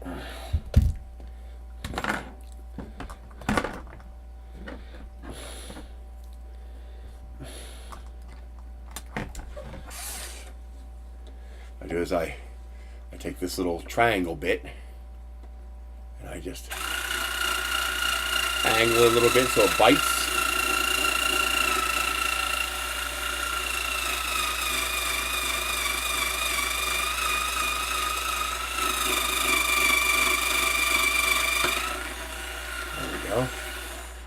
take it easy because you don't want to crack the plastic, because then you don't get any strength at all.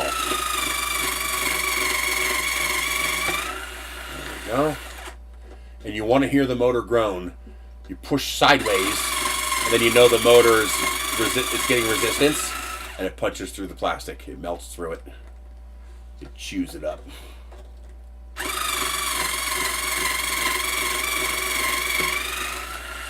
Then we widen the hole a little bit so it doesn't give us any problems. Then we got to do the other end.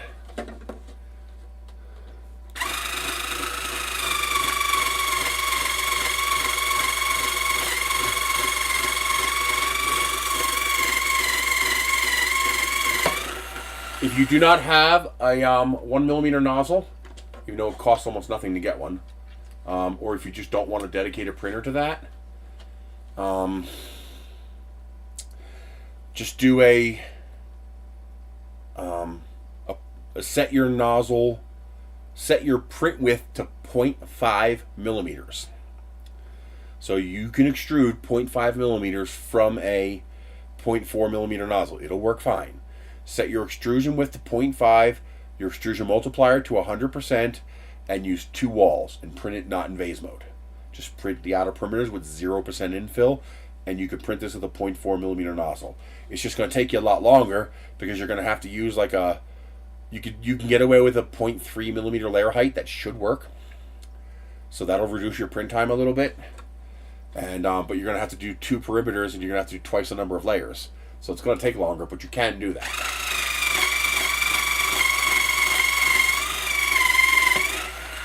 It's just important to make sure the that your wall thickness is 1 millimeter. Otherwise, the parts might not fit together.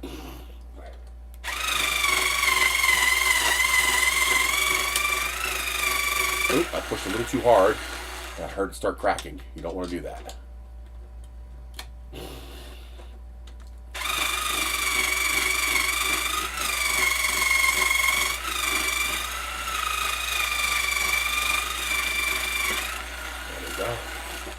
Once I have the proper drill bits, this should become a lot easier. Okay, that's it. That's the pass through, that's the bite, so that should be fine. Just remember, 3 millimeter, no bigger, because you're actually biting into the plastic. You're using the threads to hold the plastic together. Okay. We don't need the drill bit anymore because these are all drilled. Yeah, 400 millimeters.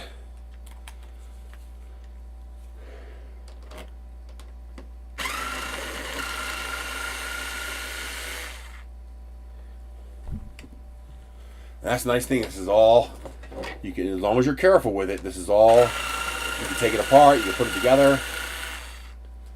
I should put this at the bottom so the colors match up, but I'm probably going to spray paint this white.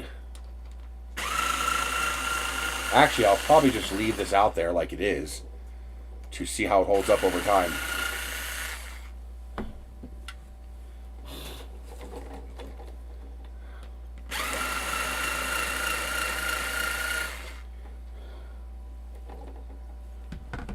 Okay. And this just pops off, just like that. And I'm now printing a new arm. So I got to print 4 more arms, and then I'll be able to put this whole thing together.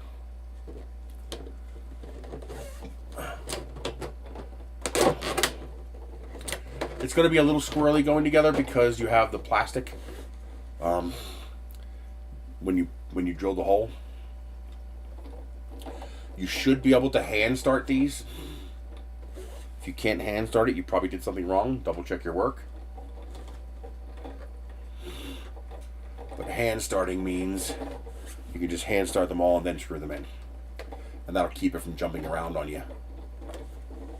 Just don't over tighten, you just want to snug. When you see it pull the plastic together, stop, because you'll strip it. It is just PETG after all.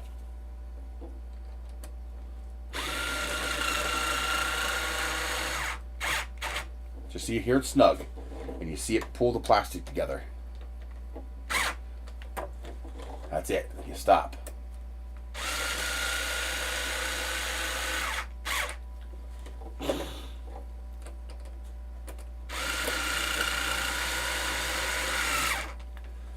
see that plastic coming together, stop or you'll strip it. Okay. Now, we join this with this. And we are now 7 feet tall. Come on, get in there. Don't be a nudge.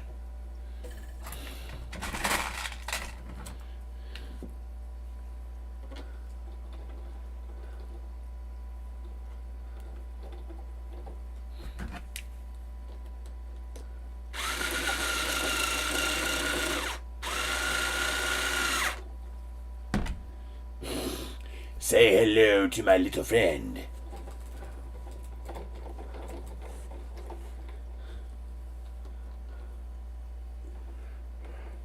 Ha ha ha! It's pink. Oh, I'm sorry. I'm sorry.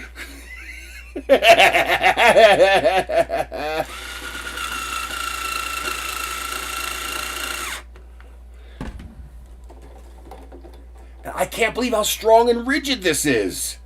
I mean, I was thinking about all different ways I could add reinforcements to this. It doesn't need it. It's so strong.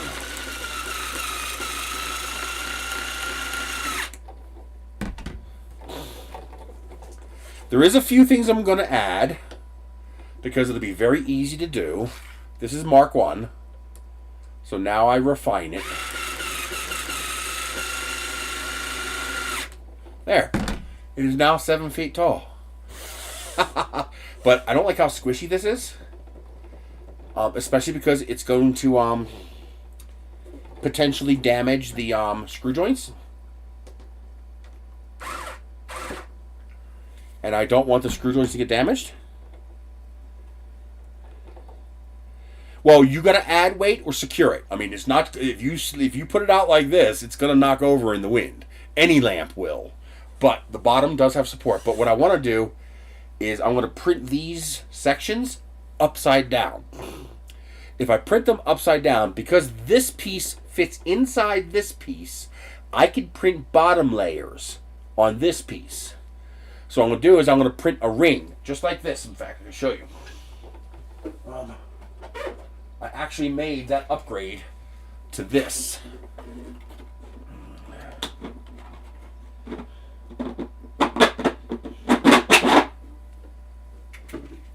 So you can see here, I added a ring, a couple layers thick. It's hard to see it because it's transparent. But you can see there's an actual lip in here. And that really, I mean, this is absolutely rigid with just that 2 layers of plastic. Just 2 layers. That's 1.6 millimeters thick because it's a 0.8 millimeter nozzle. But that 2 layers just makes this crazy rigid. Like there's no give. So I'm going to add that to this. So every joint will have a rigid ring and it'll stop this. It'll stop that little squishy. Now, outside, that squishy is not going to affect anything. However, if you go to handle this and you squeeze it too hard, you could crack these screw joints, theoretically, depending on the brittleness of the plastic you're using. So by having that ring there, that'll make this extremely rigid. Now, there won't be no ring on this part, but because this part is sitting over top of this part, it gains from this part's rigidity. And each one will have that at the top. This doesn't need it. This is crazy rigid. I mean, that thing, I can kill you with that. But each of these, and the base doesn't need it either. But each of these will have that ring added to it, which is only going to add like 10 minutes to the print time. And another 10 grams of plastic, 15 grams of plastic. But that will dramatically increase the rigidity of this, and it'll feel a lot better too. This is strong enough structurally for its functional use. But now I need to make it strong enough for us dub humans who are sloppy with things. So the top is a dodecahedron, whatever the word is for 10-sided. So the top is 10-sided because I want 5 of these. So I made it 10-sided so every other face will have one. You can put 10 on if you want. Right now I just got Dollar Tree lights in there, but I'm going to put something better in there. And then the cap goes on. The reason I have a cap, I could print this all one piece, but then you would have to stick voices out of sync. Hang on.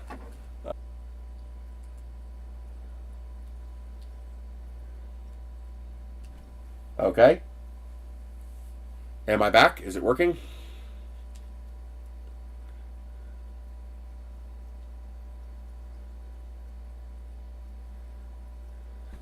Good.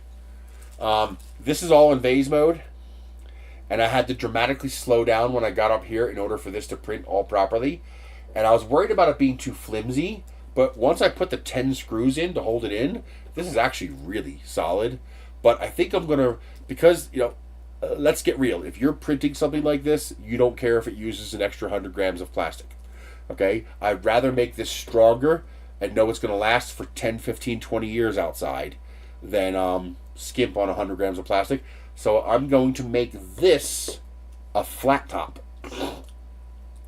which means I will be able to print this upside down with a brim like that piece, making this extra rigid. And also, although this is crazy rigid, but more importantly, I'll be able to drill holes into that. And then I'll design this piece here to have flat spots for screws to go in, because it's going to be 7 feet up. You're not going to be able to see the top. And so there will be indentations here, and you'll be able to screw right into this piece here and not have to worry about cracking the plastic. So I'm going to make that change. And then I'm probably going to have some kind of universal attachment up here. I'll figure something out. Right now, this is just a 16 millimeter hole, so you can stick a Dollar Tree light in there. But I'm probably going to, matter of fact, I'm absolutely going to make a square receptacle up here to hold a solar panel, so that I could dangle that light down the whole length of the light post to make it light up, because that's going to look really fucking hot. Oh, that's going to look good. That's really going to look good. I can't decide if I prefer the arms with the infill exposed or closed. I have to figure that out, what I'm going to like better. I'll probably print a couple with it closed and print a couple with it open and see which one I like better. I do kind of like being able to see the infill. That's kind of cool. It adds that little bit of 3D printing to it. Definitely going to put washers in on the backside here. You can also print the washers if you want. But all the pieces screw together. Absolutely no glue anywhere in this whole thing. It all screws together. And then the bottom is a 300 millimeter base. So that's section 2, section 3, section 4, and section 5. So as you see, it widens out to 300 millimeters. And I gotta watch I don't whack anything. The bottom is infill with 20 millimeter thickness, so that it's very strong. And that is so tall. Is it taller than me? Yep, it's taller than me. That's about 7 foot.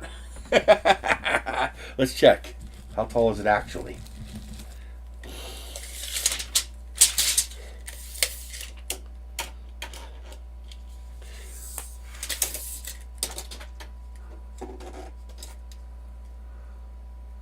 Oh, no, not quite 7 foot.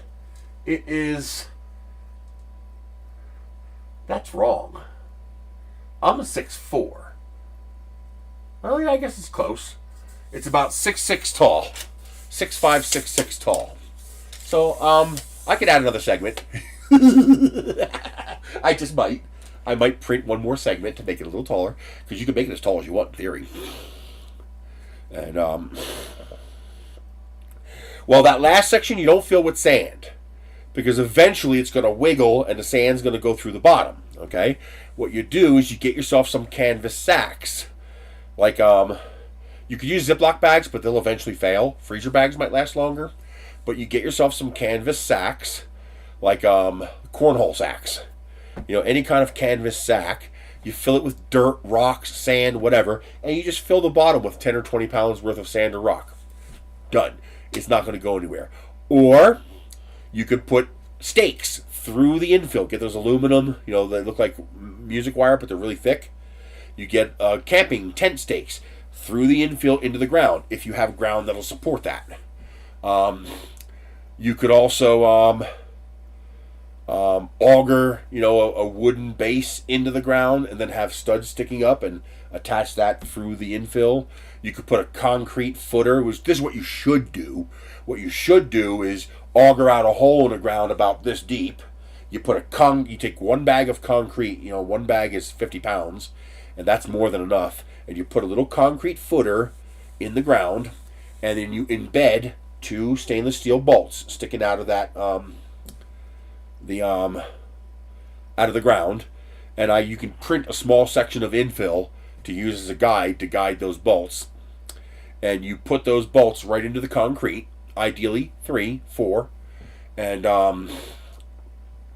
when the concrete dries, you put the first section on, put your nuts and washers on, okay, or put a second 3D print piece on to act as a washer plate, and you bolt it to your concrete, and then you install the rest of your sections, all as one thing. That's what I would do. So once I confirm this works, for now I'm probably going to attach it to one of my posts out there just to make sure it doesn't go anywhere, but or just put a whole bunch of sandbags on there.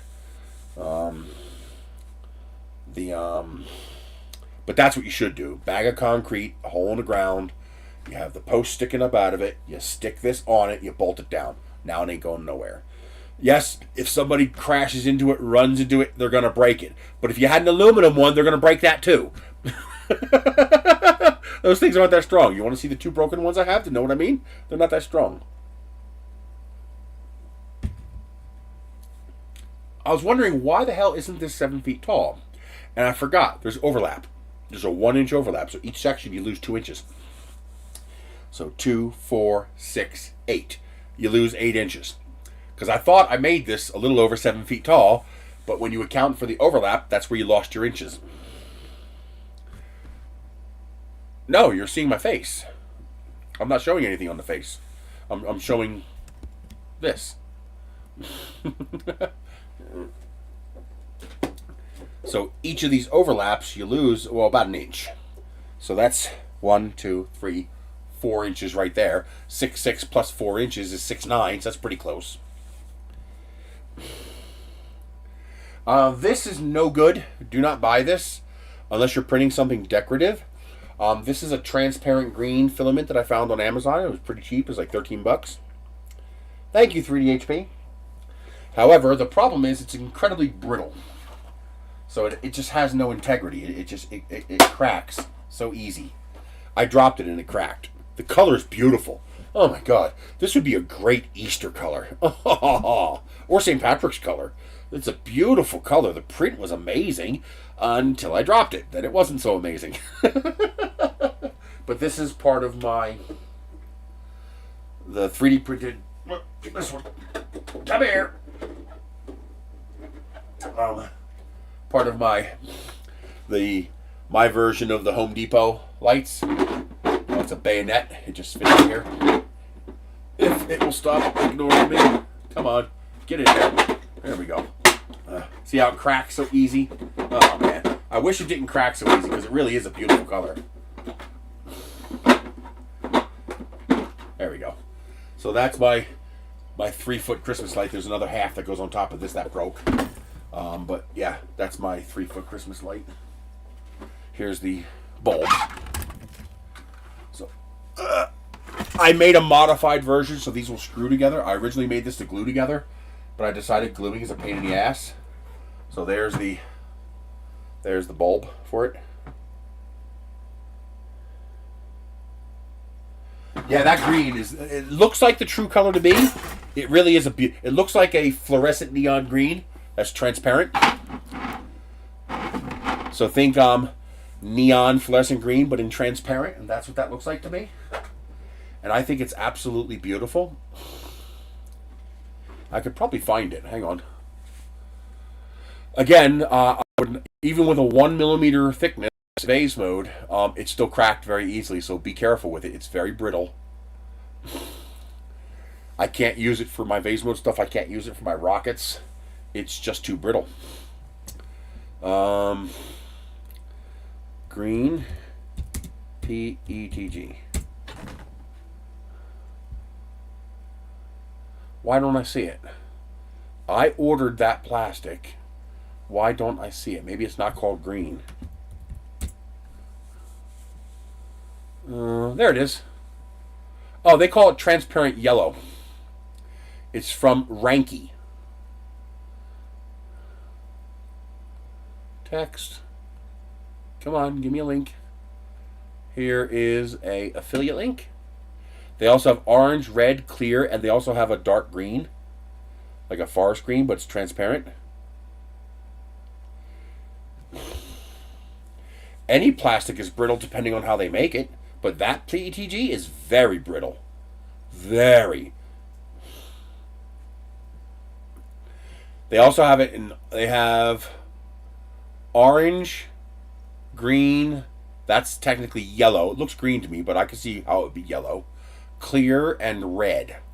And they're absolutely beautiful, but structurally they're useless. They're just so brittle. I wish it wasn't so brittle because it's so pretty.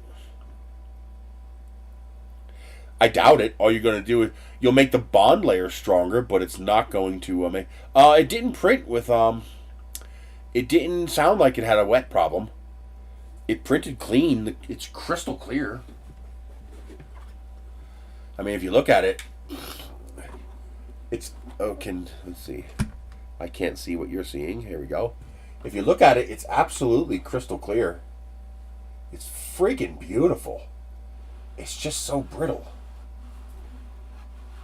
I mean, it could work as long as you were careful with it and didn't bump into it. But if you drop it, it's going to break. If you drop this, it'll probably break. But this has a chance of surviving. Where it's going to break is the joints. But the color is out of this world. I say that link right there is for that plastic. It's not that expensive either. Actually, it's pretty expensive. It's $18 a roll, which is not bad, really. But the orange is also just as beautiful. I didn't try the red. The green looks like it would be very nice. It looks like a very Christmas green. The red and the green would probably make some fantastic Christmas colors. And it also looks nice lit up from inside. But again, it's brittle. So as long as you're aware that it's brittle, then you can work around that. Hi, kitty. Where are you off to? Who are you stalking? That looks like it's printing okay. But let's see what else. There's also another PETG color I want to try to make a bulb out of, just because it would look pretty.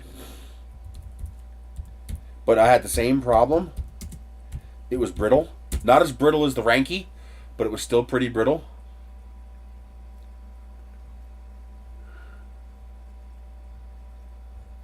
Did I not get the right search? I did. So where is my color?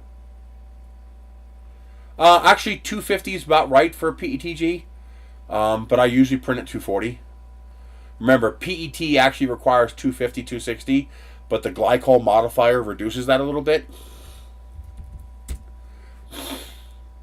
That's one of the reasons why they do that. Now, if you can get some of this, oh, I need to try this. I think I might still have a roll of this left. I think this is still color 3D, but there's a fused materials color that's purple. It's a transparent purple. Oh, I want to print that bad. I think, oh, here it is. It's from IEMAI, and you would have to make sure you printed the parts in a very specific order, otherwise the transitions won't line up. So you'd have to print the bottom part first, and then your very next print must be the top part. Otherwise, the transition will not line up, which means you get one shot at it. But if it works, this would be very pretty. And that's 26 bucks a roll. It's expensive, but it's a rainbow filament, so it changes color as you print. So your entire light bulb would change through the colors as you printed it. I made a rocket out of it, and it was stunning. Oh, it was so nice. Too bad it got destroyed.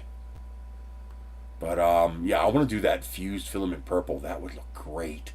Orange and purple for Halloween. Oh, that would look good. I'm also thinking about redesigning the, well, there's two ways you can do this. The best way is to, use white PETG and use RGB individual control LED lights, because that will allow you to pick whatever color you want for whatever holiday you want.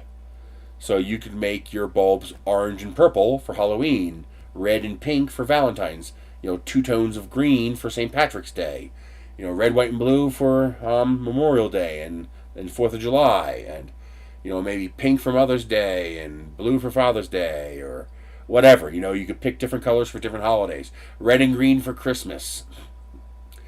Cold white for New Year's, or cold white, warm white, alternating. And you could do that with white or clear, transparent PETG, although white will glow better. If you want a crystal shine, you use transparent. If you want a nice glow, you use white. Or you could print individual heads for the lights for each holiday. That would be very expensive, and you'd have to have someplace to store all these heads, unless you're just putting 2. Like if you're putting 1 on each side of your front door, you're fine. But if, like me, you plan to have 10 of them out there, that means I have to print 10 of these custom heads. At that point, the RGB LEDs become more sane, so to speak.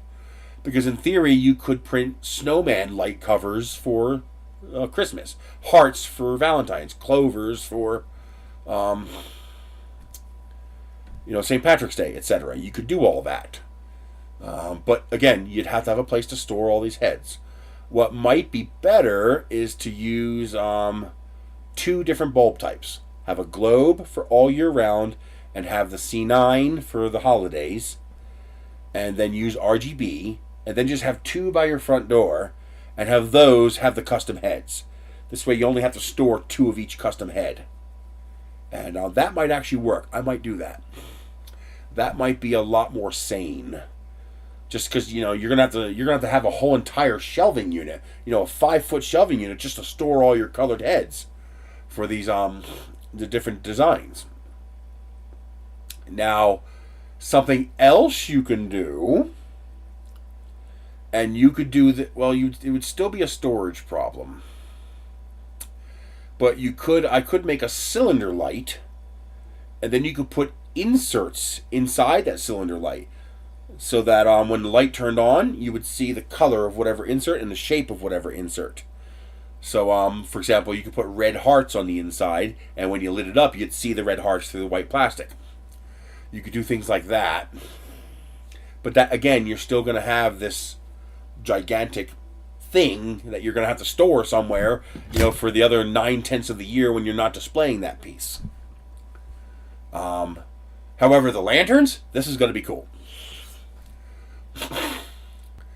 So I ordered 1 roll of filament, and one of you guys ordered me a roll of filament. That's enough for me to make 1 of these in white. So I'm going to print 1 of these in white. I'm also going to print out my lantern here, because I can print it and I like it. Am I showing you that? No, I'm not. I'm going to print out 1 of these. I like the way it's looking. I'm probably only going to print 1 of the square ones, because if I'm going to print a bunch of these, then I really want it to be, I want it to be at least 5-sided. I just like 5 sides better than 4 sides. Although this is looking pretty nice. Maybe this will grow on me once I print it out. This really is looking pretty goddamn nice. And I really like this design. It's only 5 pieces, 6 pieces, 4, 5, 6 pieces, and it screws together with 8 screws. I still need to design an attachment point to attach it so it'll hang off that arm there. But I could also use these as my regular lanterns too. I could put a hole in the bottom and actually put the light in the bottom and have the top be solid, which would take a lot less plastic. Because this right here is about, if I had to guess, I'd say this is about 500 or 600 grams of plastic.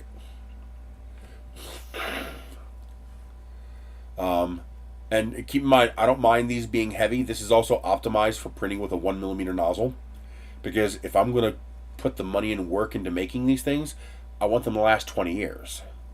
I don't want this thing falling apart in a snowstorm because it wasn't built tough enough. But I could also replace all of my lanterns and have all my lanterns be homogeneous and have them all look the same by putting a hole in the bottom here and putting a post on here, and then I could use my 3D printed mounts to mount it to all my wooden posts. So I might very well do that, but I think I would prefer a 5-sided lantern. I'll have to figure that out.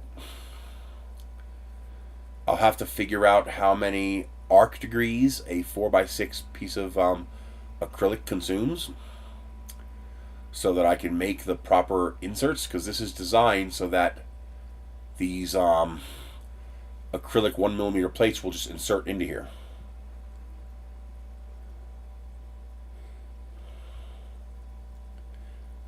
I appreciate that, Big Bad Joe. So this is all designed to screw together. No glue will be required. Although I think,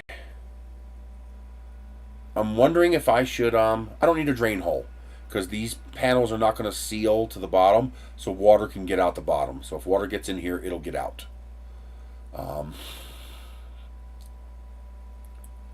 I just have to make sure water doesn't get down inside of here.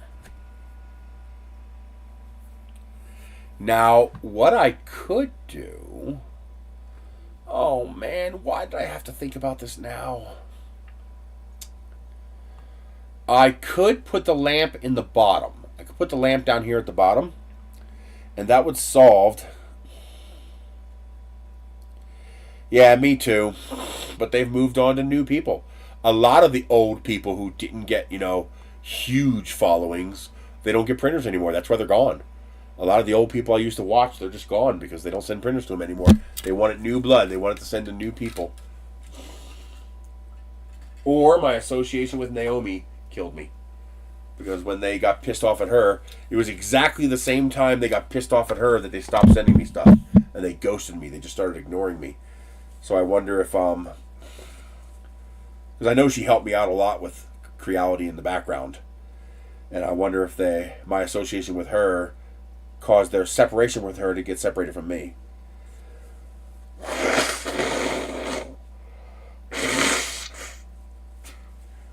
The water will not hurt the plastic. What I'm worried about is retaining water and that water getting in the electronics. Now, listen here. This is something interesting. I could put a hole. I could make this bigger. I can even do one of them. I can make one of these a complete square and have a hole going all the way through it to the bottom so that I can run the wire through this channel to the bottom, and that would allow me to put the bulb down here, which would mean I can use the same lanterns for the posts and for hanging. And I could just run that wire up this channel and through here and come out the top. That would work. And it wouldn't be very hard to design at all. If I did that, it would be a lot more work. It would be a lot more work for me to design it, but it wouldn't be any more work to print it. You would just have to fish the wire through before you screwed it together. But that would eliminate the water problems, because now the bulb would be raised up off the bottom surface because it would be in a socket base. And so even if water got inside of here, it wouldn't affect the wires. And if water followed the wire down the channel, well, this is the lowest point, and that's where the water would collect and drip. The water can't go back up against gravity. It can't do that. Ooh, that's interesting. Yeah, I designed it so that these little acrylic panels that you can buy will just slide right in there. And then the whole thing just goes together. Just like that. And 4 screws put it together. 4 screws through the bottom, 4 screws through the top, and you're done. Oh, these holes have to be made larger. Did I already make those holes larger? I think I did. Yes, that's the 3mm hole. This is the 5mm hole. Okay. So I already did that.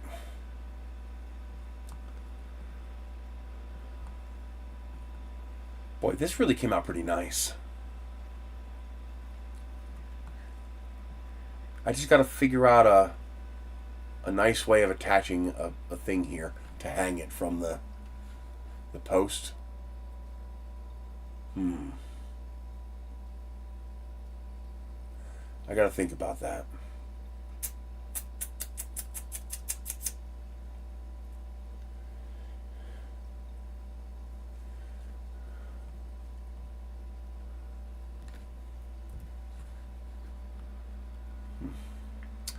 Any other changes would I make?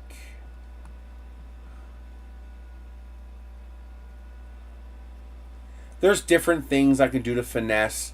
I can add a bevel to the edge of this so it matches this. That might look a little nicer, but I kind of like the way it's nice and crisp here. And with the 1mm nozzle, that's actually going to be a little bit rounded. It's not going to be super, super sharp, which is what I want, a nice little soft look. This will all be printed, and these I could print in any color I want. Now, if I print this in any color I want, it might be worth printing a ring, a decorative ring. To hang on, is this one?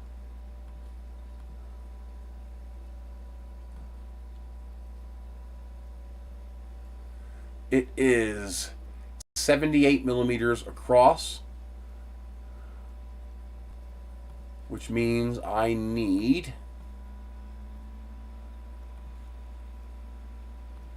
a ring. I need a 2mm wall thickness and a radius of, the radius is the outside, so that's 4mm. 84, that's 42. 42, and max the number of sides. And then, how tall is that base? The base is, I'm guessing that 40mm is the top.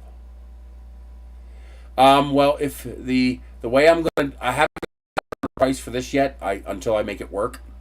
However, the way I'm going to do it is, I know this is probably dumb, but it's I can't help it. It's just the way I do this shit, okay?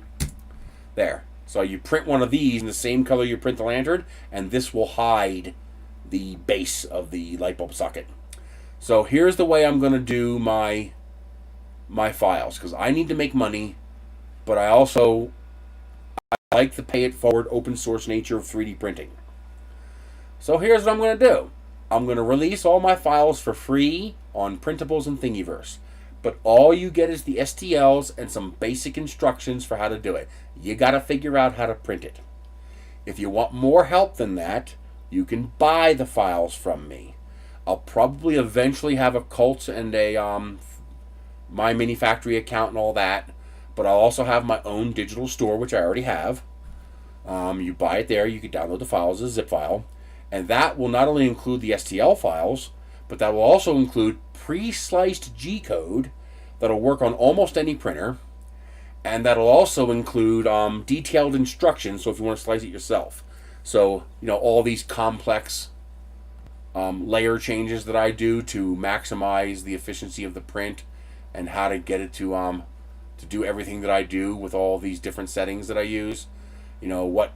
Basically all the settings that I use to make it look like it does, to make it print structurally strong while using as little plastic as possible. I'll not only include the factory files for Simplify 3D, but also the G-code, so that if you have any standardized printer, you can just load this G-code and print.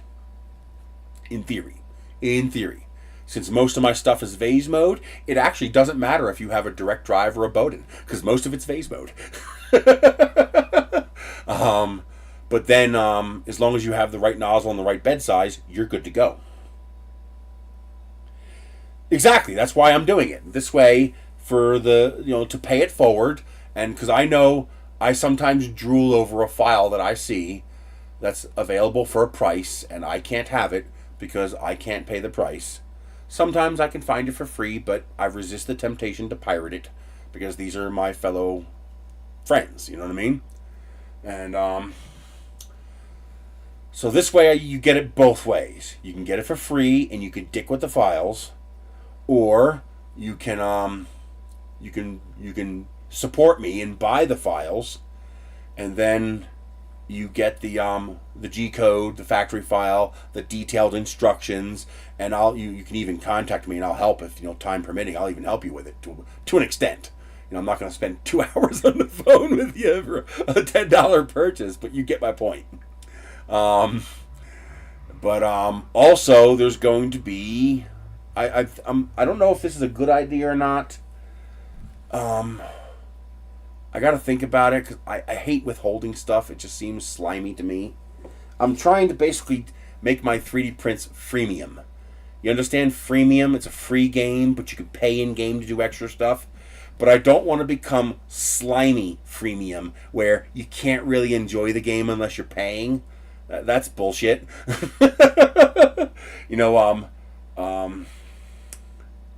What's that game with the ships that used to play? Something Wars. I forgot the name of it. You make fleets of battleships, and you play against other people. I have a couple videos on my channel from years ago. It used to be that you could pay money, and you could speed things up a little bit, and maybe get some custom colors. Like the way League of Legends does it is perfect. World of Warships, yes. No, I don't think so. Was it World of Warships? No, I think World of Warships is different. Yeah, it's Battle Pirates. The name of the game is Battle Pirates. I used to love that game. I actually spent, back then I was making pretty good money. I actually spent about $100 a month on that game. I basically spent what I would spend if I went to the arcade. Back then we went to the arcade, and we would usually spend $100 a month at the arcade if we had the money. Eventually our income declined, and I had to stop all that because I couldn't afford it anymore. But I used to spend $50 to $100 on that game a month. And just to add little things, speed things up a little bit, recharge my ships a little faster. And I was a bit of a terror.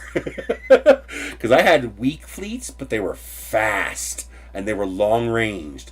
So what would happen is this big bully would come into someone's base and just slaughter them. Like, they should not be attacking that person. They're outclassing that person. They're not even getting very many points for it, because at the time, Battle Pirates scaled the points based on difficulty. So if you bullied somebody who was a lot weaker than you, you didn't get much points. But they didn't care. They just wanted to destroy people. And, they were just assholes. It's too much work to go against somebody who actually knows what they're doing. So they go against all the little people, and they just shit on them. They'll send their fleet from base to base to base to base and just trash all these beginner bases. And so I had what I called my Alert 5 fleet. And this fleet, I had the slipstream hulls, the faster engines. They weren't very strong, but they were faster than any fucking warship you had. And once you started heading back for your base, I would get to your base before you did. Because you can't attack a fleet in motion. So what you had to do is wait until they stopped. And there's a little gap when you got to your base and you clicked enter base. There was about a 1.5 second gap where you could not move, but you weren't in your base yet. And if I could get to you fast enough, I could sack your fleet. Okay? Now, I couldn't actually sack your fleet. What I would do is I would throw out the mud and the, what do you call when you put the razor wire on the ground to tangle up the tanks and the enemies? Basically, I would do that because you can't leave combat until I leave.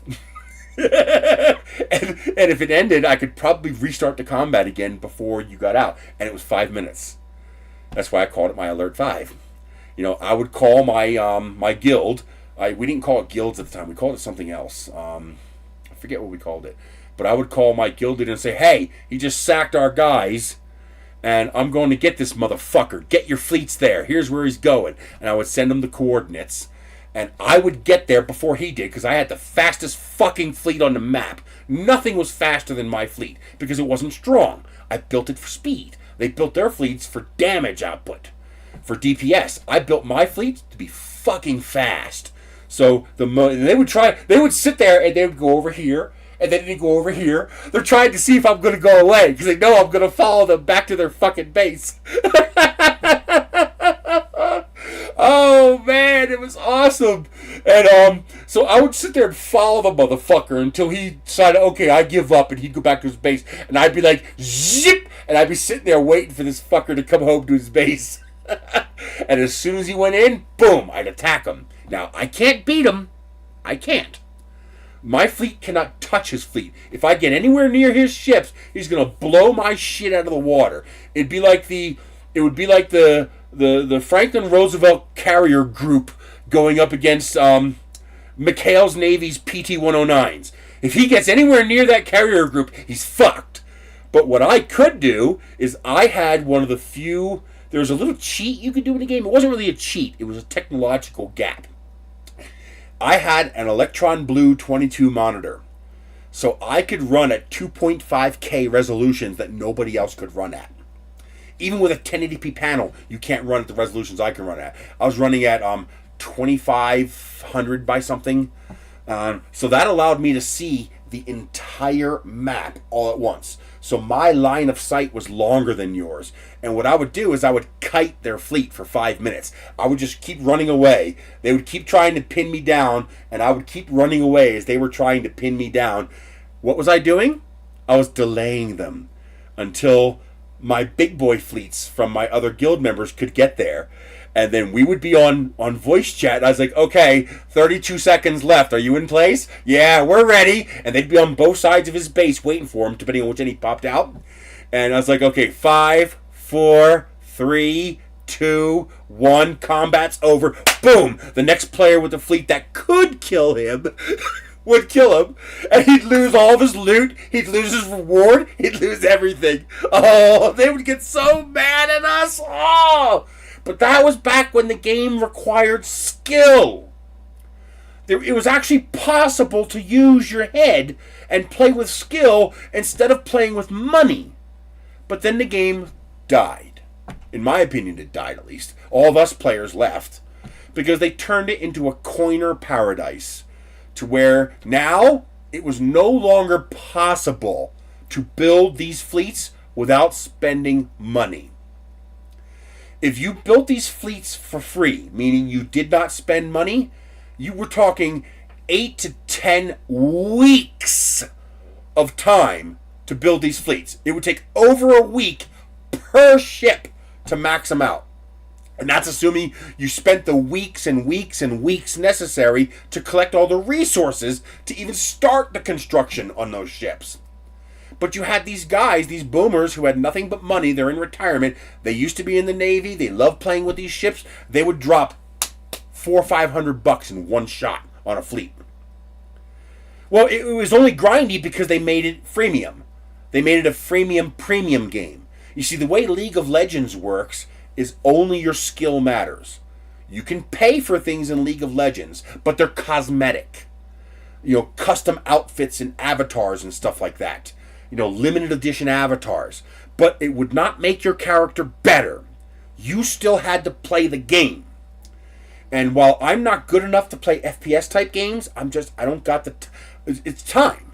You know, I mean, you watch these kids play, pay to win. It's literally, it went from pay for better, which was okay, to pay to win. And once it went to pay to win, all of us people who couldn't afford to drop $400 or $500 couldn't do it anymore. We couldn't play. Even if we spent the 8 weeks grinding to build the fleets, by the time we built it, the next pay-to-win fleet that was stronger would be released, and they would just drop $500, and they would just destroy your 8 weeks of work you just spent. It's like, you just killed the game. I don't know how the game still is alive. I guess there's enough people with more money than brains. You know, okay, I get it. If they have the money and you can make the money, I guess I can't blame you for doing that. But can you at least make 2 versions of the game then? You know, release 2 versions. Release the skill version and the pay-to-win version. And let all the coiners just enjoy their thing in the pay-to-win version. That's what they're doing now anyway. You just kicked us out of the game, basically. I mean, I can't compete against that. I can't spend that kind of money in a game. These people are spending in a couple of months more than I make in a year.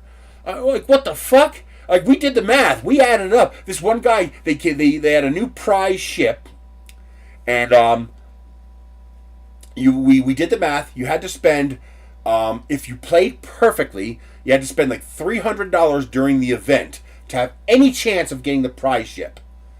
This guy got the prize ship on day 3 of a 4-day event, which means he spent the $300 at least, maybe more. Okay, it depends on how good he is. That's if he's good. That's if he's really good. It's as low as $300. It's more if you're not very good. That's not capitalism. That's not fucking capitalism. Stop calling that capitalism.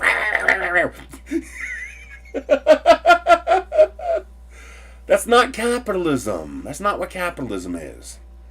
That's closer to feudalism. It's not. Capitalism is good. You know, we had capitalism from 1950 to 1980. That was the best time in the history of this country. Even with all the misogyny, the civil rights issues, and the racism, it was still the best time for everybody in this country. Better than before, better than after.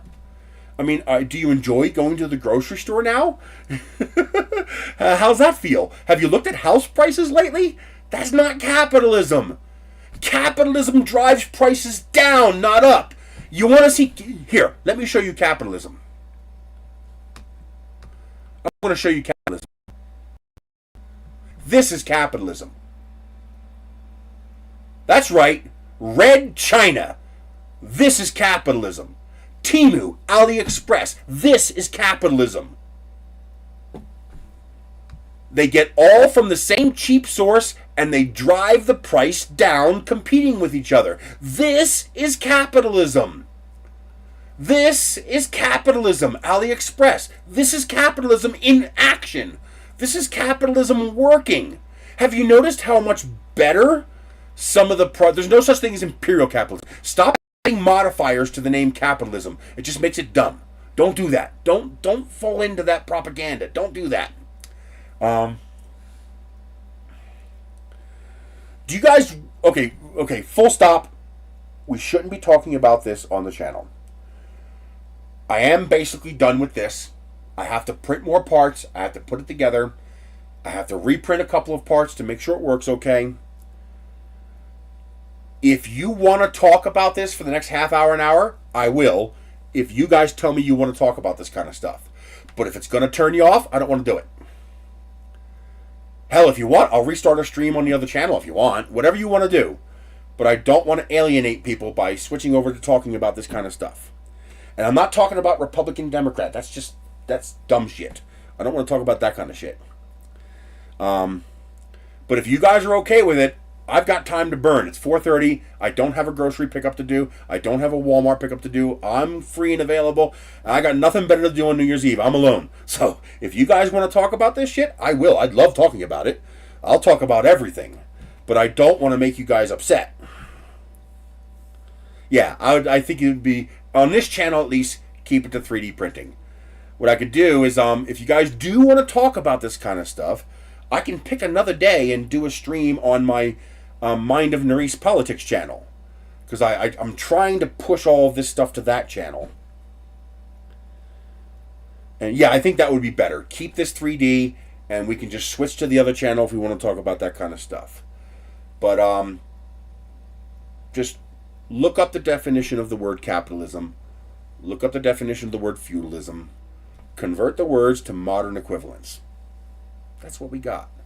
You want to see capitalism? Look at China. That's capitalism. And trust me, their dictatorial government hates it. But they don't want to stop it either because they're making so much money from it. So they don't want to change that either. So I'm going to print this and see how nice it looks. See how it comes out. Make sure it's pretty. Yeah, diversion is good, but the problem is when we divert to other topics, it's usually not a problem unless it's politics. Because politics and religion are divisive. Some people... Diversion, good. Divisive, bad. Is that the right word? Divisive? Dividing people? I think that's the right word. Divisive is bad because it makes it an us versus them mentality. And the people who don't feel like they're on the side that the speaker's on, they leave. And I don't want that. So diversify, good. I love diversions. I'll talk about anything. You know, I talk about everything. Did you see my new earrings? You like this. Little rocket ships. Isn't that cute? I love the little rocket ship so much. Keep the pointy side up. Always keep the pointy side up. Look at that. I didn't realize how big the... Oh, no. The flame is the green part. Oh, weird. It's upside down. Okay, there. Now it's right side up. Yeah, I love those. And they have the screw-on back. So they're comfortable. They don't poke you. They don't stab you. You can sleep with them. No problems. Although I have some earrings for New Year's. I got these. 2025. I love that.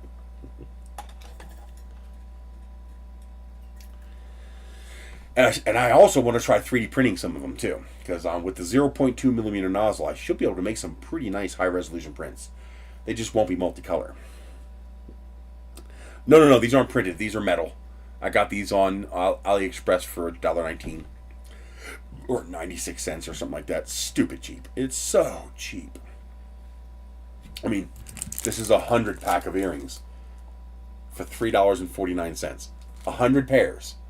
Not 50 pairs, 100 total, but 100 pairs. $3.49. Except they're fucking liars. There's only 50. Because look at that and look at that. It's 2 sets of 50. They sent me doubles. Arrgh! Yeah, AliExpress is great. I love AliExpress. AliExpress is faster than Temu. And now here's a trick with AliExpress, especially when you're using the Dollar Express thing, you know, where you have to buy 3 to 10 items.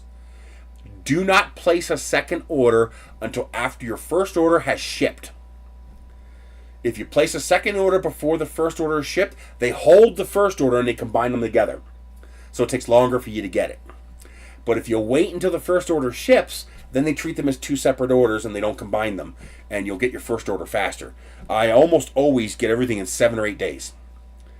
Almost always. 7 or 8 days I get it. Temu takes a little longer. Temu is 8 to 10 working days. So weekends aren't counted. So it's more like 2 weeks. Basically they're lying. They're shipping 2 weeks and trying to make it look like they're shipping as fast as AliExpress. They're not. But... also, Temu has a higher threshold to get free shipping.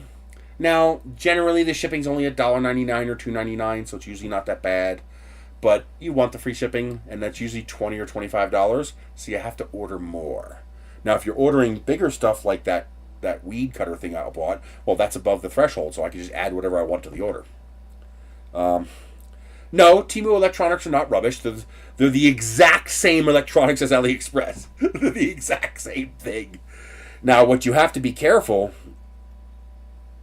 yeah, the AliExpress dollar sales are great. I'll show you some of that. That's something we can go along with. So what you do, it's better on your phone because you can search, although the PC version works better now. They now call it Dollar Express. Okay, so it's this section here called Dollar Express. Now, the prices are sometimes a little cheaper, sometimes a little... ooh, that's a pretty ornament. Ooh, I like that. I'm gonna add that to the cart, but I can take it off later. Oh, that's cool. I love books. So, a heart library ornament, that's just really fucking cool. Oh, I got too many items in my cart. So I'll have to come back to that. Can I click it and favorite it? I always have a lot of crap in my cart. Oh, come on. Where's the fucking little heart? Where's the little heart so I can save it?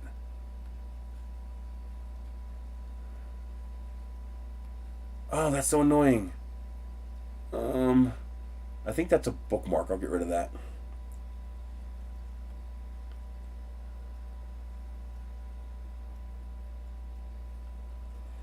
Well, you gotta check your seller out and you gotta check the reviews. The reviews are actually pretty good, but also they make fakes of fakes, and you've got to watch for that. A lot of the times the pictures will be deceptive, but the descriptions will be accurate. and they're preying upon the fact that you're not going to read the prescription. So you look at a flashlight, oh, that's a nice flashlight, and what you get is a piece of plastic, not the piece of metal it looked like in the picture. So yeah, that happens. Now, the advantage of Temu is fantastic return policy. If you get something broken, damaged, or defective on Temu, first of all, check your entire order, because you only get one free return per order, but that free return can include as many items as you want. So if you have 4 defective items in an order, you can claim all 4 on that one free return. So go through everything, make sure it's good. 99 out of 100 times, they will give you instant credit on the site for the full value of the item and tell you to keep it. You don't have to send it back. So if you get a bum one, you get your credit back, buddy. You know, Temu. Okay, this is something that people don't understand, and it's really, really interesting that people don't get this. People get mad at Temu and AliExpress, and that's just dumb, because you're not buying from Temu and AliExpress. When you walk into some of you guys who don't live near one or live in other countries might not understand what I'm talking about. We have something in this country called malls.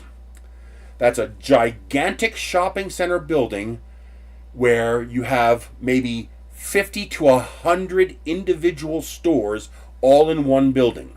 It's like when you walk into a Walmart and they have the hair salon, the glasses place, and the Subway. Those are separate from the Walmart. They're in the Walmart, but they're separate. They have separate owners. A mall, like when I go to the Cottonwood Mall over in Rio Rancho, I'm not buying, well, it's a little different. eBay is direct to sellers, while a mall is the seller has a store. Almost nobody on these sites sells one item. Also, on Temu, if your order arrives late, instant $5 credit. AliExpress, you get a $1 coupon, not credit. So 5 orders are late, you get 5 $1 coupons, and you can only use one $1 coupon per order. It's like, fuck you, AliExpress. So in some ways, AliExpress is better, in some ways it's worse.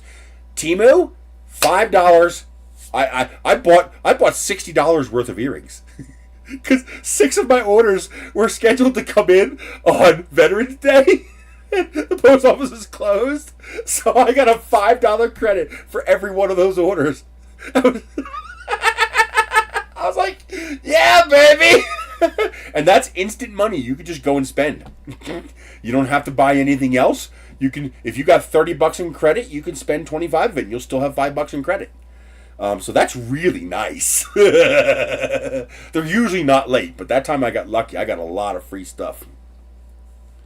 But yeah, sometimes there is a difference, because you're going to get one manufacturer who knocks off a product from another manufacturer and uses subpar components.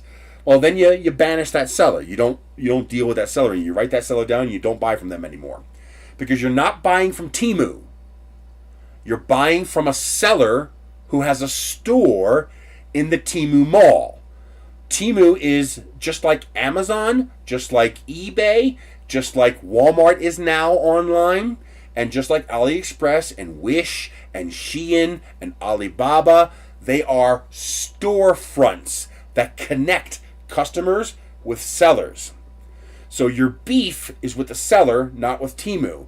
However, because Temu and AliExpress are massive storefronts that these sellers want to be a part of, the mall owner can exert pressure.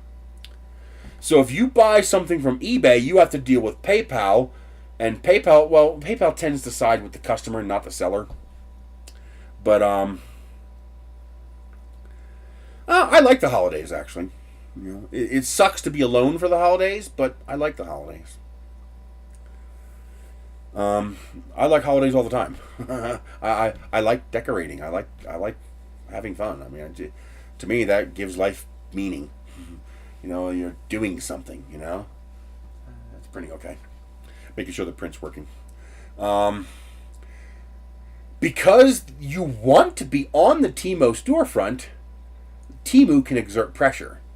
And if you rip a customer off, Temu will help you out. I've had no problems with electronics on Temu. But then again, you know, I do tend to go over it pretty carefully. And I guess it depends on what you're ordering, too. If you're ordering stuff that's prone to being knocked off, then that's going to be a problem. But so far, But then again, the vast majority of the stuff I've ordered from Temu has been non-electronic. But, I mean, I ordered these bulbs off Temu. I ordered that death machine off Temu. I mean, I've had no problems. I've ordered kitchen stuff off Temu. Earrings and stuff is obvious. I mean, you know, but I also know what to look for. I tell people, when you look at something, like this is actually a pretty big problem with jewelry, is a lot of the times they're going to, because the jewelry's so small, they're going to use a rendering to show you what it is. And the problem is, a lot of the times the render looks better than the final product. Sometimes the difference is minor. Sometimes the difference is, ooh, that's pretty. Oh my God, that's horrible garbage. And so you gotta look. Really, you're gonna fucking nag me when you know I'm busy? And I hate the fuck that this... I'm on a stream, Michelle. I can't talk. And she hangs up. Screw you. I think it just reached its limit before I got to it. Yeah, so far I've had no issues. And now it's a pain in the ass. You get your money back, you can reorder it, but you gotta wait 2 more weeks. So yeah, that's a pain in the ass. But that's the price you pay when you buy from China at 1/10 the price of local. That's the price you pay. That's part of the game. That's why I like buying through Temu and AliExpress, because that marketplace can exert pressure on the seller and enforce quality control. If I get something that's garbage, I tell Temu this is garbage, and they just give me my money back. You know how they can do that? They take the money back from the seller. It's like, well, you just lost this amount of money because they said it was garbage, and they sent us a picture, and we agree it's garbage.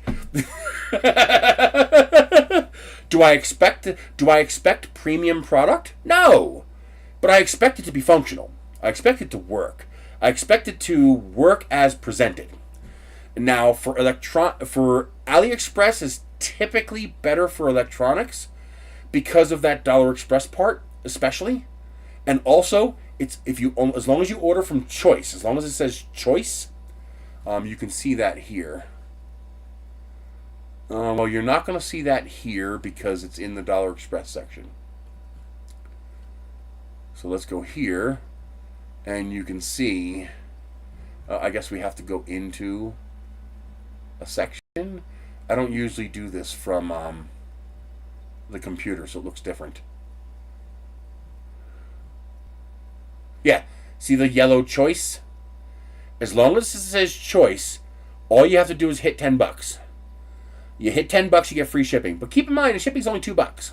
Okay? See, this is 30 cents cheaper on the Dollar Express. Here it's $1.29, but in Dollar Express it's a tiny bit cheaper. The other, I want to buy one of these too. These are the same price, $1.59, but supposedly it's a 20-watt PD charger with an output meter. I like that. I want to try that. I've gotten bad oh, you can't see what I'm looking at? Nope.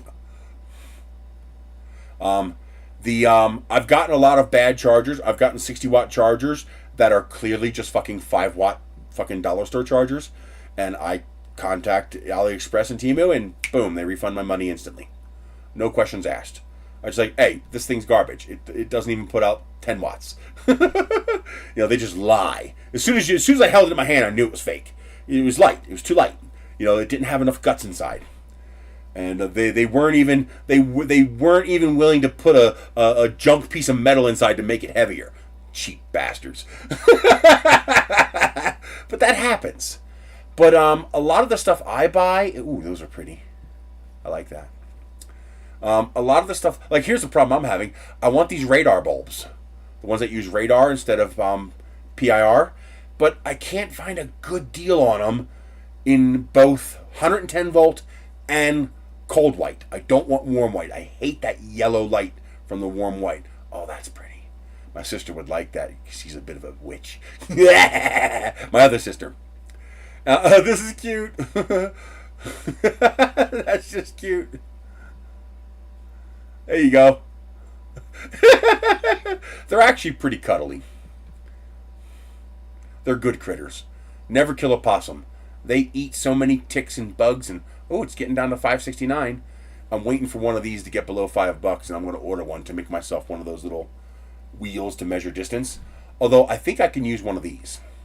I think I can make this work. It depends on if I can disassemble it and access this contact inside here. Well, then first of all, make sure you use it heavily, and make sure you max it out. If you buy a 20-watt charger, make sure you plug something in it that draws 20 watts, and push it hard. If it dies, report it and get your money back.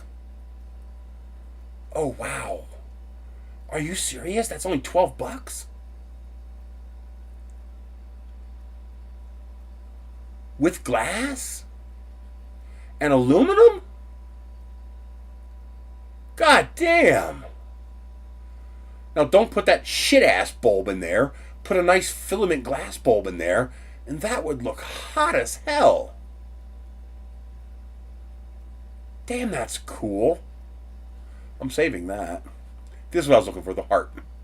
So I can save it to my wish list. Well, it takes a regular bulb, so I don't care what the size is. As long as it fits a regular bulb. Here we go. It stands out from, it's 6 inches wide. It's 13 inches tall. And it's 7.5 inches out from the wall. So it's 6 by 13 inches. That's pretty big. That's a normal size wall sconce. That's fucking beautiful for that price. That's $50 at Home Depot. And it still won't look that nice. Let's double check that before I talk through my ass.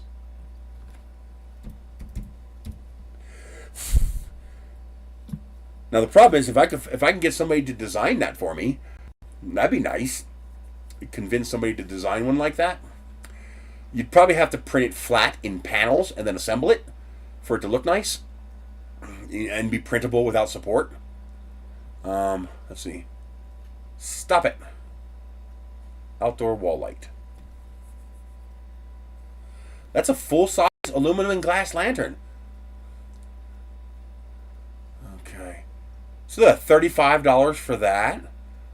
Oh, yeah, right. $52 for this one. That's oil rub bronze color stuff. That's a pretty nice. It's Westinghouse. It's pretty nice, but still, here's something that's not nearly as nice, and that's $70 for one light. So he shows two, but you only get one. $90 for that one. This is getting closer in what do you call it? Elegance. That's 19 inches. $90. And none of these are as nice as that.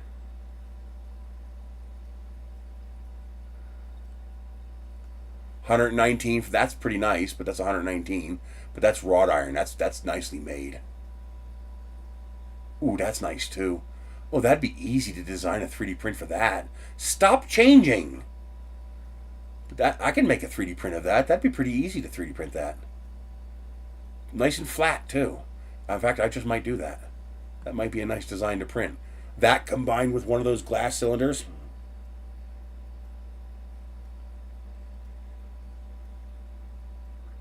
Well, what Tesla explosion? What'd they do? Did something puncture the battery? That is always a concern. If something punctures that battery, you're in deep shit.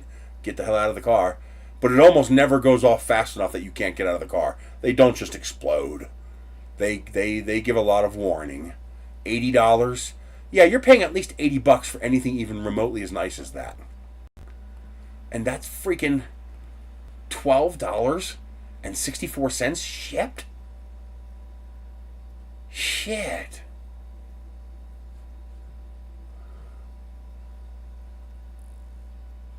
It doesn't have a battery in it.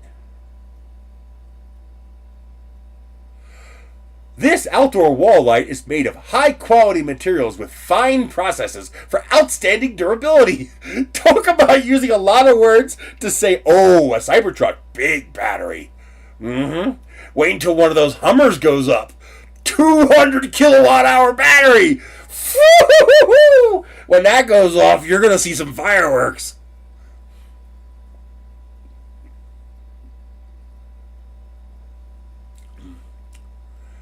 high adaptability. It applies to an E27 bulb of different types, such as LED and incandescent. This is Chinglish gibberish. Well, here's what I want to see. It says material aluminum and glass, which means if you order that and it's not aluminum and glass, you send a message to them and say, hey, it's not aluminum and glass. Said it was aluminum and glass, and you get your money back. I want this. Even though I'd rather 3D print my shit, that's beautiful for that price. Who cares? Even if it's poor quality aluminum, it's aluminum and glass in a beautiful design for $13. I could buy 10 of them for the price of one at Home Depot. So I really don't care. That looks beautiful to me. And if you don't like this fakey rubbed bronze antique brass color, sandblast it and paint it. It's easy enough. Or just paint it. You could paint that, get some grill paint and paint that flat black. Stick it in the oven to cure the paint and done. You have a beautiful wrought iron looking flat black thing. And like that cap looks like it's a stamped cap and sitting on top of it. I don't know if that's one piece or not. But I don't care. If that's metal and glass and looks even remotely like this picture, that's absolutely stunning. And those detail shots look pretty good too. I mean, that does not look bad. Wow. You'd pay more to buy the pieces of glass that are in it. You saw the glass was $1.85 a piece. That's got 6 pieces of glass. That's about the price to buy the 6 pieces of glass. Gee, I'm definitely saving that. That's absolutely beautiful.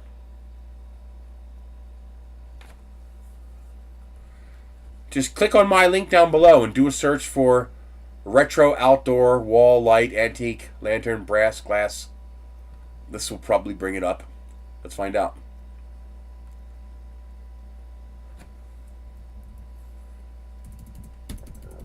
Looks like it limits how many characters you can put in. Let's see if that's enough.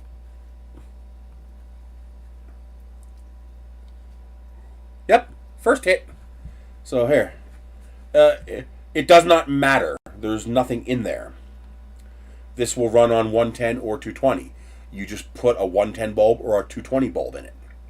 They make it's an E27 bulb socket. You can run this on 12 volts, 24 volts, 110 volts, or 220 volts. You're just running a light bulb. As long as you don't exceed the 100 watt rating of the internal socket, you're good. It's just E27. That's absolutely beautiful. The only thing is that I would not put that kind of bulb in there. That kind of bulb looks like garbage in there. Hell no. You put one of these in there. Hang on, I'll show you.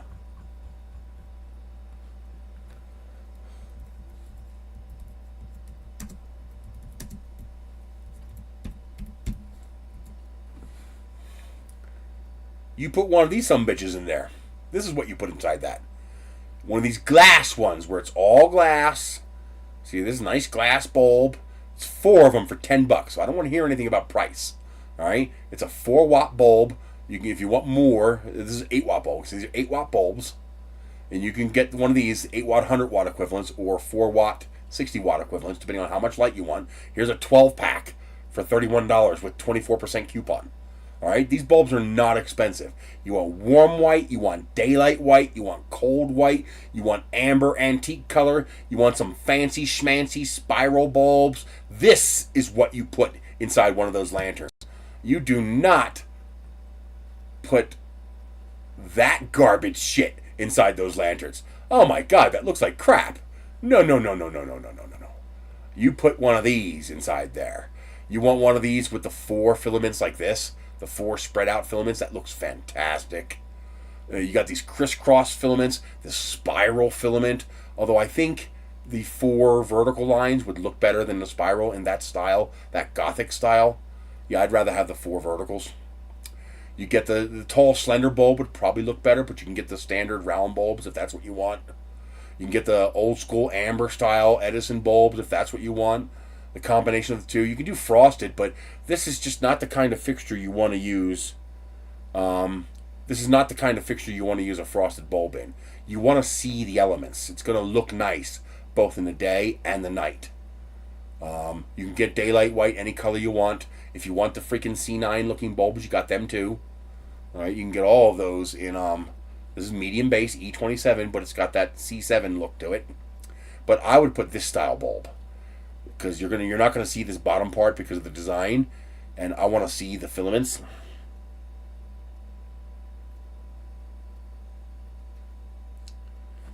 Yeah, I'm not typing all that. Can I copy it?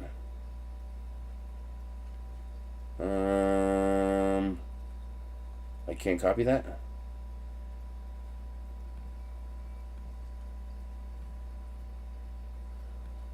Oh, there it goes. I can copy it. Copy. Where? AliExpress, Amazon, Temu.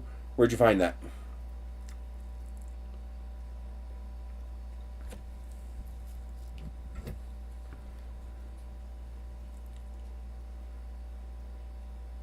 Home Depot. Home Depot.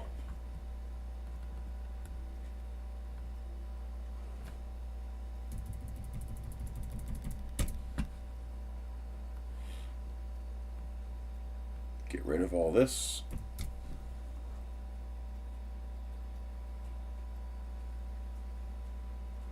Now, see, now we're getting there. This is nice too. I see, now this is my preference. I like this kind of design. I really love this style of light. If I could find that equivalent on AliExpress for $12, oh, I'd be all over that. Is that the one you were talking about? But that is beautiful. That's a beautiful light. Oh, the leaf details. Oh, I love these details. That is such a... I would prefer a clear one of these. This is good if you're going to put a frosted bulb in it. But with a filament bulb, I'd rather have this be nice and clear. But that really is a beautiful fixture. Big, too. 18 inches by 10 inches. That's a nice big fixture, too. I don't see that on Home Depot search. It's not coming up for me. Here, hang on, Mike. I can fix that. Mike, add as moderator. Standard moderator? I guess. There. Go ahead and post the link. Only moderators can post links. YouTube sometimes lets some links through, but most of the time it doesn't. But now that you're a moderator, you can post a link, so post a link again.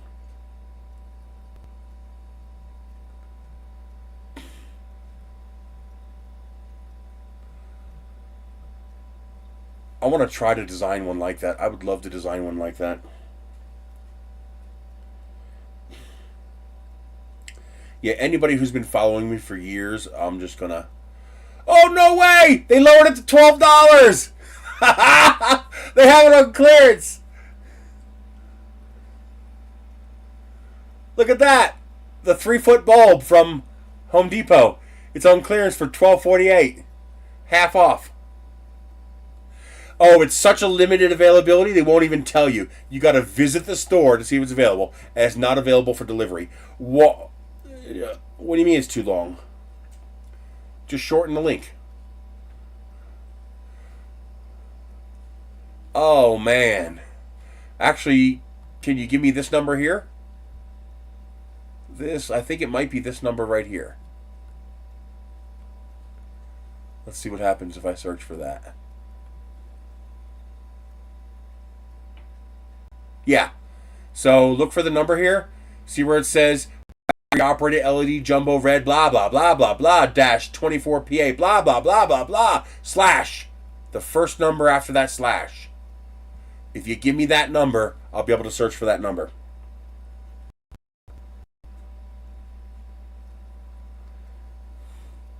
So this, HomeDepot.com/P/. Big long name with a number at the end, slash, then a number. Give me that number. There we go. Ah, come on, mouse. Copy. Paste. Let's see if that works. As long as you're in the US, it should. There it is. 1-star review! How much are they selling for? $33! That's actually not bad. That's not a bad markup. You know, that would actually be worth visiting a store to see if you like it. Yeah, pick up at Eubank, so you can go to the store. You could pick that up and look at it. They're even using the same pictures as AliExpress. See, this is capitalism. AliExpress and Temu are forcing them into capitalism. They would, I guarantee you, if that wasn't available on Temu or AliExpress, they'd be selling this for $100. Guaranteed. Guaranteed. But because it's $12.64, they can't overprice it too much.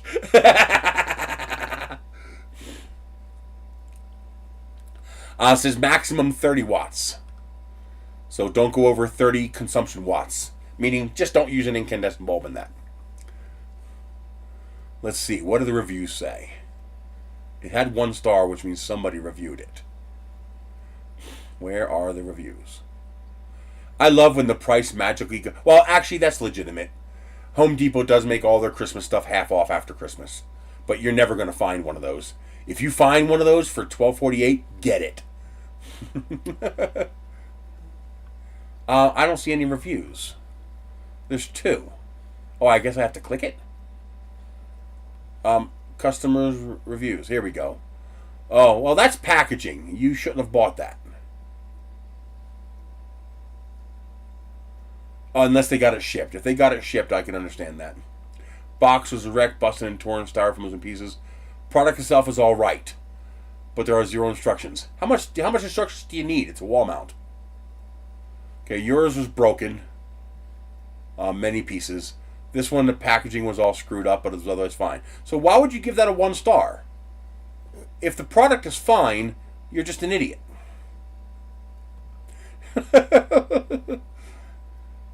Now, this is something Home Depot should have done.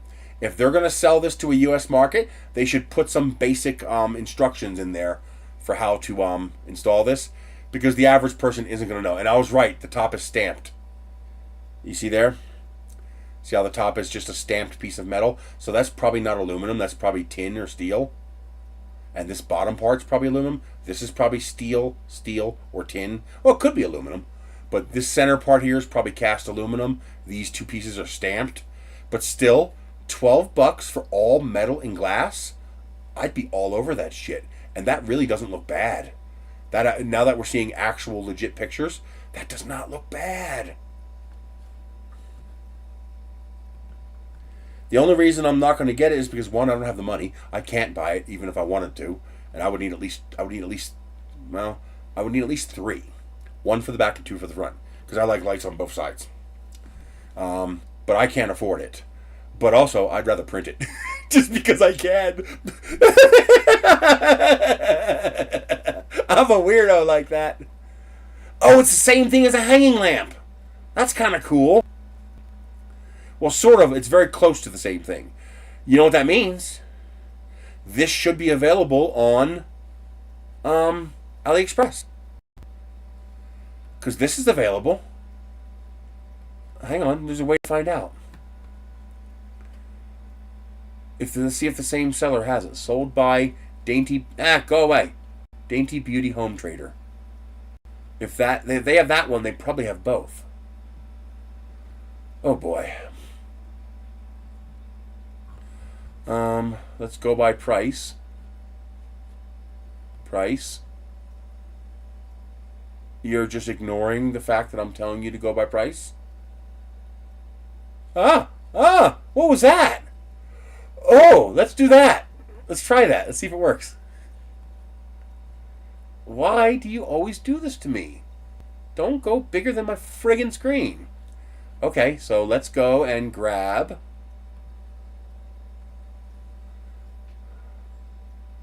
Let's see.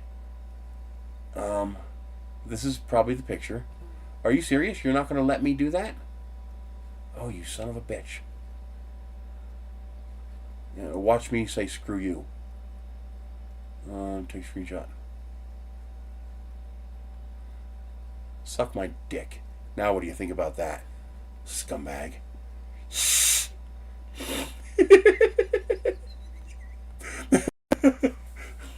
Ah! I got the picture. What are you going to do about it now?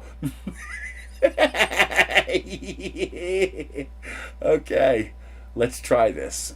Downloads, screenshot. Let's put that over here.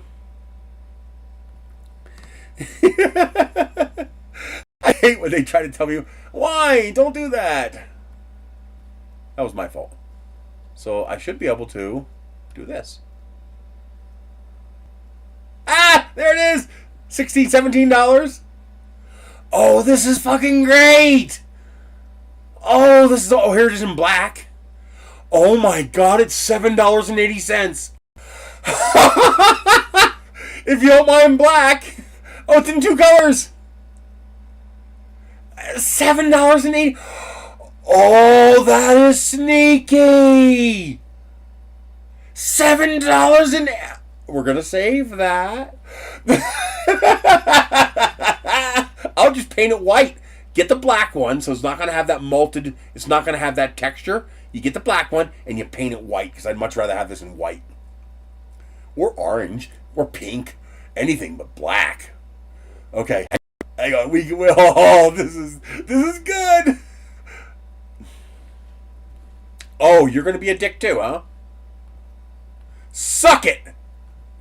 And now what are you going to do?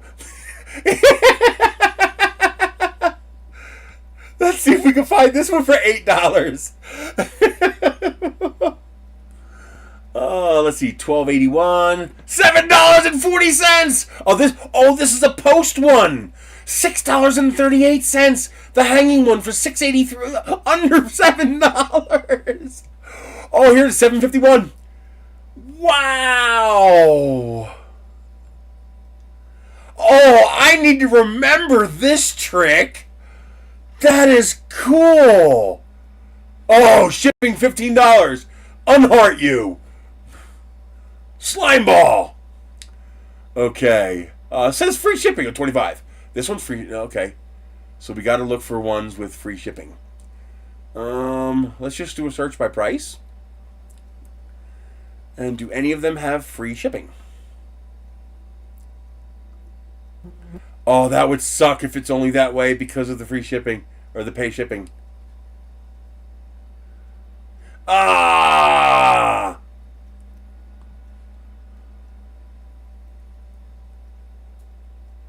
That's so lame. So we have to look for one that says choice. Will it tell us if it's choice? Free shipping. Well, still, $15. That's the wall mount one. I didn't realize they had different kinds. They have a post mount too. And they have a double mount. Oh, that is cool. Oh.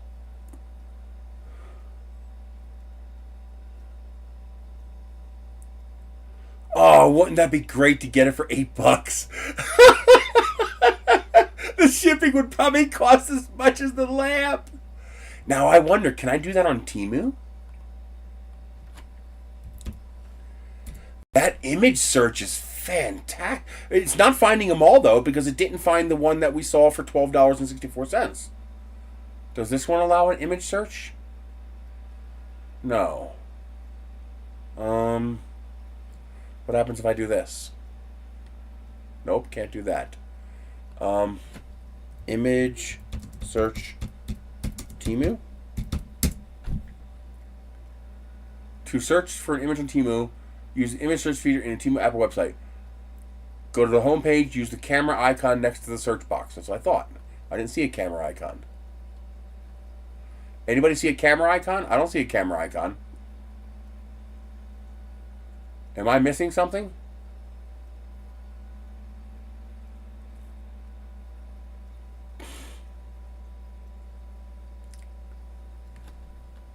I do not see a camera icon.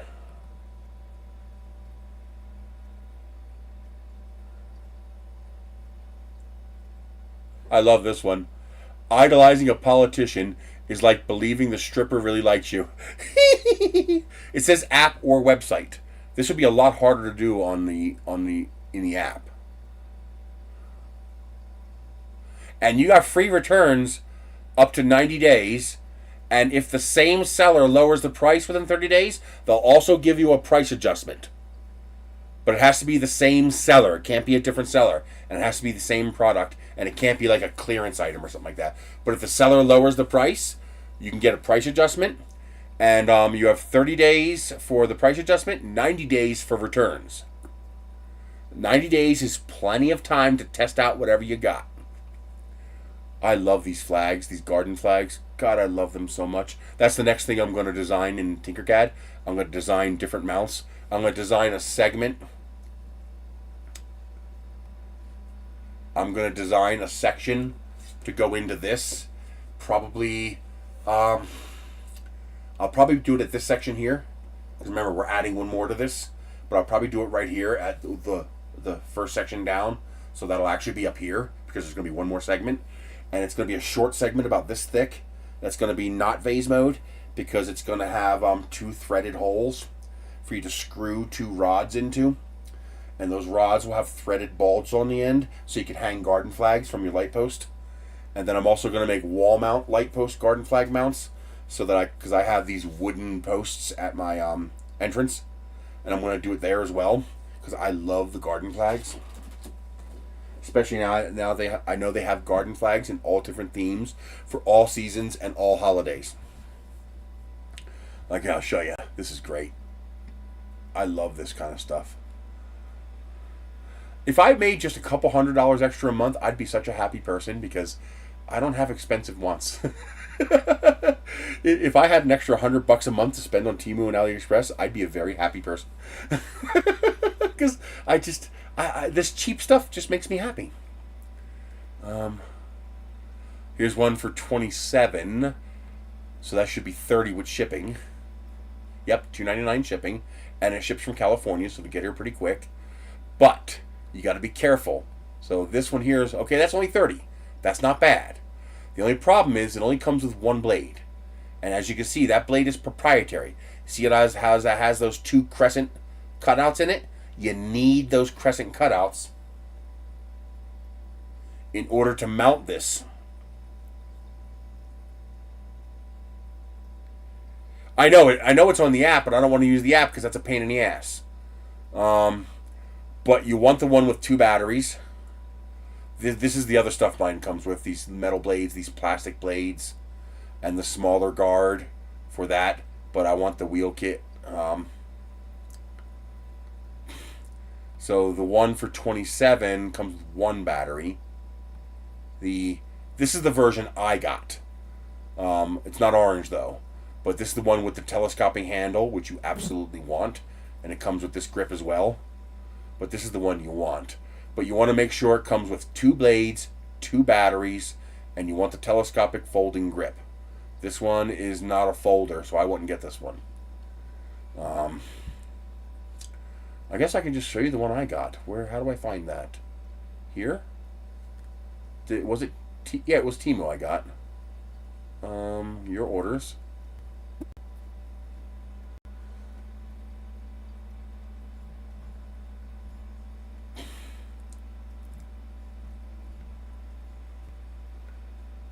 Few more. Here it is. This is the one I got. $35.61 total. It came to 34 something with tax and everything. Oh, I'm missing pieces. Oh no, that's the wheel things. Okay, so this is the one I got. It looks like it's a little more now. Yeah, I got it for $27. It's now $30. It's only a $3 difference. Oh, it's free shipping. Okay, so free shipping means it's just the same price. I paid $27 plus $3 shipping. This is $3 more. It's the exact same price. But this one comes with the 2 batteries and the 2 blades. It's got the folding handle and the telescoping handle and the extra grip. And it even comes with a little tool pouch to hold all the little tools. So that nut and washer is to hold the guard on, that plastic guard on the back there.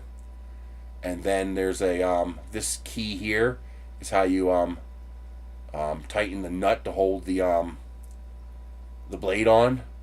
And then these two wheels, that center part spins, and it just spins onto those. See the nut in the back there?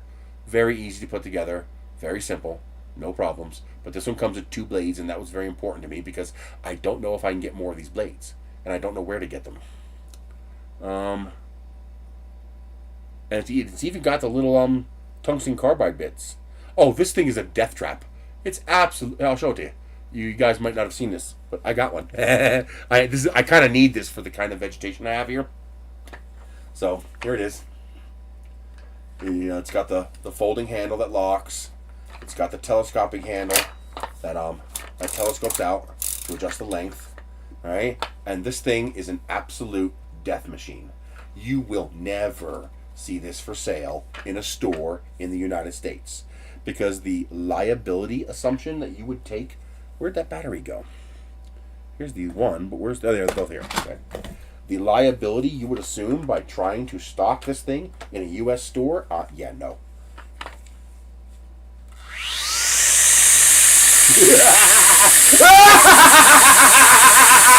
Now watch how long it takes to stop.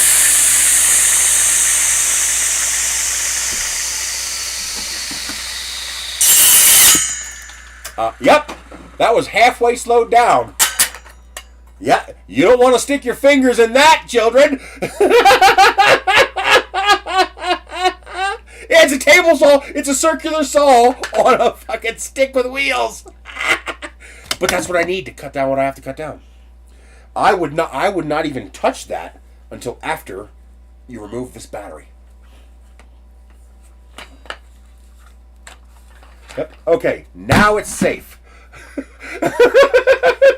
But I wouldn't go anywhere near that until you remove this fucking battery. Because if this thing accidentally goes off while you're touching, or some kid turns this on, if a gopher sticks its head out of the ground when you're, that's wrong. I can't remove that thought from my head. Mike, you're an asshole. All I can see is a little vole's head going, ping! You're cruel. Oh my god. That's bad, dude. That's bad. But you'll never see that for sale in a U.S. store because Americans are idiots. Oh, no, actually, I stand corrected. Everyone's idiots. I've seen plenty of videos from New Zealand and Australia and China and Europe and Africa to know you're all idiots. Everyone's idiots. They're everywhere. The things I see people do, it's just like, why did you do that? Do you want to die? It's like, why? It's not like it's this complicated nuclear football that, I accidentally pressed what I thought was a video game. No! Anybody with two working neurons can look and say, maybe you shouldn't do that.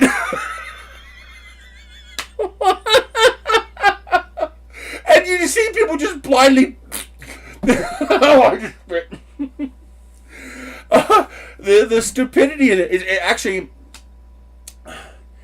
okay, it's not really stupidity. I guess it is a form of stupidity.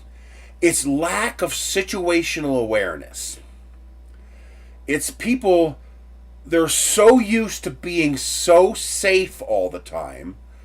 It's one of the downsides of making a very safe environment is that people, it's a form of complacency. People become complacent. They're so used to everything being so safe. Oh my god, it actually hurt my throat laughing that hard. You're an asshole, Mike. I can't get that image out of my head. Those poor little voles and gophers and prairie dogs.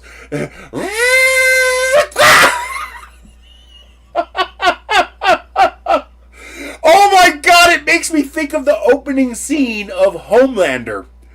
When A-Train blows through the guy's girlfriend while he's holding her hands. Oh, it was such a gory scene, and they made it bloody, man. She just like, holy shit. Go watch that opening scene if you want to be grossed out a little bit. It's like, well, they didn't hide nothing there. The boys, that's right, the boys. The Homelander with the boys. Yeah, I get it. I had wrong name.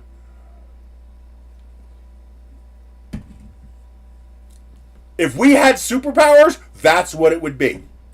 That's a realistic interpretation of superpowers. Yep. Guaranteed. That's a realistic interpretation of superpowers. Superpowers are fake. I'm not talking about the superpowers, you idiot. I'm talking about what would happen if you gave human beings superpowers. That's what we would get. Wackos like that. Oh, boy. But Superman, he's an alien! That's why he's not an idiot. You think I'm kidding? You want to know why we haven't found alien life yet? Because there are subspace quarantine beacons surrounding the solar system. I've seen them. They're there. There's subspace beacons all around the solar system. You go buy one, it blasts your ship with a signal and says, "Are you fucking nuts? Turn! Don't go this way! They're crazy! Roll your windows up! Hit the pedal to the floor!" Because we're nuts. Oh, the boys is a bit crazy. Woo! And boy, Homelander's got mommy issues. And then burns a hole through her head. Oh my god, they're crazy.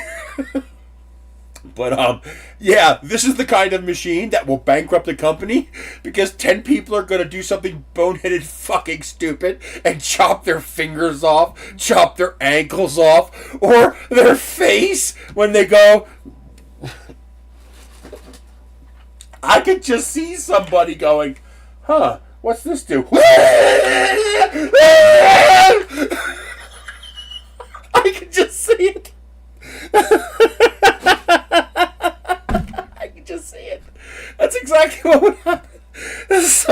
Some idiot would please tell me he didn't procreate. No, he never had sex. Good.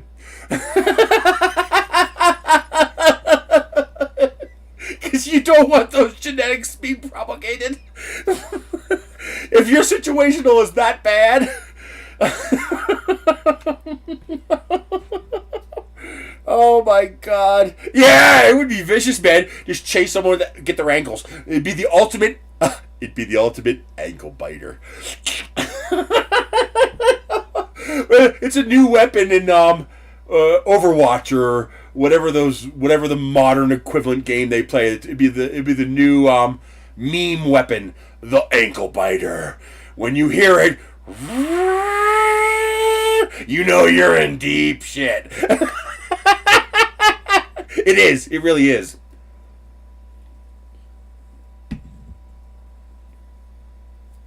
But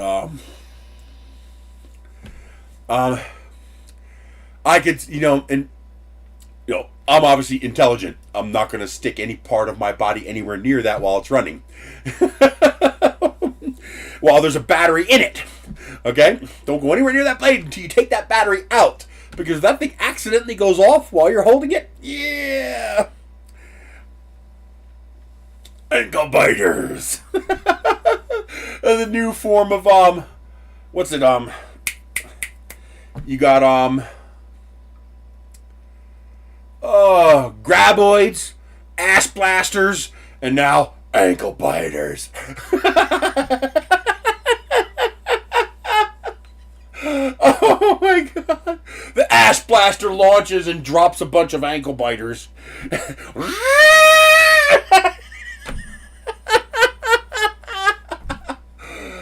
But in my environment, this is a very good tool.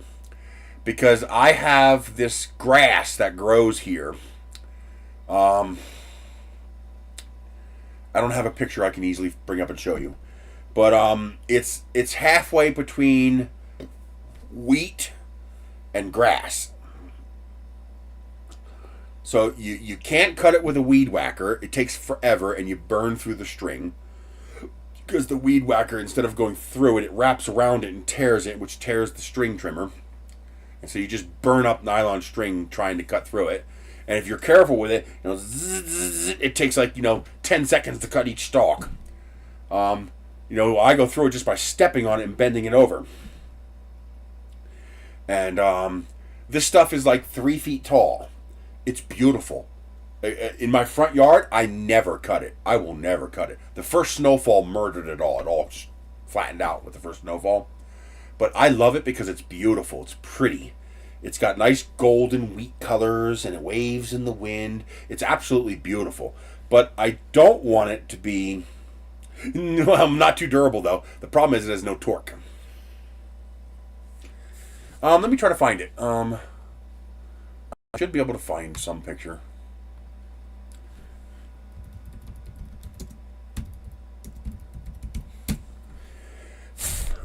I got pieces of that damn thing all over the place.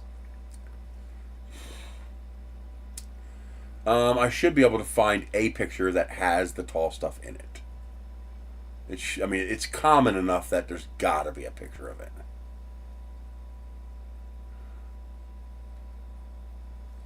I'm just doing an image search for Edgewood, New Mexico, and I'm seeing if I can find a picture.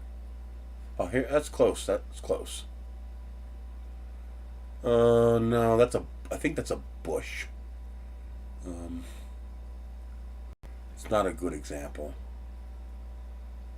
Nope, that's not. Come on. I know there's got to be a picture of the tall stuff.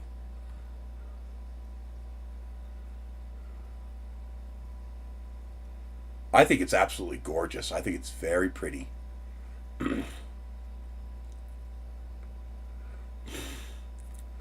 But you got to get it during the right season. Basically, July through September.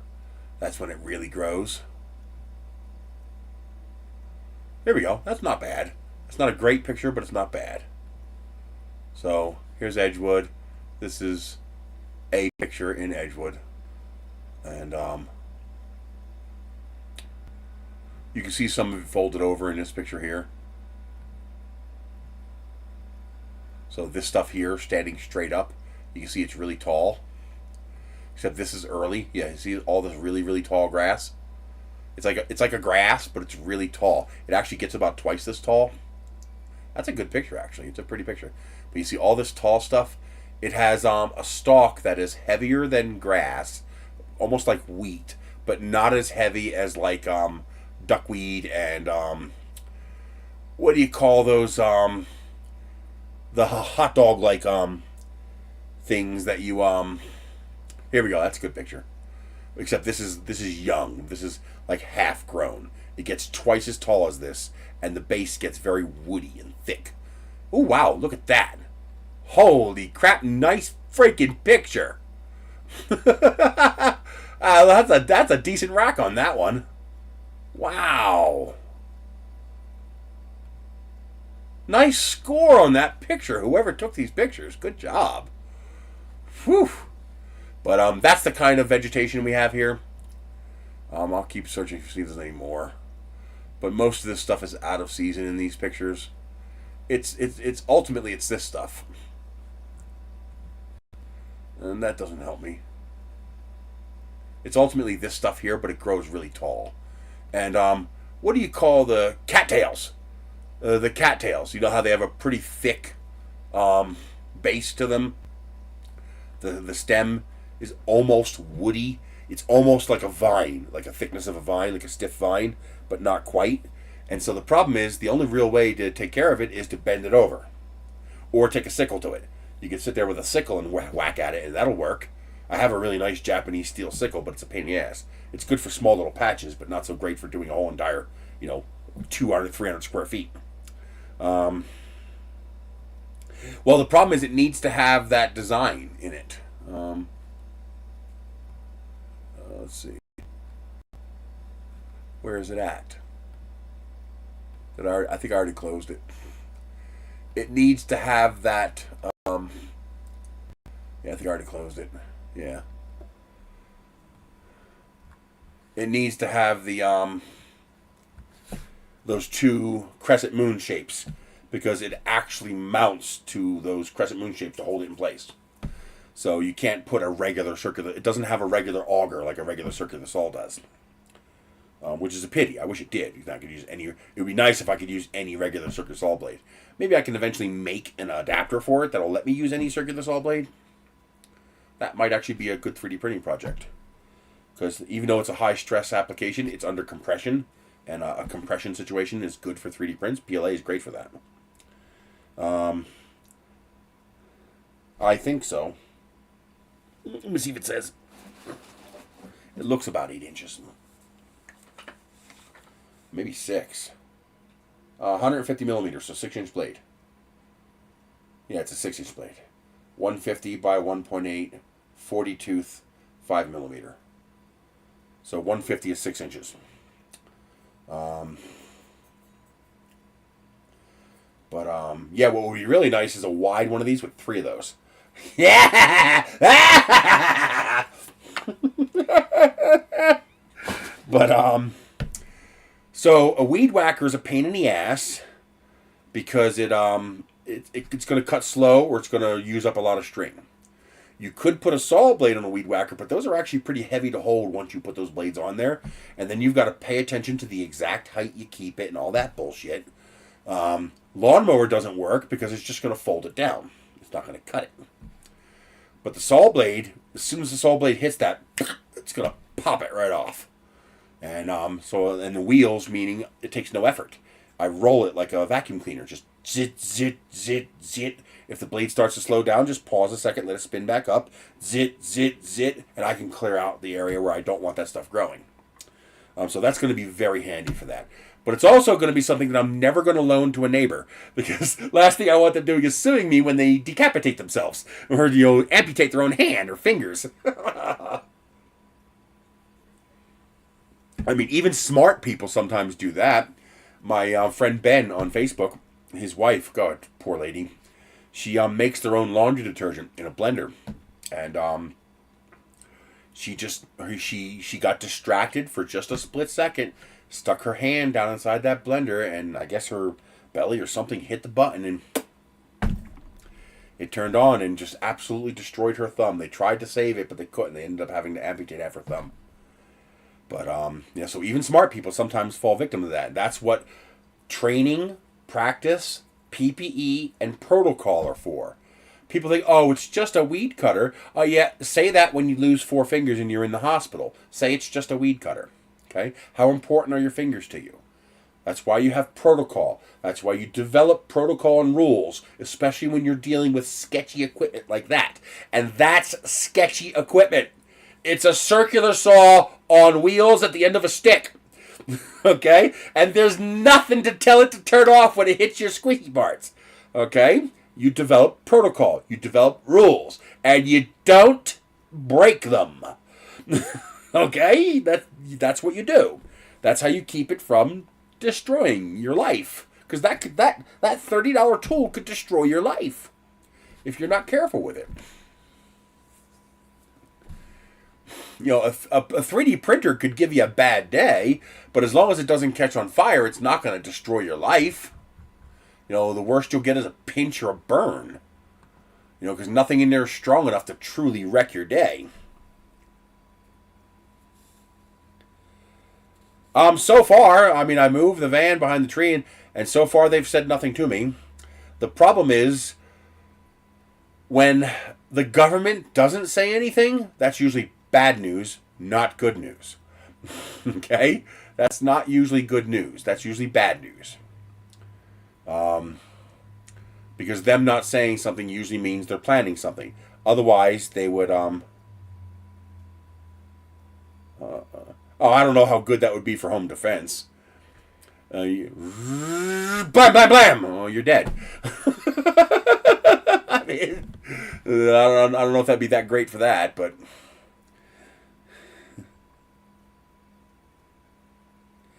Oh no, I'm going to wear pants, and I'm going to wear a full face mask.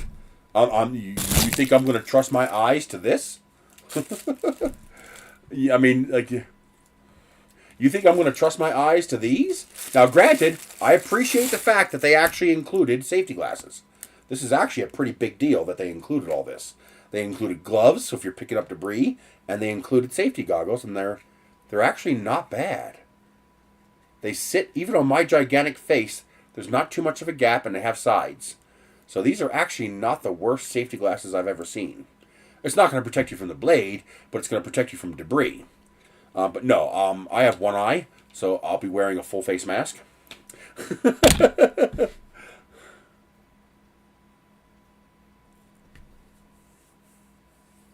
Oh! But it does have a guard on the backside, which is very good. So as you can see, there is a guard on the backside here, and that's a pretty stout guard. So you don't have to worry about debris coming out the back. So this is going to be in front of you. So any debris is going that way. So any debris is going to go this way, to the right. So you just want to make sure you use this right-handed. So all the debris goes that way.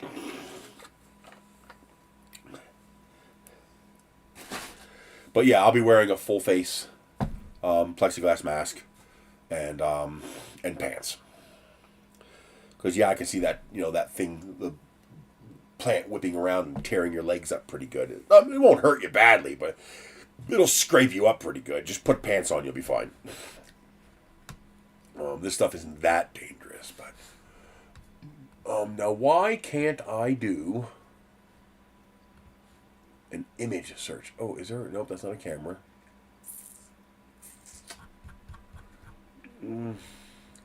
Why would they hide that? I can't think of a valid reason why they would hide that. Unless someone just stopped including it there for some reason.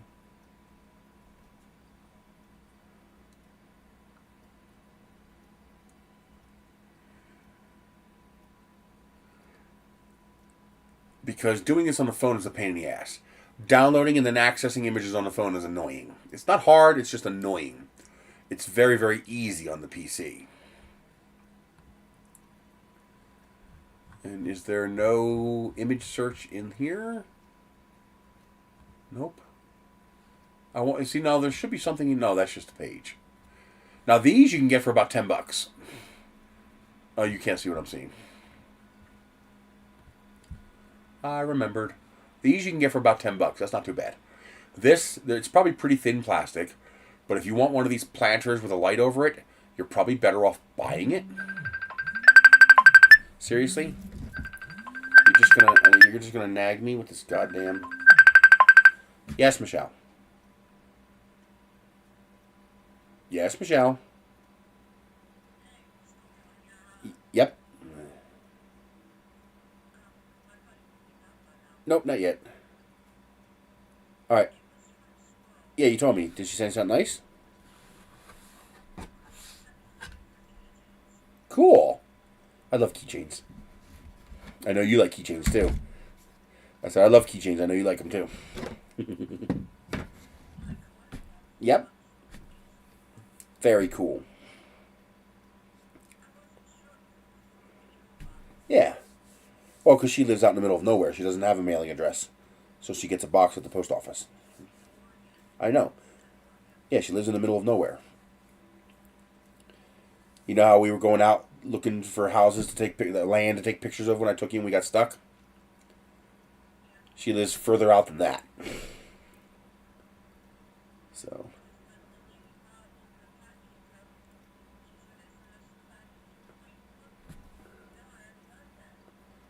Okay. Alright, send me a picture of what you get for dinner and I'll call you when I'm done the stream. Okay. Okay. You got it. Bye. Love you too.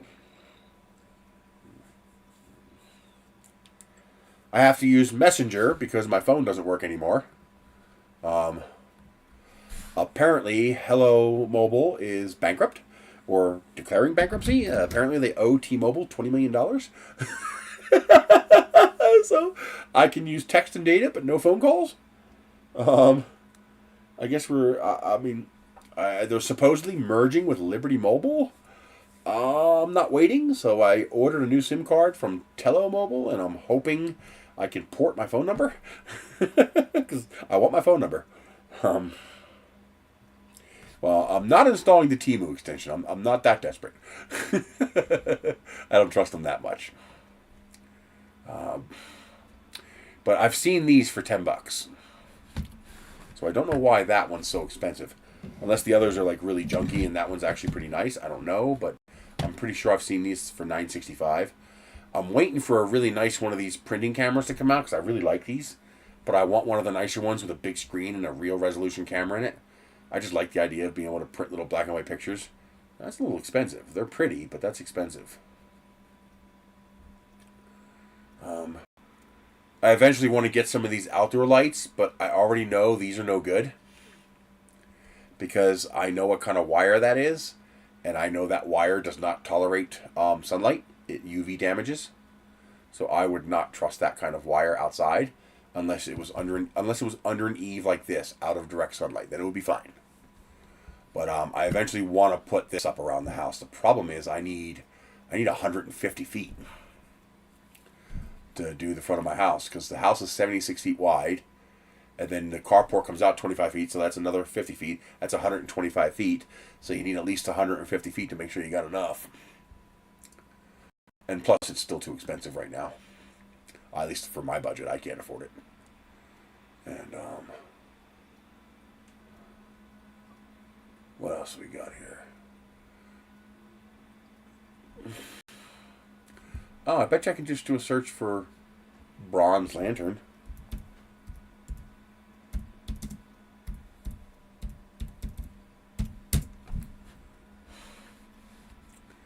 That kind of works. We got some. These are solar. Those are solar. They're candles. Those are pretty nice. That's a nice one right there. I like that. See how much nicer the multi-sided one looks? The six-sided? I really like the hexagon-shaped ones. That's probably what I'll do as a hexagon. But it would have to be pretty big for a 4x6 piece of plastic.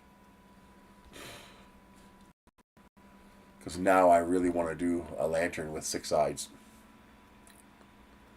Ooh. That's nice. That's actually nice. You can put any bulb in that. It's got that frosted glass.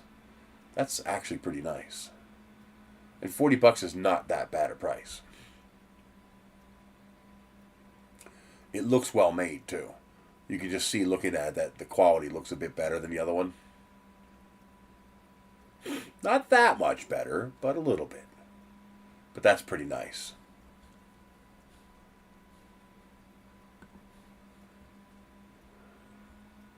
But that's not dirt cheap give me 6 pricing. That's what I'm going to get. They have a $10 plan that only gives you 2 gigabytes. I love the fact that there's nothing in between that. Like, I want a $15 plan that's 5 gigabytes. See, 2 gigabytes I can use up in a month. 5 gigabytes I almost never use up in a month. But the next plan is 10 gigabytes for 20. It's like, give me something in between. But they don't want to because they want you to pay 20. They don't want to offer a $15 plan because they know that's the plan people will take. Because they know most people don't use that much. Oh, wow.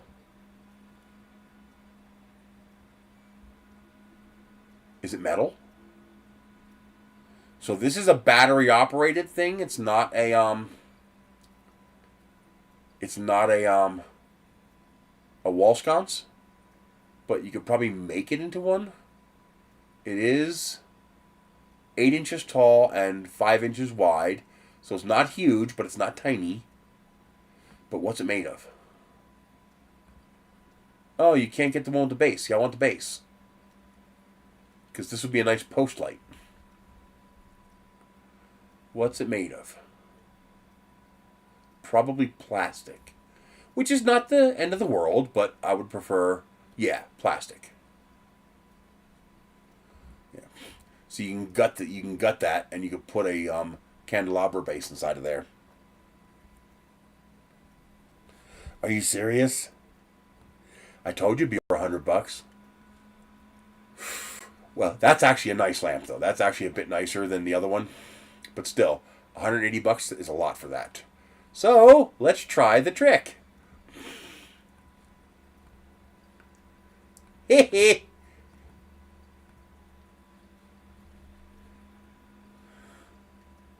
Oh, let me unfriend you, since you are $16 shipping. Screw you. Okay.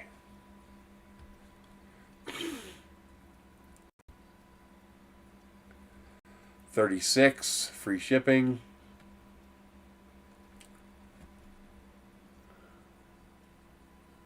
Hello, come on, load.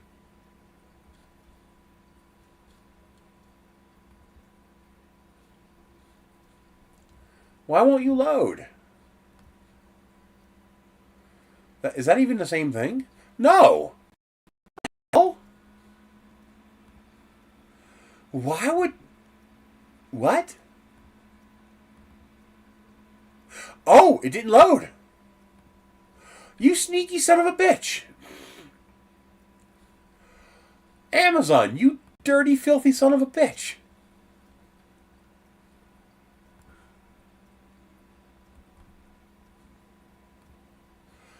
They have a cover tile.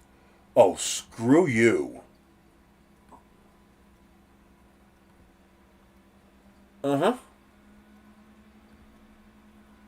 Let's, oh, wait a minute. I can do it from here. Ah! Screw you. Don't be assholes. I hate when websites are assholes like that. Lick 'em.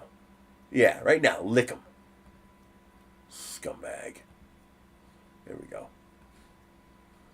Like, no wonder it brought up crazy results. Oh, well, there it is for $8.40. Even with shipping, that's going to be cheaper. Oh, $20 shipping, so it's $29. Wow, they really want to sell it for $30. Because there's no way that costs $20 to ship. That's just to bring the price to $30. And watch, this will be slightly less shipping. No, more shipping! Ouch! He's trying to screw somebody. Wow, this guy's trying to sell it for $162. No, you could buy it for $28. Free shipping, $28. Oh, man. How much is the shipping? $23. That's a different design. Ooh, a hanging version.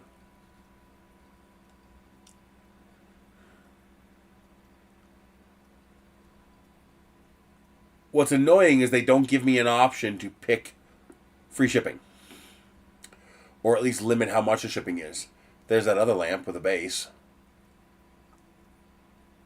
So it's also showing similar. Ah, that's the one I like. That's very similar to that leaf one and similar price too. Oh, that's a solar one. $178. Ow! Ow.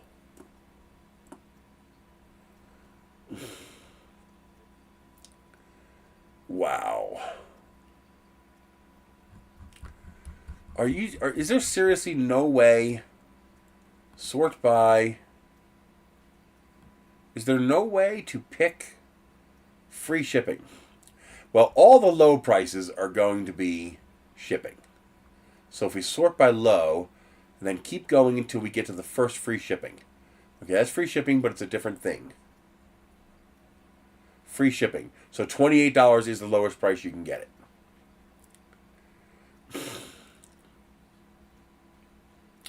But they both ship from the US, which means it should be possible to find this from China for less than that.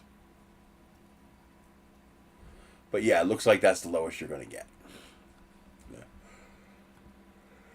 Still a hell of a lot cheaper than the other one.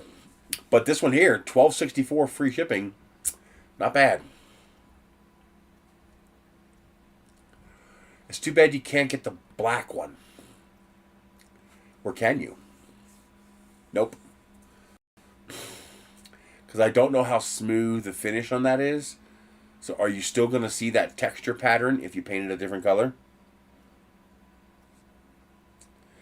Coupons are there are almost no general application coupons. However, usually somewhere in the listing, it'll tell you if any coupons apply. Or maybe it's in the cart.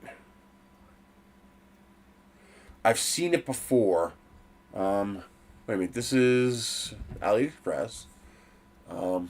I've seen it before. Let me see if it shows it on the phone.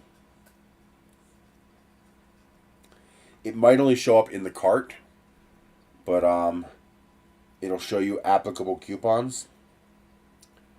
Free shipping, fast delivery. Yeah, it shows it on the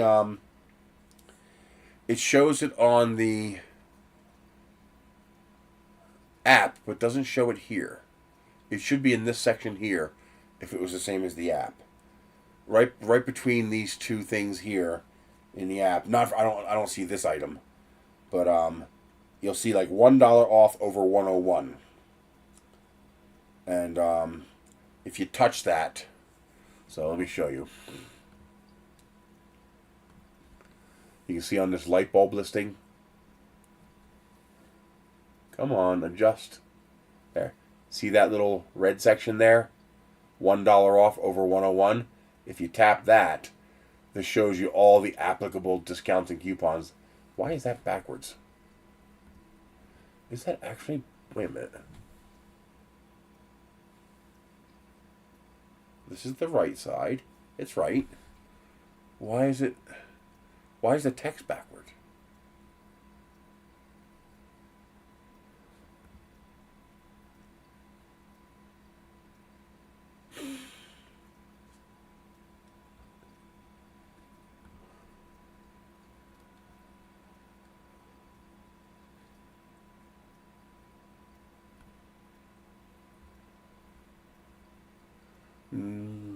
No. Now the background's backwards, but the text is right side over. What the hell? But now I'm reversed. Because this is my left side, but it's showing up as my right side.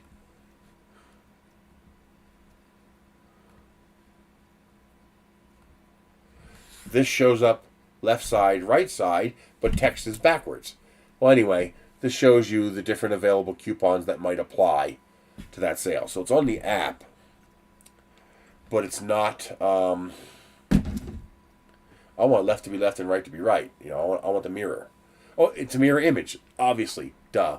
Okay. It's going to be inverted in the mirror.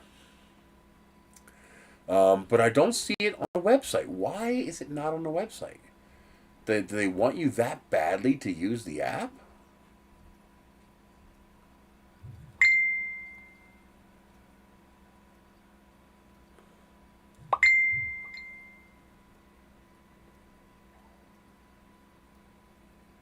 Huh. Yeah, I don't see the coupon thing anywhere in here. But yeah, coupons are seller specific, because remember, this is not an AliExpress store. This is an AliExpress marketplace. Now, where they make deals, where you get coupons on AliExpress, is here. Dollar Express, Super Deals. Okay, these sections here are where they put lightning deals and other deals. That's your coupons. Now, you also get stuff that pops up like this. Can you see that? No. Come on. You get stuff that pops up like this. These are the big coupons. Okay? So these are pretty weak. They're usually a lot... sometimes they're stronger than this, but these are pretty weak. Happy New Year, Maker Viking. $8 off 69, $20 off for $159. It's a progressive linear discount. So you put in this coupon code, and you can get $8 off if you order more than $69 worth of stuff. So this will pop up every now and then. But also,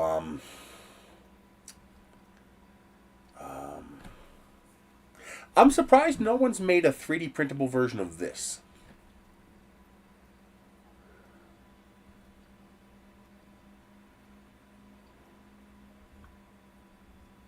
Hello. Where's the thing I clicked on? That's bullshit. You're just not going to take me to the thing I clicked on? You're dumb.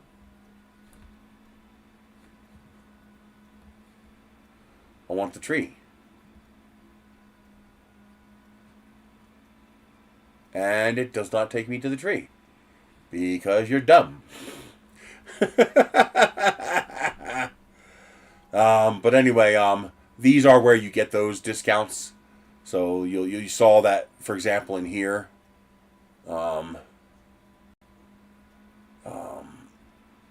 Like this was $4.19 outside, but it's $3.59 in here. This is $1.59 outside. It's $1.09 in here. This is $4.29 outside. It's $3.19 in here.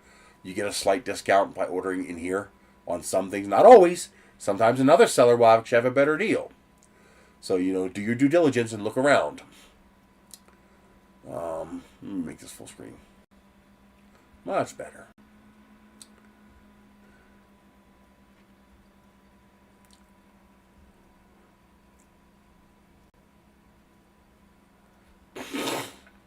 You also got to have some resistance when you want to order stuff off AliExpress and stuff like that. When something brand new comes out and it's hot, it'll be higher priced. If you just wait a few weeks until the thrill wears down and the sales start slowing down, the price will start coming down. Like I got, how do I find it?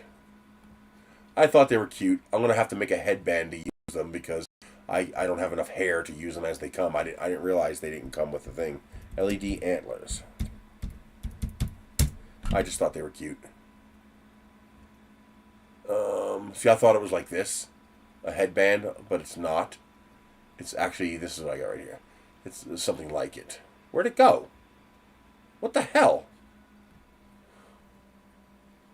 But, like when these first came out, they were 12 to 18 bucks because they were hot.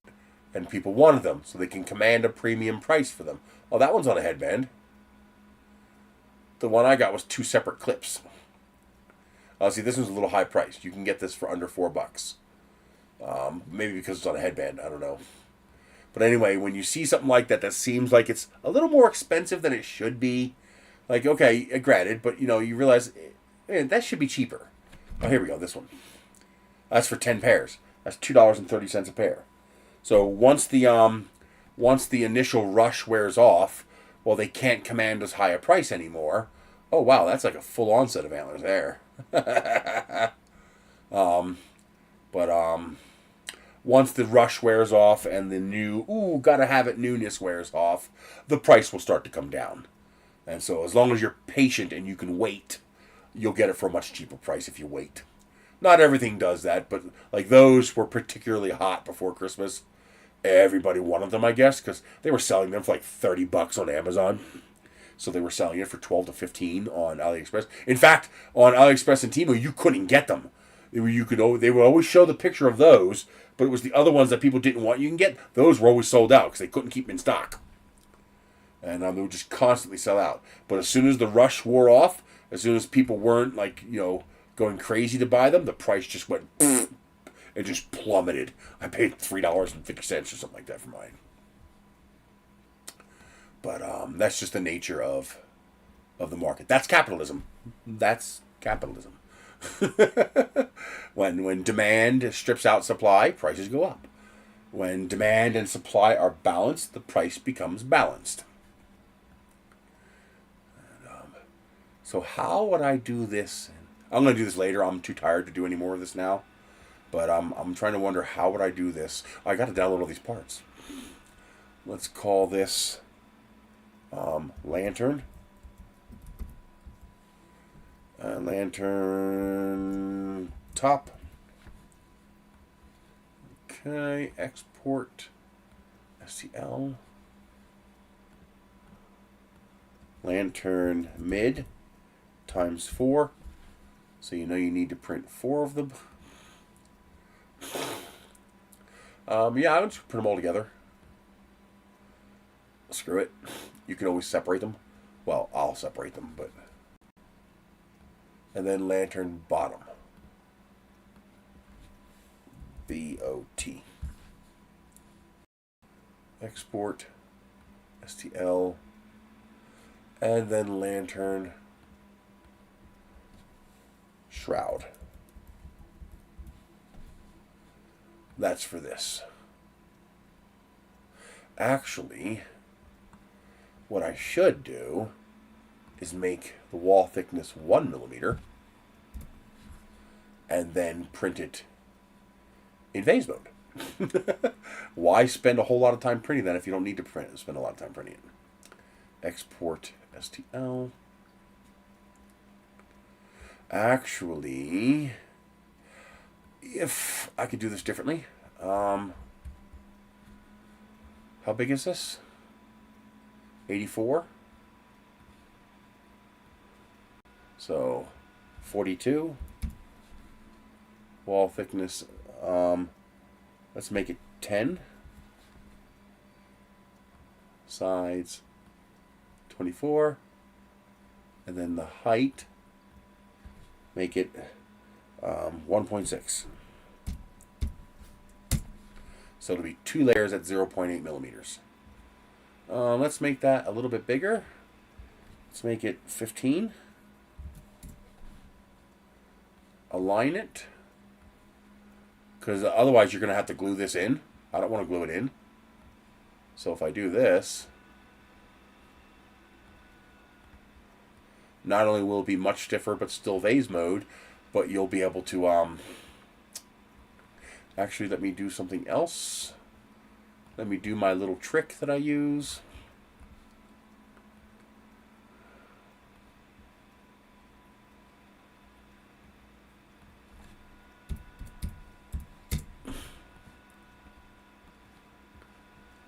And align, freeze this, do that. So we join these two parts first, and then we join this part. This way the first section can be printed without jumping, without printing two separate circles. Then we go to downloads, we delete shroud, because we're going to re-download shroud. Now the reason I did this is so that you don't have to glue this in. With that lip on the bottom, when you screw the light in, you just put that on first before you put that in. You put this on, and then, oh, wait a minute. That might be too large. Let's find out.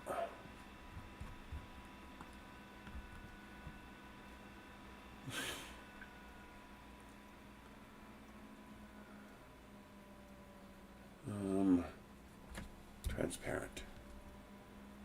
Okay.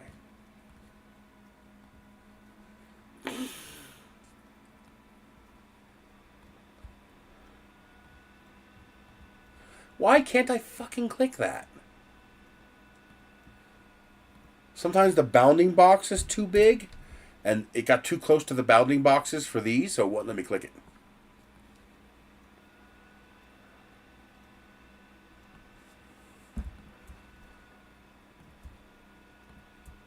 Although I just screwed myself because now I can't touch it. Okay, I got to make it a tiny bit smaller so I don't block those holes there.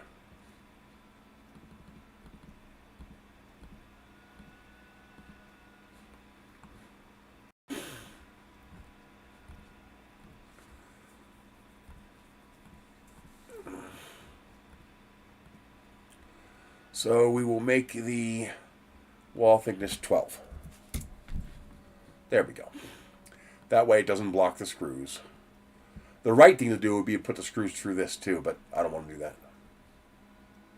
There we go. Now we export the shroud. There we go. Oh, I got two. So I gotta delete this one and then make this one properly named. So what you do is when you go to put this together, you would just stick this on here before you stick the wires through, and then you would screw your light socket in, and this will cover up the light socket. If you're printing it in white, you don't have to do this. Oh, it's super easy. Once you know the idiosyncrasies of it, it's so easy. So if we were to install this to show you what it looks like, let's do that.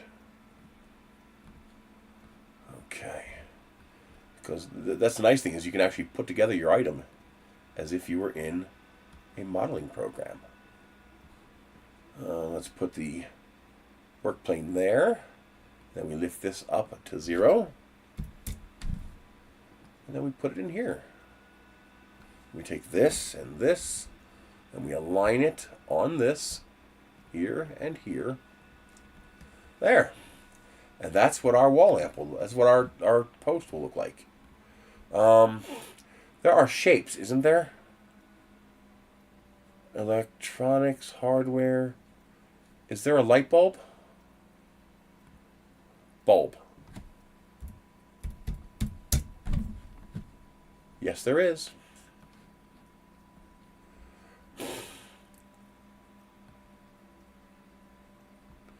Let's make it transparent so it looks like a filament bulb. Well, we probably can't. Not close enough. Oh, it's transparent. So we do the same thing we just did. This is good for making instructions. Where's my stuff? How do I get rid of this? Oh, that's out. We go up to 0. Okay. And then we align this and this. Align it with this. Here and here. And there we go. See? It covers up the light bulb socket. This thing here. It'll cover this up so you don't see that. Now, if you're printing it in white and you're using a white socket, you don't need to do this. But if you're printing this in black or, you know, a fancy color or something like that, you print this little socket here, you install this in between the two. It doesn't block your screws. You'll see in a second. Come on, there it goes, see? You can still get to your screw holes right there and there. So it won't block your screw holes. And then you just screw this in, and it'll sandwich in between the light bulb socket and the plastic. So there'll be a 1.6 millimeter gap there. That's fine. And then your bulb will sit in there like that. That seems pretty small for a light bulb. I'm guessing a light bulb is actually bigger than that. Would you go through already? Jesus. How long is that? 107 millimeters. How big is a light bulb?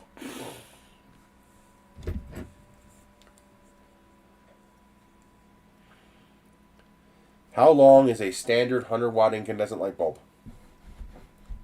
Here are some results from the web.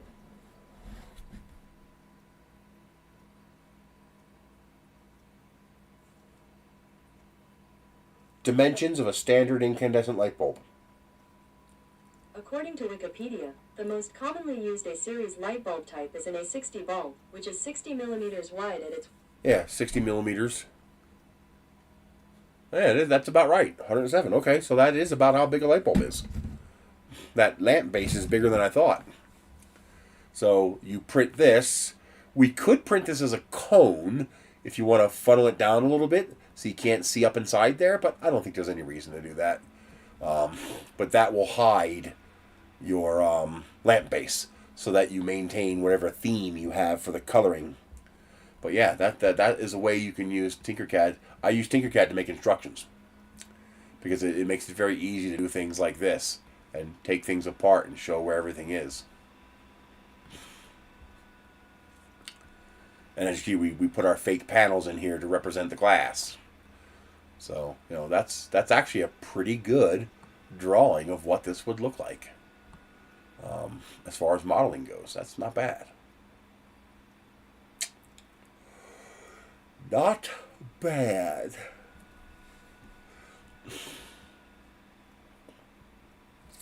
Hey, Mike. Different mic? Oh, yeah, it is different mic. On today, oh, you didn't see this, have you? First of all, I'm just about finished my 3-foot light bulbs. I have one revision left I made where I made this lip taller so that you can screw them together, so no glue is required, because I don't want to use glue. But these will just fit together, and the new version will screw together. There we go. So there is your gigantic light bulb. And then of course you have the base. There's your big old lamp base that goes in there. And I also have another style. I have this style. I don't know how I got that backwards somehow. I also made the fairy light or mini bulb style. So that's your mini bulb. Watch out, cat. So there's your mini bulb. Line it up. There it goes. That's pretty nice.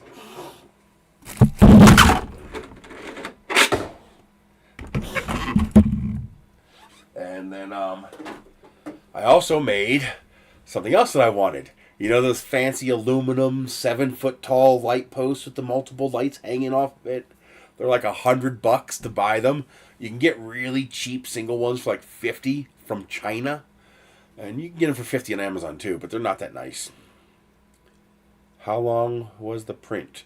That one, the bulbs are, I think it's 14 hours and 10 hours for the two halves of the bulbs. Because I'm doing vase mode, you want to go pretty slow, otherwise you get warping because there's not much support. And but these parts were pretty quick actually. I think the clip was 7 hours. This top here was 4 hours, and this was 8 or 10 hours. It's not long. It's well, because I'm printing with a 1mm nozzle in vase mode at a 0.8mm layer height. It's not that long. It prints pretty fast. If you were to print this on a CR10 with a 0.4mm nozzle and 0.2mm layer height, which you would have to do, you're talking a long time. It's going to be, let's see, 12 times longer, because you're doing 12 times the number of perimeters. So a 10-hour print is 120 hours, but you can go 3 times faster, so 1/3 that, so 40 hours to print the base that I can print in 8. But yeah, throw a 1mm nozzle in there and you'd be surprised how much you could print fast. Now here's the real coup de grace. I want those lanterns badly, and I can't afford $100, especially since I need like 7 of them. I want 7 of them. I don't need. I want. So I made my own. Here's the top. It all screws together. Stop it, you dumbass. Really? Give me that tail. Give me that tail, you little bastard. Rah, rah. He's knocking shit over so we can chase it. 10-sided, all vase mode, vase mode, vase mode. Everything's vase mode except the arms. It's the only thing not vase mode. But this is just crazy strong. It all screws together. This screws in. Everything screws in. I have a hole already here for Dollar Tree cellar lights, but I'm going to hang some nice lanterns on here. And it is 7 feet tall. And there's your base. Now, oh, I gotta be careful. This is so big that I whack everything. There we go. Now you can almost see the whole thing. It's like a bazooka launcher. So your base is 20mm of infill. So you have a nice, strong, solid base to attach it to the ground, because you've got to attach this to the ground somehow. And there you go. Now I can make my own light posts. And it only takes about 2 kilograms of plastic. So it's actually pretty plastic efficient. You can make one of these for a hell of a lot less than you could buy one. The Christmas lights are about break even. They're if you get discounted plastic, you can print them cheaper.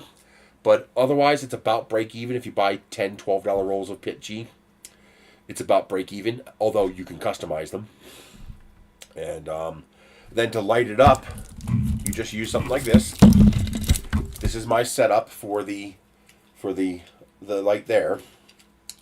What you do is you figure out how long your strand needs to be to fill the light bulb and no more. And then you just keep winding it over itself over and over and over again. And then you zip tie it to create a little ponytail. Okay? A zip tie at the top here. There's one of these hooks that screws into the top of the bulb. And you just hook it on here like that. and it hangs the light from the inside. And then the other side dangles through this cross piece so that it stays centered. It stays centered inside the middle of the bulb so it doesn't jiggle around too much, and it keeps it in the middle so it doesn't move to one side or the other. And then you can also, if you're using a battery pack, for example, you can hang the battery pack from one of the legs. This way the wire isn't holding up the weight of that strand. And then that's it. You take this and then you turn it on. Where's the remote? Here it is. So you take this and on. There you go. There's your light up for your light. And I have it in a slow twinkle mode. And because I'm running the strand over itself, it's very randomized. It actually looks like a flickering flame inside the bulb. Very cool. Very, very cool. You can get one of these off Amazon for less than $6. Takes 3 AAA batteries. Very important, it has a timer mode. So you turn it on. I'm using mode, I think it's 8. I think that's the one that works the best. Gives you that flickering effect. And then you hit timer. And it'll run for 6 hours, then turn off for 18. This way it only runs 6 hours a day. So you put those inside of there. So for about $26, you can make your own. And that's about what they cost in the store, about $25. And now this, on the other hand, this thing here is substantially cheaper than what it would cost you to buy one in the store. So this print is actually pretty fast. These, I want to say 4.5 hours. Each segment takes 4.5 hours. The bottom segment takes 16 hours, although I got it down to 14. I set up my G code to be very conservative. On most of these, you can crank it up 130, 140%. And so that'll knock like 20% off your print time. But I think I can do these in 4 or 5 hours each. And the base in 14 hours I did it. And I think I can get it down to 12 hours. Especially if you do less infill for the bottom, because that takes the longest. And then this top piece took a little longer. The cap only took like an hour and a half, 2 hours. But this top piece took a little bit longer. That's the most intricate part. And I think that was, I want to say 8 hours, 10 hours. So it's really not that long. And everything screws together. You just buy a pack of silver or black screws. Just make sure you get truss head screws. You want the screws that have the pointy tips, and you want the truss head. It looks like a washer was welded onto the screw. Very important that you make sure you get that kind of screw. A pan head screw might work, and you probably want to add a washer. But you do not want the standard curvy screws. It'll pull straight through the plastic. Okay? And then what you do is the parts will all have dimples where you need to drill a hole. Do not use the self-tapping feature of the screw. You'll crack the plastic. This is the good chance you'll crack the plastic. And yeah, I printed this in 2 days. 2.5 days? Yeah. It would have been 2 days, but I screwed up and I removed this early, not realizing it ran out of filament and hadn't finished the last half an inch. So yeah, I'm missing. I'm not even half a fucking inch. It's like 3/8 of an inch I'm missing. It's like, come on! So that's a wasted 200 grams of plastic. But what sucks is that could have been the extra piece to get me over 7 foot. But you want when you do a search for screw, do a search for number 8. Okay, so number 8 screw, and you want to search for truss head. So number 8 truss screw. These are 3/4 inch, and I also got 1/2 inch, and I'm pretty sure the 1/2 inch would be fine for all of this. Although for screwing into these things, actually, yeah, that 1/2 inch will work for that too. So 1/2 inch will work for the lamp post, and I'm pretty sure 1/2 inch will work fine for the Christmas light too. The next ones I print, I'm going to use the 1/2 inch. Because I'm trying to reduce how much screws are sticking inside there, so you don't get cut up when you stick your hands in there. And plus, you can usually get the shorter screws. You get a little more of them for the same price. These are stainless steel, so they won't rust. These are painted, so they shouldn't rust because they're just going into plastic, so there's nothing to wear off the paint. But yeah, now here's the fun part. Oh, here's the fun part. I've decided I have to print these in white. I'm printing these in blue and yellow because that's what I have. I have a whole bunch of this Jam G filament, which is fantastic. I really hope I can get like a sponsorship or something with him because I really like his plastic. So I'm hoping in May he's going to be at the Rep Festival again because his plastic is awesome. It's no brittle, very pliable, it doesn't crack, and it prints like butter. So I'm really hoping he's still in business and he's going to be at the show again because it's awesome plastic. And I don't know. I don't even know how much it cost. He gave me a case of 10 rolls.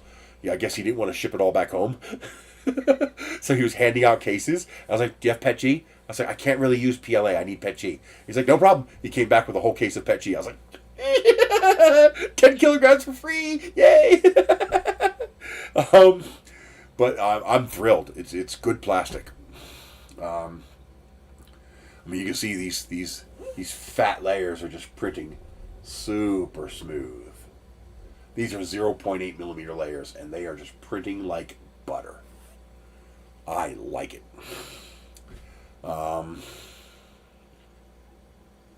So the idea, print the whole thing in white. And then, instead of having a lantern on the top, I'm going to put a solar panel on the top. If I can find one that's solar powered. I have one that's USB powered, so I'm going to plug it in for now. But I'm hoping to find ones that are solar powered. I want an RGB string of LEDs. No, this one, no. This is just going to be my test model.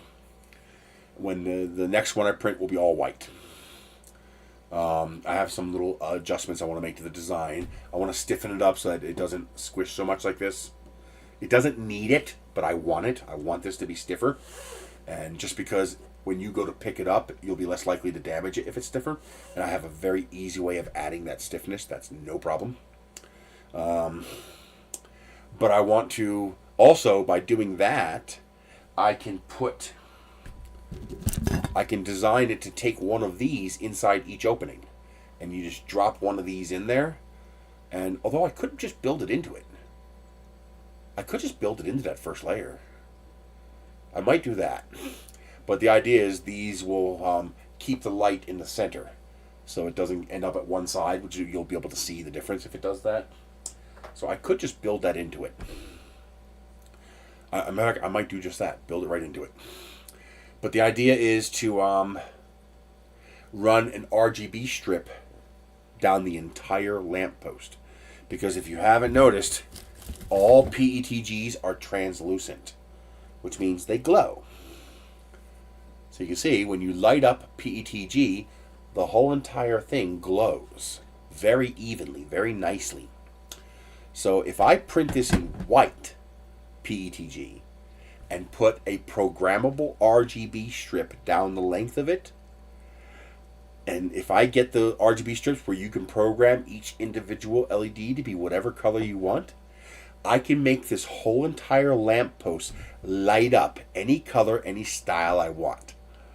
So for most of the year, you just put it on warm white. Okay, and have a nice soft warm white glow. Oh, tomorrow's Valentine's Day. I change it to intermittent white and pink. I mean red and pink. St. Patrick's Day, use 2 different shades of green. Okay, maybe animate it. Okay? Christmas, red and green. 4th of July, red, white, and blue. New Year's, use cold white. Maybe have it blink, twinkle.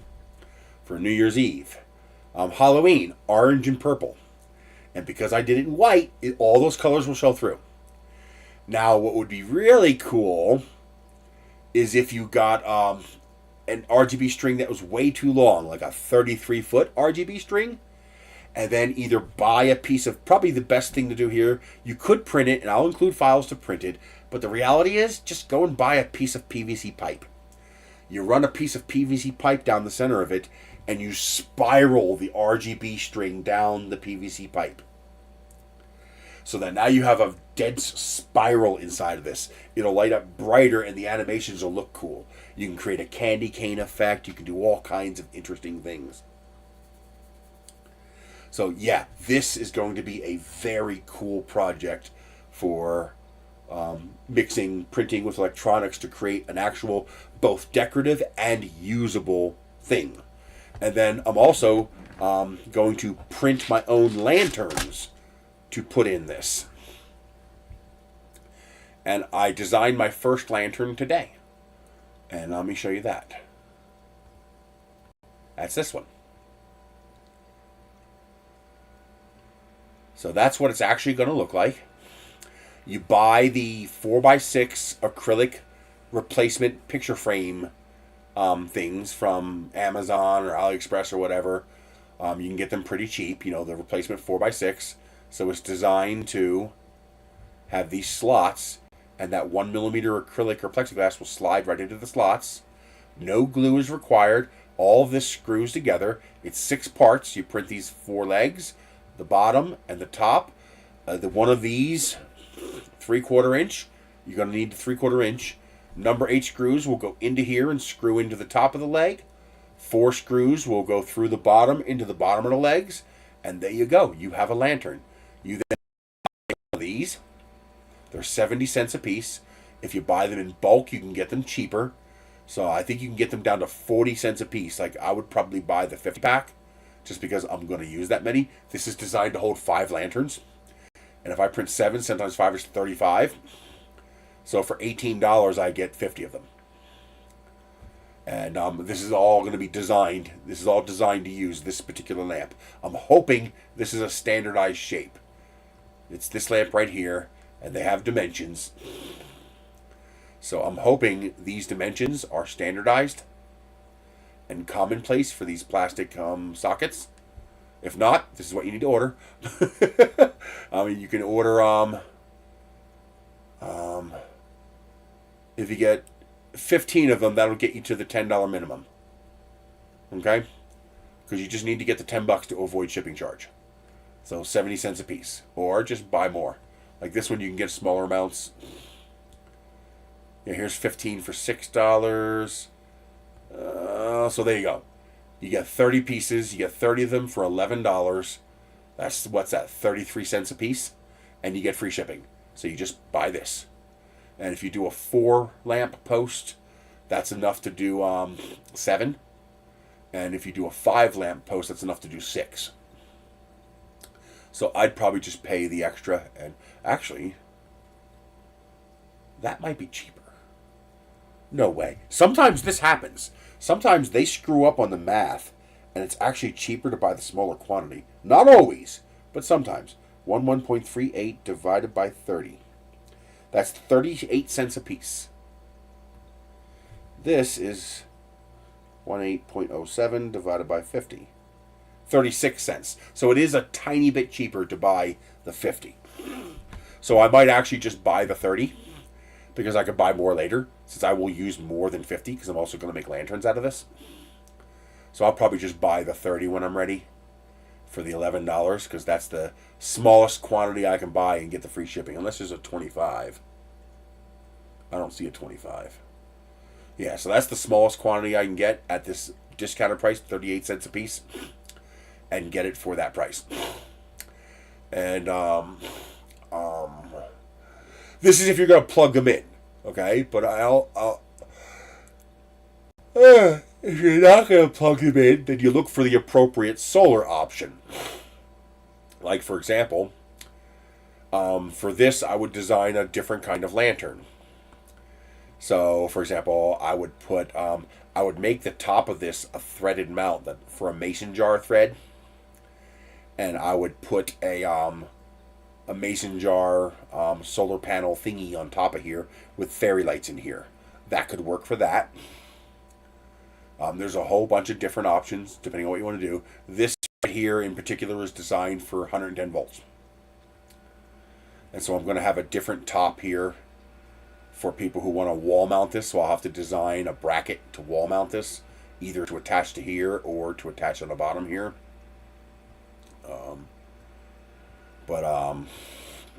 Yeah, that's the idea. So that right there is what the bulb would look like. That's a full-size bulb. So that's nice. That looks really nice. And what I'll do is I'll print 5 of these, but I'm going to make these solar powered.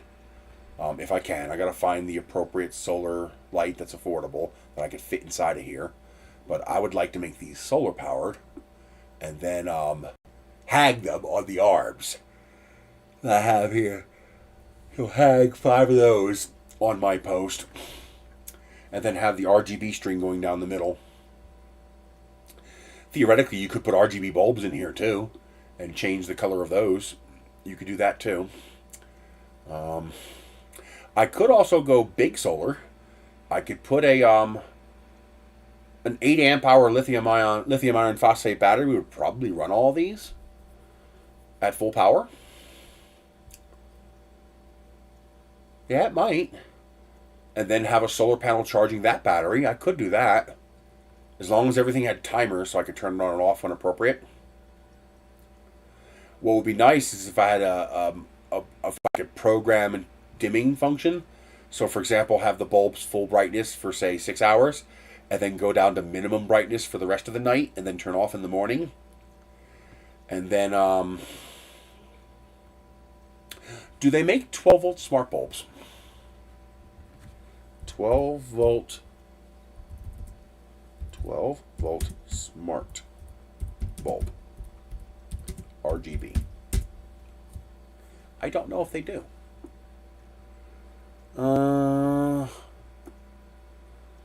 That's a 12 volt, but it's just 2 color. There it is. Although I don't know if that's RGB.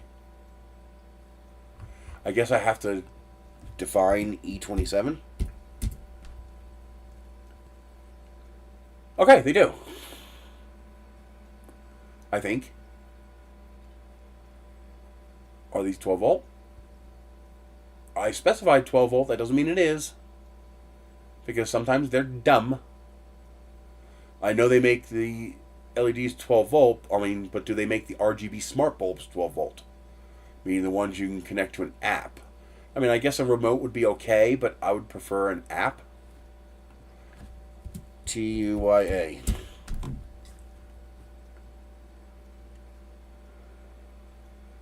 So there's Toya, but I don't think that's 12 volts. I'm betting that's a standard 110 volt bulb.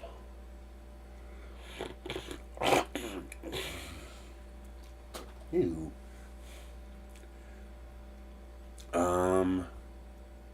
9 watt. Yeah, this is not a 12 volt bulb. Yeah, AC. Power source AC. Okay. I don't know if they make 12 volts Toya bulbs.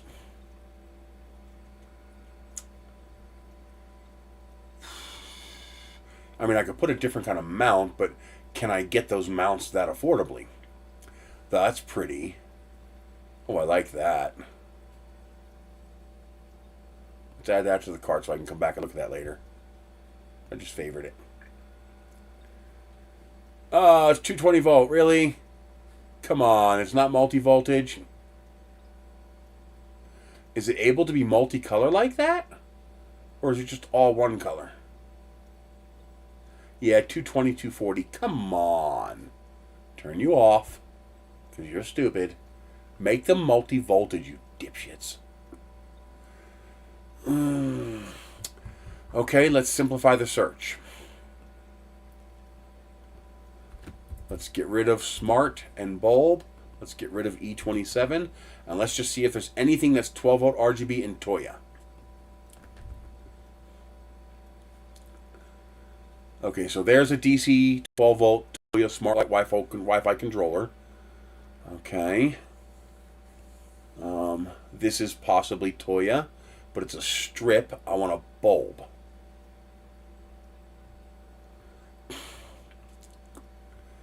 So they only have strips? So they can do it 12 volts, but not in a bulb form factor. Or they just haven't. For whatever reason. That's annoying.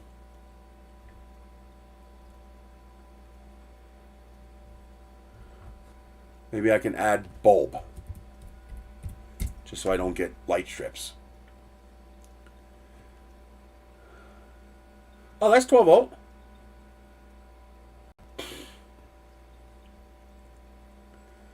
I mean, this is not the kind of bulb I want, but I can always print a bulb enclosure to go over top of it.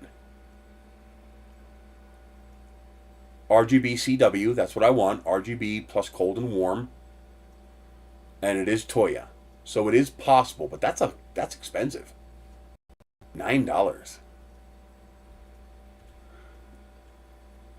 That's probably the same. Why so expensive? I guess the 12-volt architecture is just not as common? That wouldn't be bad if it actually came with 4. Oh! Yeah, they're about $10 a piece. That's a lot of money. Why are they so much? I mean, this was only 6, but still that's a lot of money. It is Toya. It is RGB plus CW. It's only 5 watts, which is good. Oh, $770 for the Toya. Okay. So I would need MR16 mounts for that.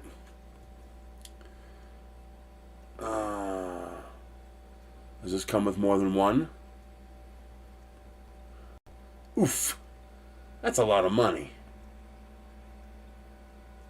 Wow. That's $7. It's still about the same price, about $7. A little over $7. I wonder why they're so expensive to be 12 volts. Maybe it's just not as common. And so the price is higher because it's not as common. Just for the hell of it. Because you never know.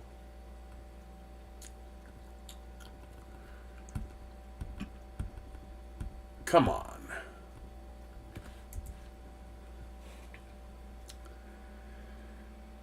Uh, 12 pack. 12, 24, 36, 48. Okay, that's getting cheaper. But that's, I don't think that's, yeah, that's just a Wi-Fi bulb. It's not 12 volts. So it's ignoring the fact that I asked for 12 volts.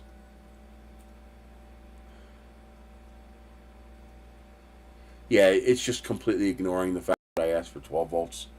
Which means they just don't have any.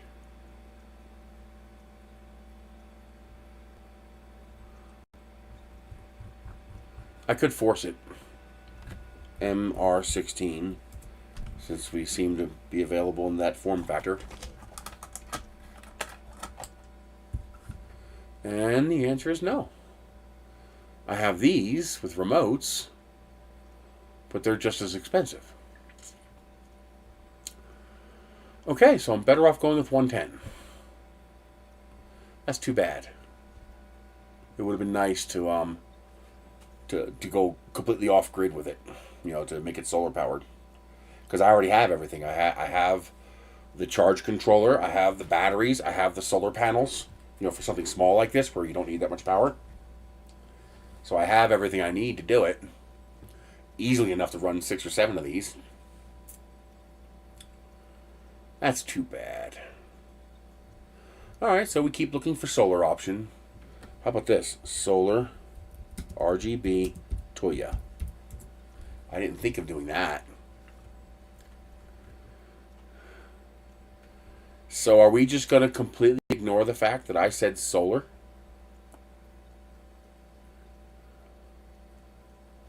Yep, I think they're going to completely ignore the fact that I said solar, which means there is none.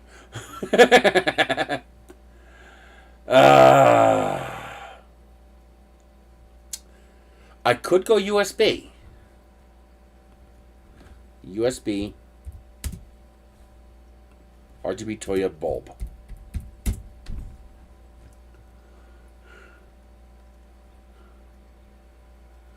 Whoa, that's a nice string. That's kind of cool.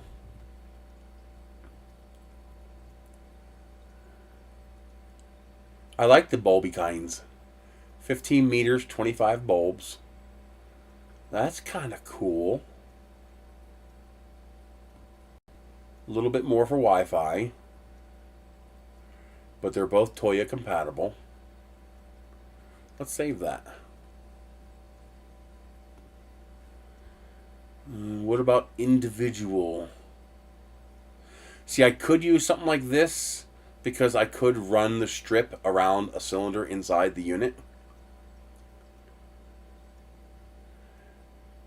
Boy, even this little bi-pin unit is incredibly expensive. Wow.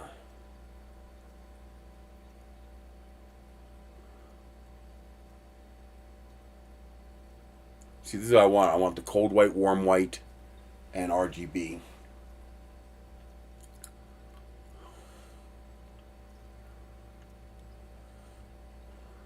Boy, even USB, there's not a whole lot. 1 meter's not enough. I need probably 4 meters, so 5 meters is probably what I would need.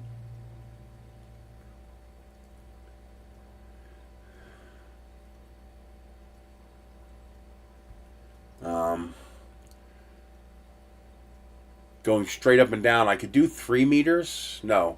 Yeah, 3 meters would work, but I would need 3 of them. I'd have to equal space them 120 degrees apart so it looked even. I don't know if a bipolar string would work, like just have 2 strings together going right down the middle. I'm not sure if that would work. It's something where we would have to test it and see what kind of illumination we get. But that could work. It wouldn't work with the neon because it's directional, but it would work with the strips. Because the strips are pretty broad glow. They're wide angle. But this is the kind of thing you want, like this.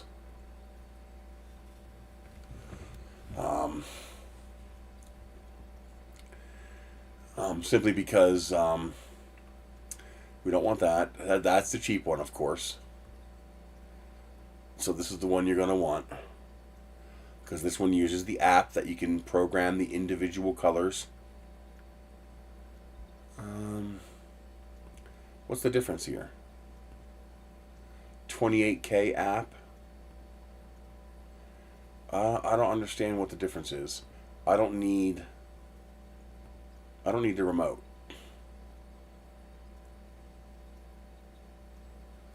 So we would need 2 meters to cover the length, because that would be 80 inches.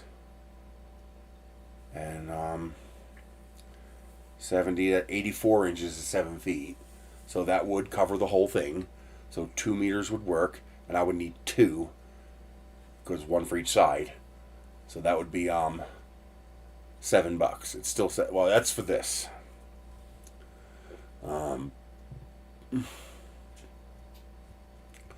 Let's save that, and that's USB powered. So I could run a low voltage line. I could run it on a 12 volt power. I could do that. I could run it on a 12 volt power supply, and that could run off of a lithium iron phosphate battery and be solar powered, and then just have a 12 volt to USB adapter at each light. That would work. I can even run 24 volts, which would be even better. Less losses over the line. Run 24 volts and just make sure my 12 volt adapters are 1224 compatible. Okay.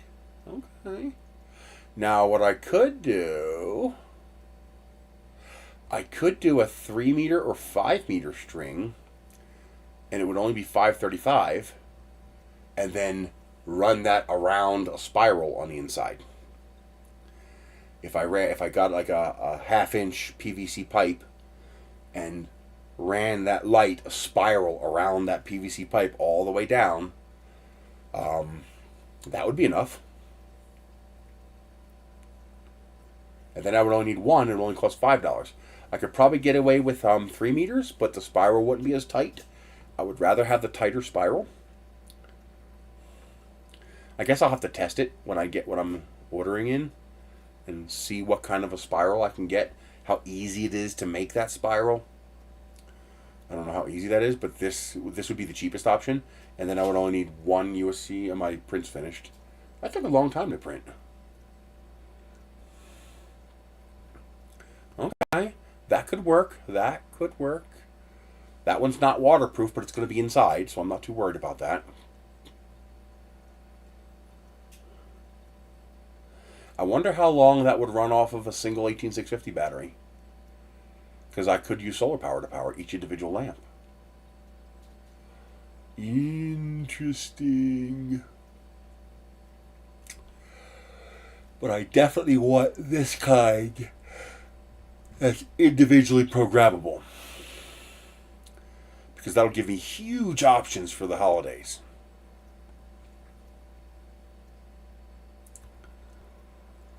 Six pieces? Oh, it's milky bulb. It's not what I want. Because I still need a lamp for the lanterns. Now I could do something similar for the lanterns. I could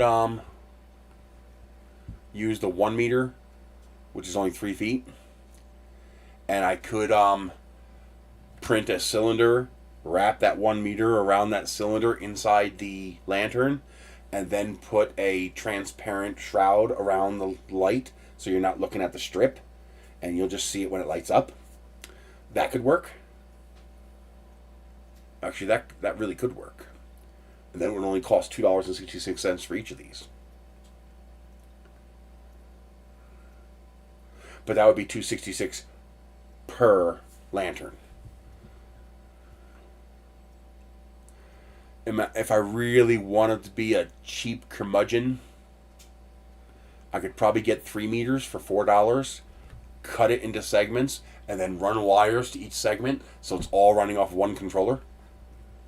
Because it's designed to. It's designed to run off one. You can cut the strip and then reconnect.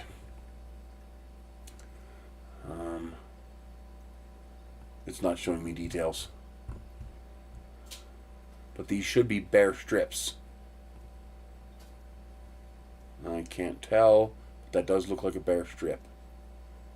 Can't tell. Doesn't anybody have a daytime picture?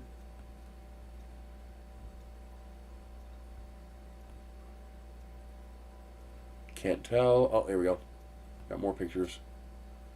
Still can't tell. I don't want green. I hope it's not green. I guess that doesn't matter. It's going to be behind plastic.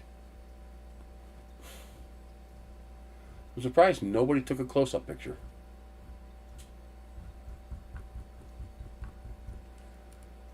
But I'm pretty sure it's a bare strip. So... nice.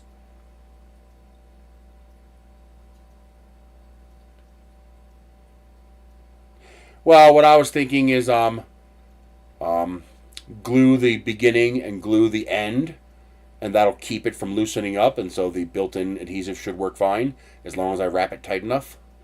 So that was my plan, is to glue the start and glue the end, and then use the adhesive in between, and that should keep it from moving anywhere.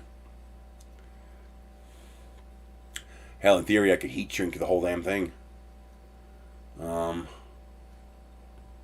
So LED strip.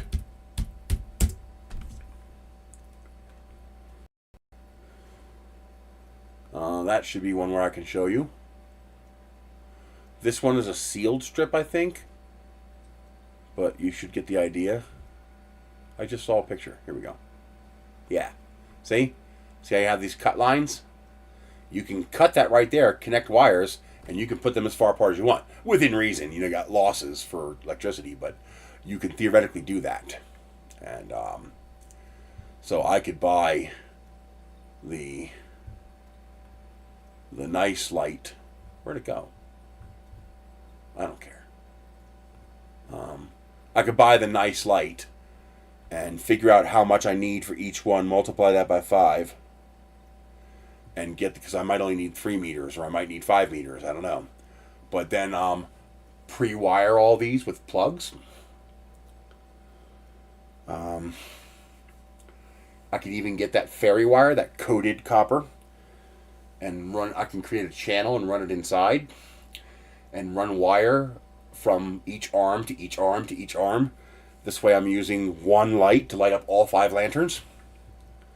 It all depends on how bright it is, because I want it to be, I don't want to just be dim. I want the lanterns to be bright enough to actually do what my lights out there are doing now, to light everything up. I think in the end, though, I'm probably going to be best off just doing 110 volts. Because then I can use a simple Wi-Fi bulbs, and simple. Actually, for the bulbs, I can use dusk dawn bulbs and just leave them on all the time. And then the colored lights can run on timer, so they only turn on at night. And timers would be nice because I could leave all 5 lights on till like midnight, and then after midnight either dim all the bulbs down to their minimum brightness, or I wonder if they have, oh, do you know those light bulbs that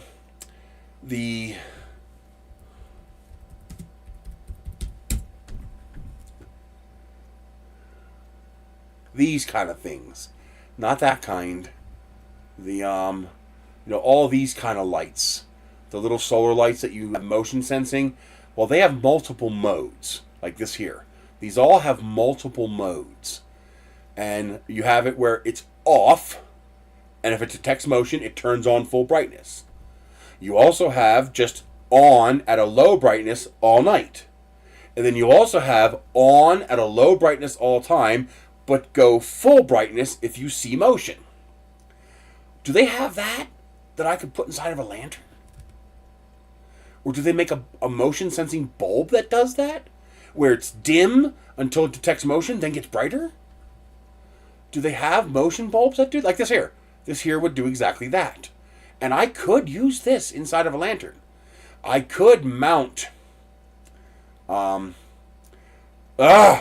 I hate when it keeps changing. It drives me nuts.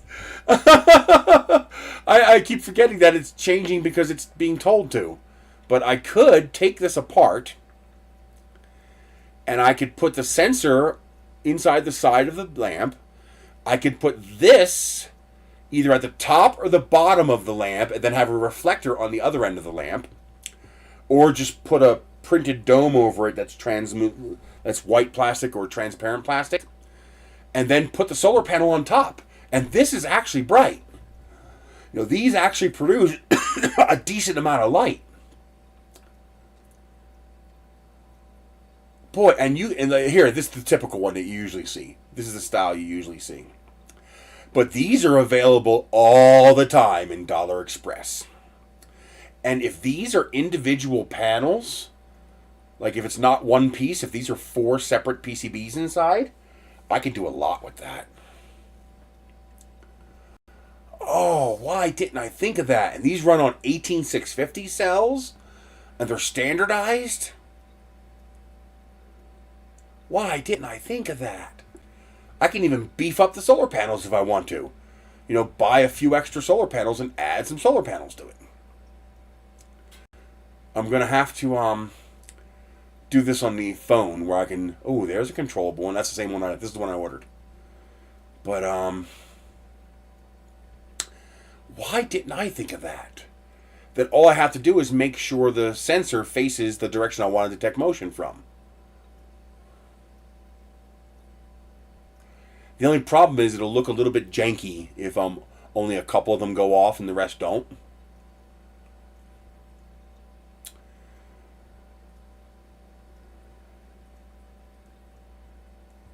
Using these would be ideal because actually this would be perfect because it has an actual freaking bulb. So it'll still look like a proper lantern. The color doesn't matter. I'm just going to gut it. I'm going to rip everything out of it. Oh man, that's genius. And if I could put it in the dim always mode, that would be fine too. Maybe make one of them have the brighter. Oh man, why didn't I think of that? I could probably... Oh no, I can't do that. I was about to say, I could even put the solar panel inside the light. But then when the light turns on, it'll shine on the solar panel and it'll turn off. That would be no good. Oh, because I can get these cheap. And every now and then, these appear for $1.99. That would be well worth it just to have it all solar powered. Oh. Too expensive. That should not be $4. And you're definitely not getting 4.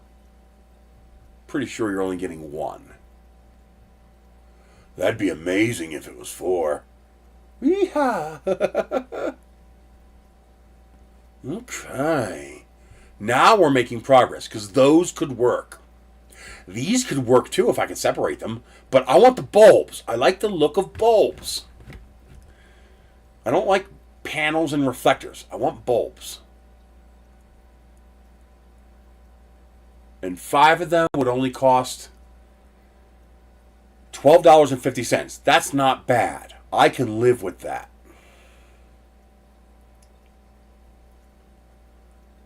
I would have to redesign the top, the crown, because it would have to be designed to mount a solar panel.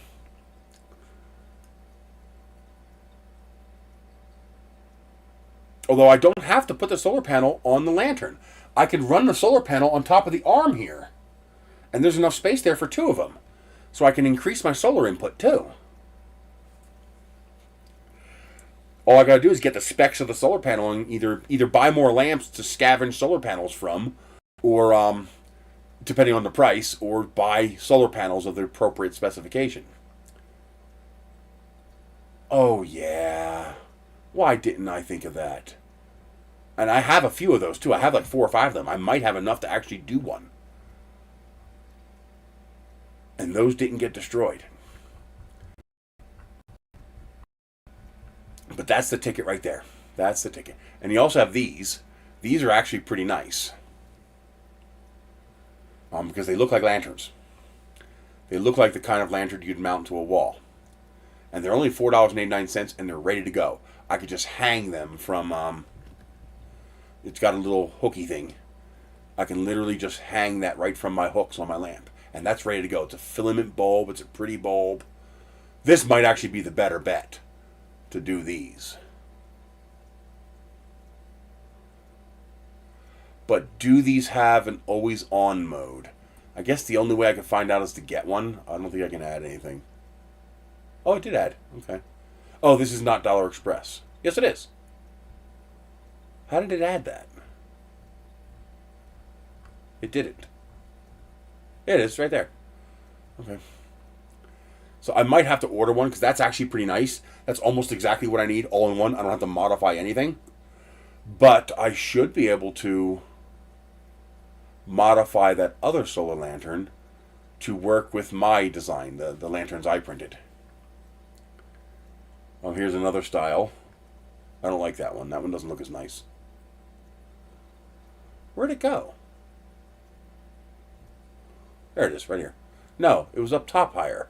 It was cheaper. It wasn't that stupid price. What else can I get rid of? I can get rid of this. No, I want that one. I'll get rid of the pirate coin. It only lets you store 20 items there. There it is. It was too bright. It didn't look like it. There it is, right there. Because this one I can modify to work with my 3D design lantern here. I would just have to...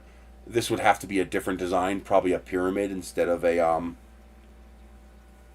an octagon, so that I would have more flat space. Or don't mount the solar panel here. Run a wire out the top and put the solar panel at the top of the arm. That could work too. I can even redesign the arm with 2 clips to clip that solar panel right in. Yeah, I'm going to do that because I have some of these lamps. I got to find them, but I have some of these lamps. What is this crap? These lamps here, I have some of these. And, okay. Okay. This could work. And that would just fit perfectly in that design. I wonder how big a difference there is between this and that one. Last time I ordered them, there was no difference. But there's no guarantee that's always the case. Go away. Okay. Now we got options. This is cool, because I like the idea of being solar powered.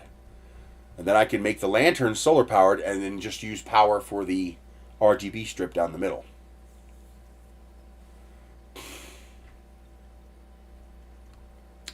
Okay. Goody, goody, goody, goody, goody, goody, goody, goody, goody, goody. Goody, goody, goody, goody, goody, goody. Oh, those look cool. Oh, it's the ruler. That's right. It's a cool metal ruler. All right, I'm tired and I'm starving. I'm going to go eat something. And I'm going to go grab the arm and get the next arm printing because I want to get the 5 arms on here so I can see how this looks all done. And, but I'm super stoked about this. I want to do something special with this. I want to really see how nice this could possibly look. Where are we at? Right here. So that's it. What's that? Oh, it just discolored. Look weird. So I will see you guys later. That's it. See you next week.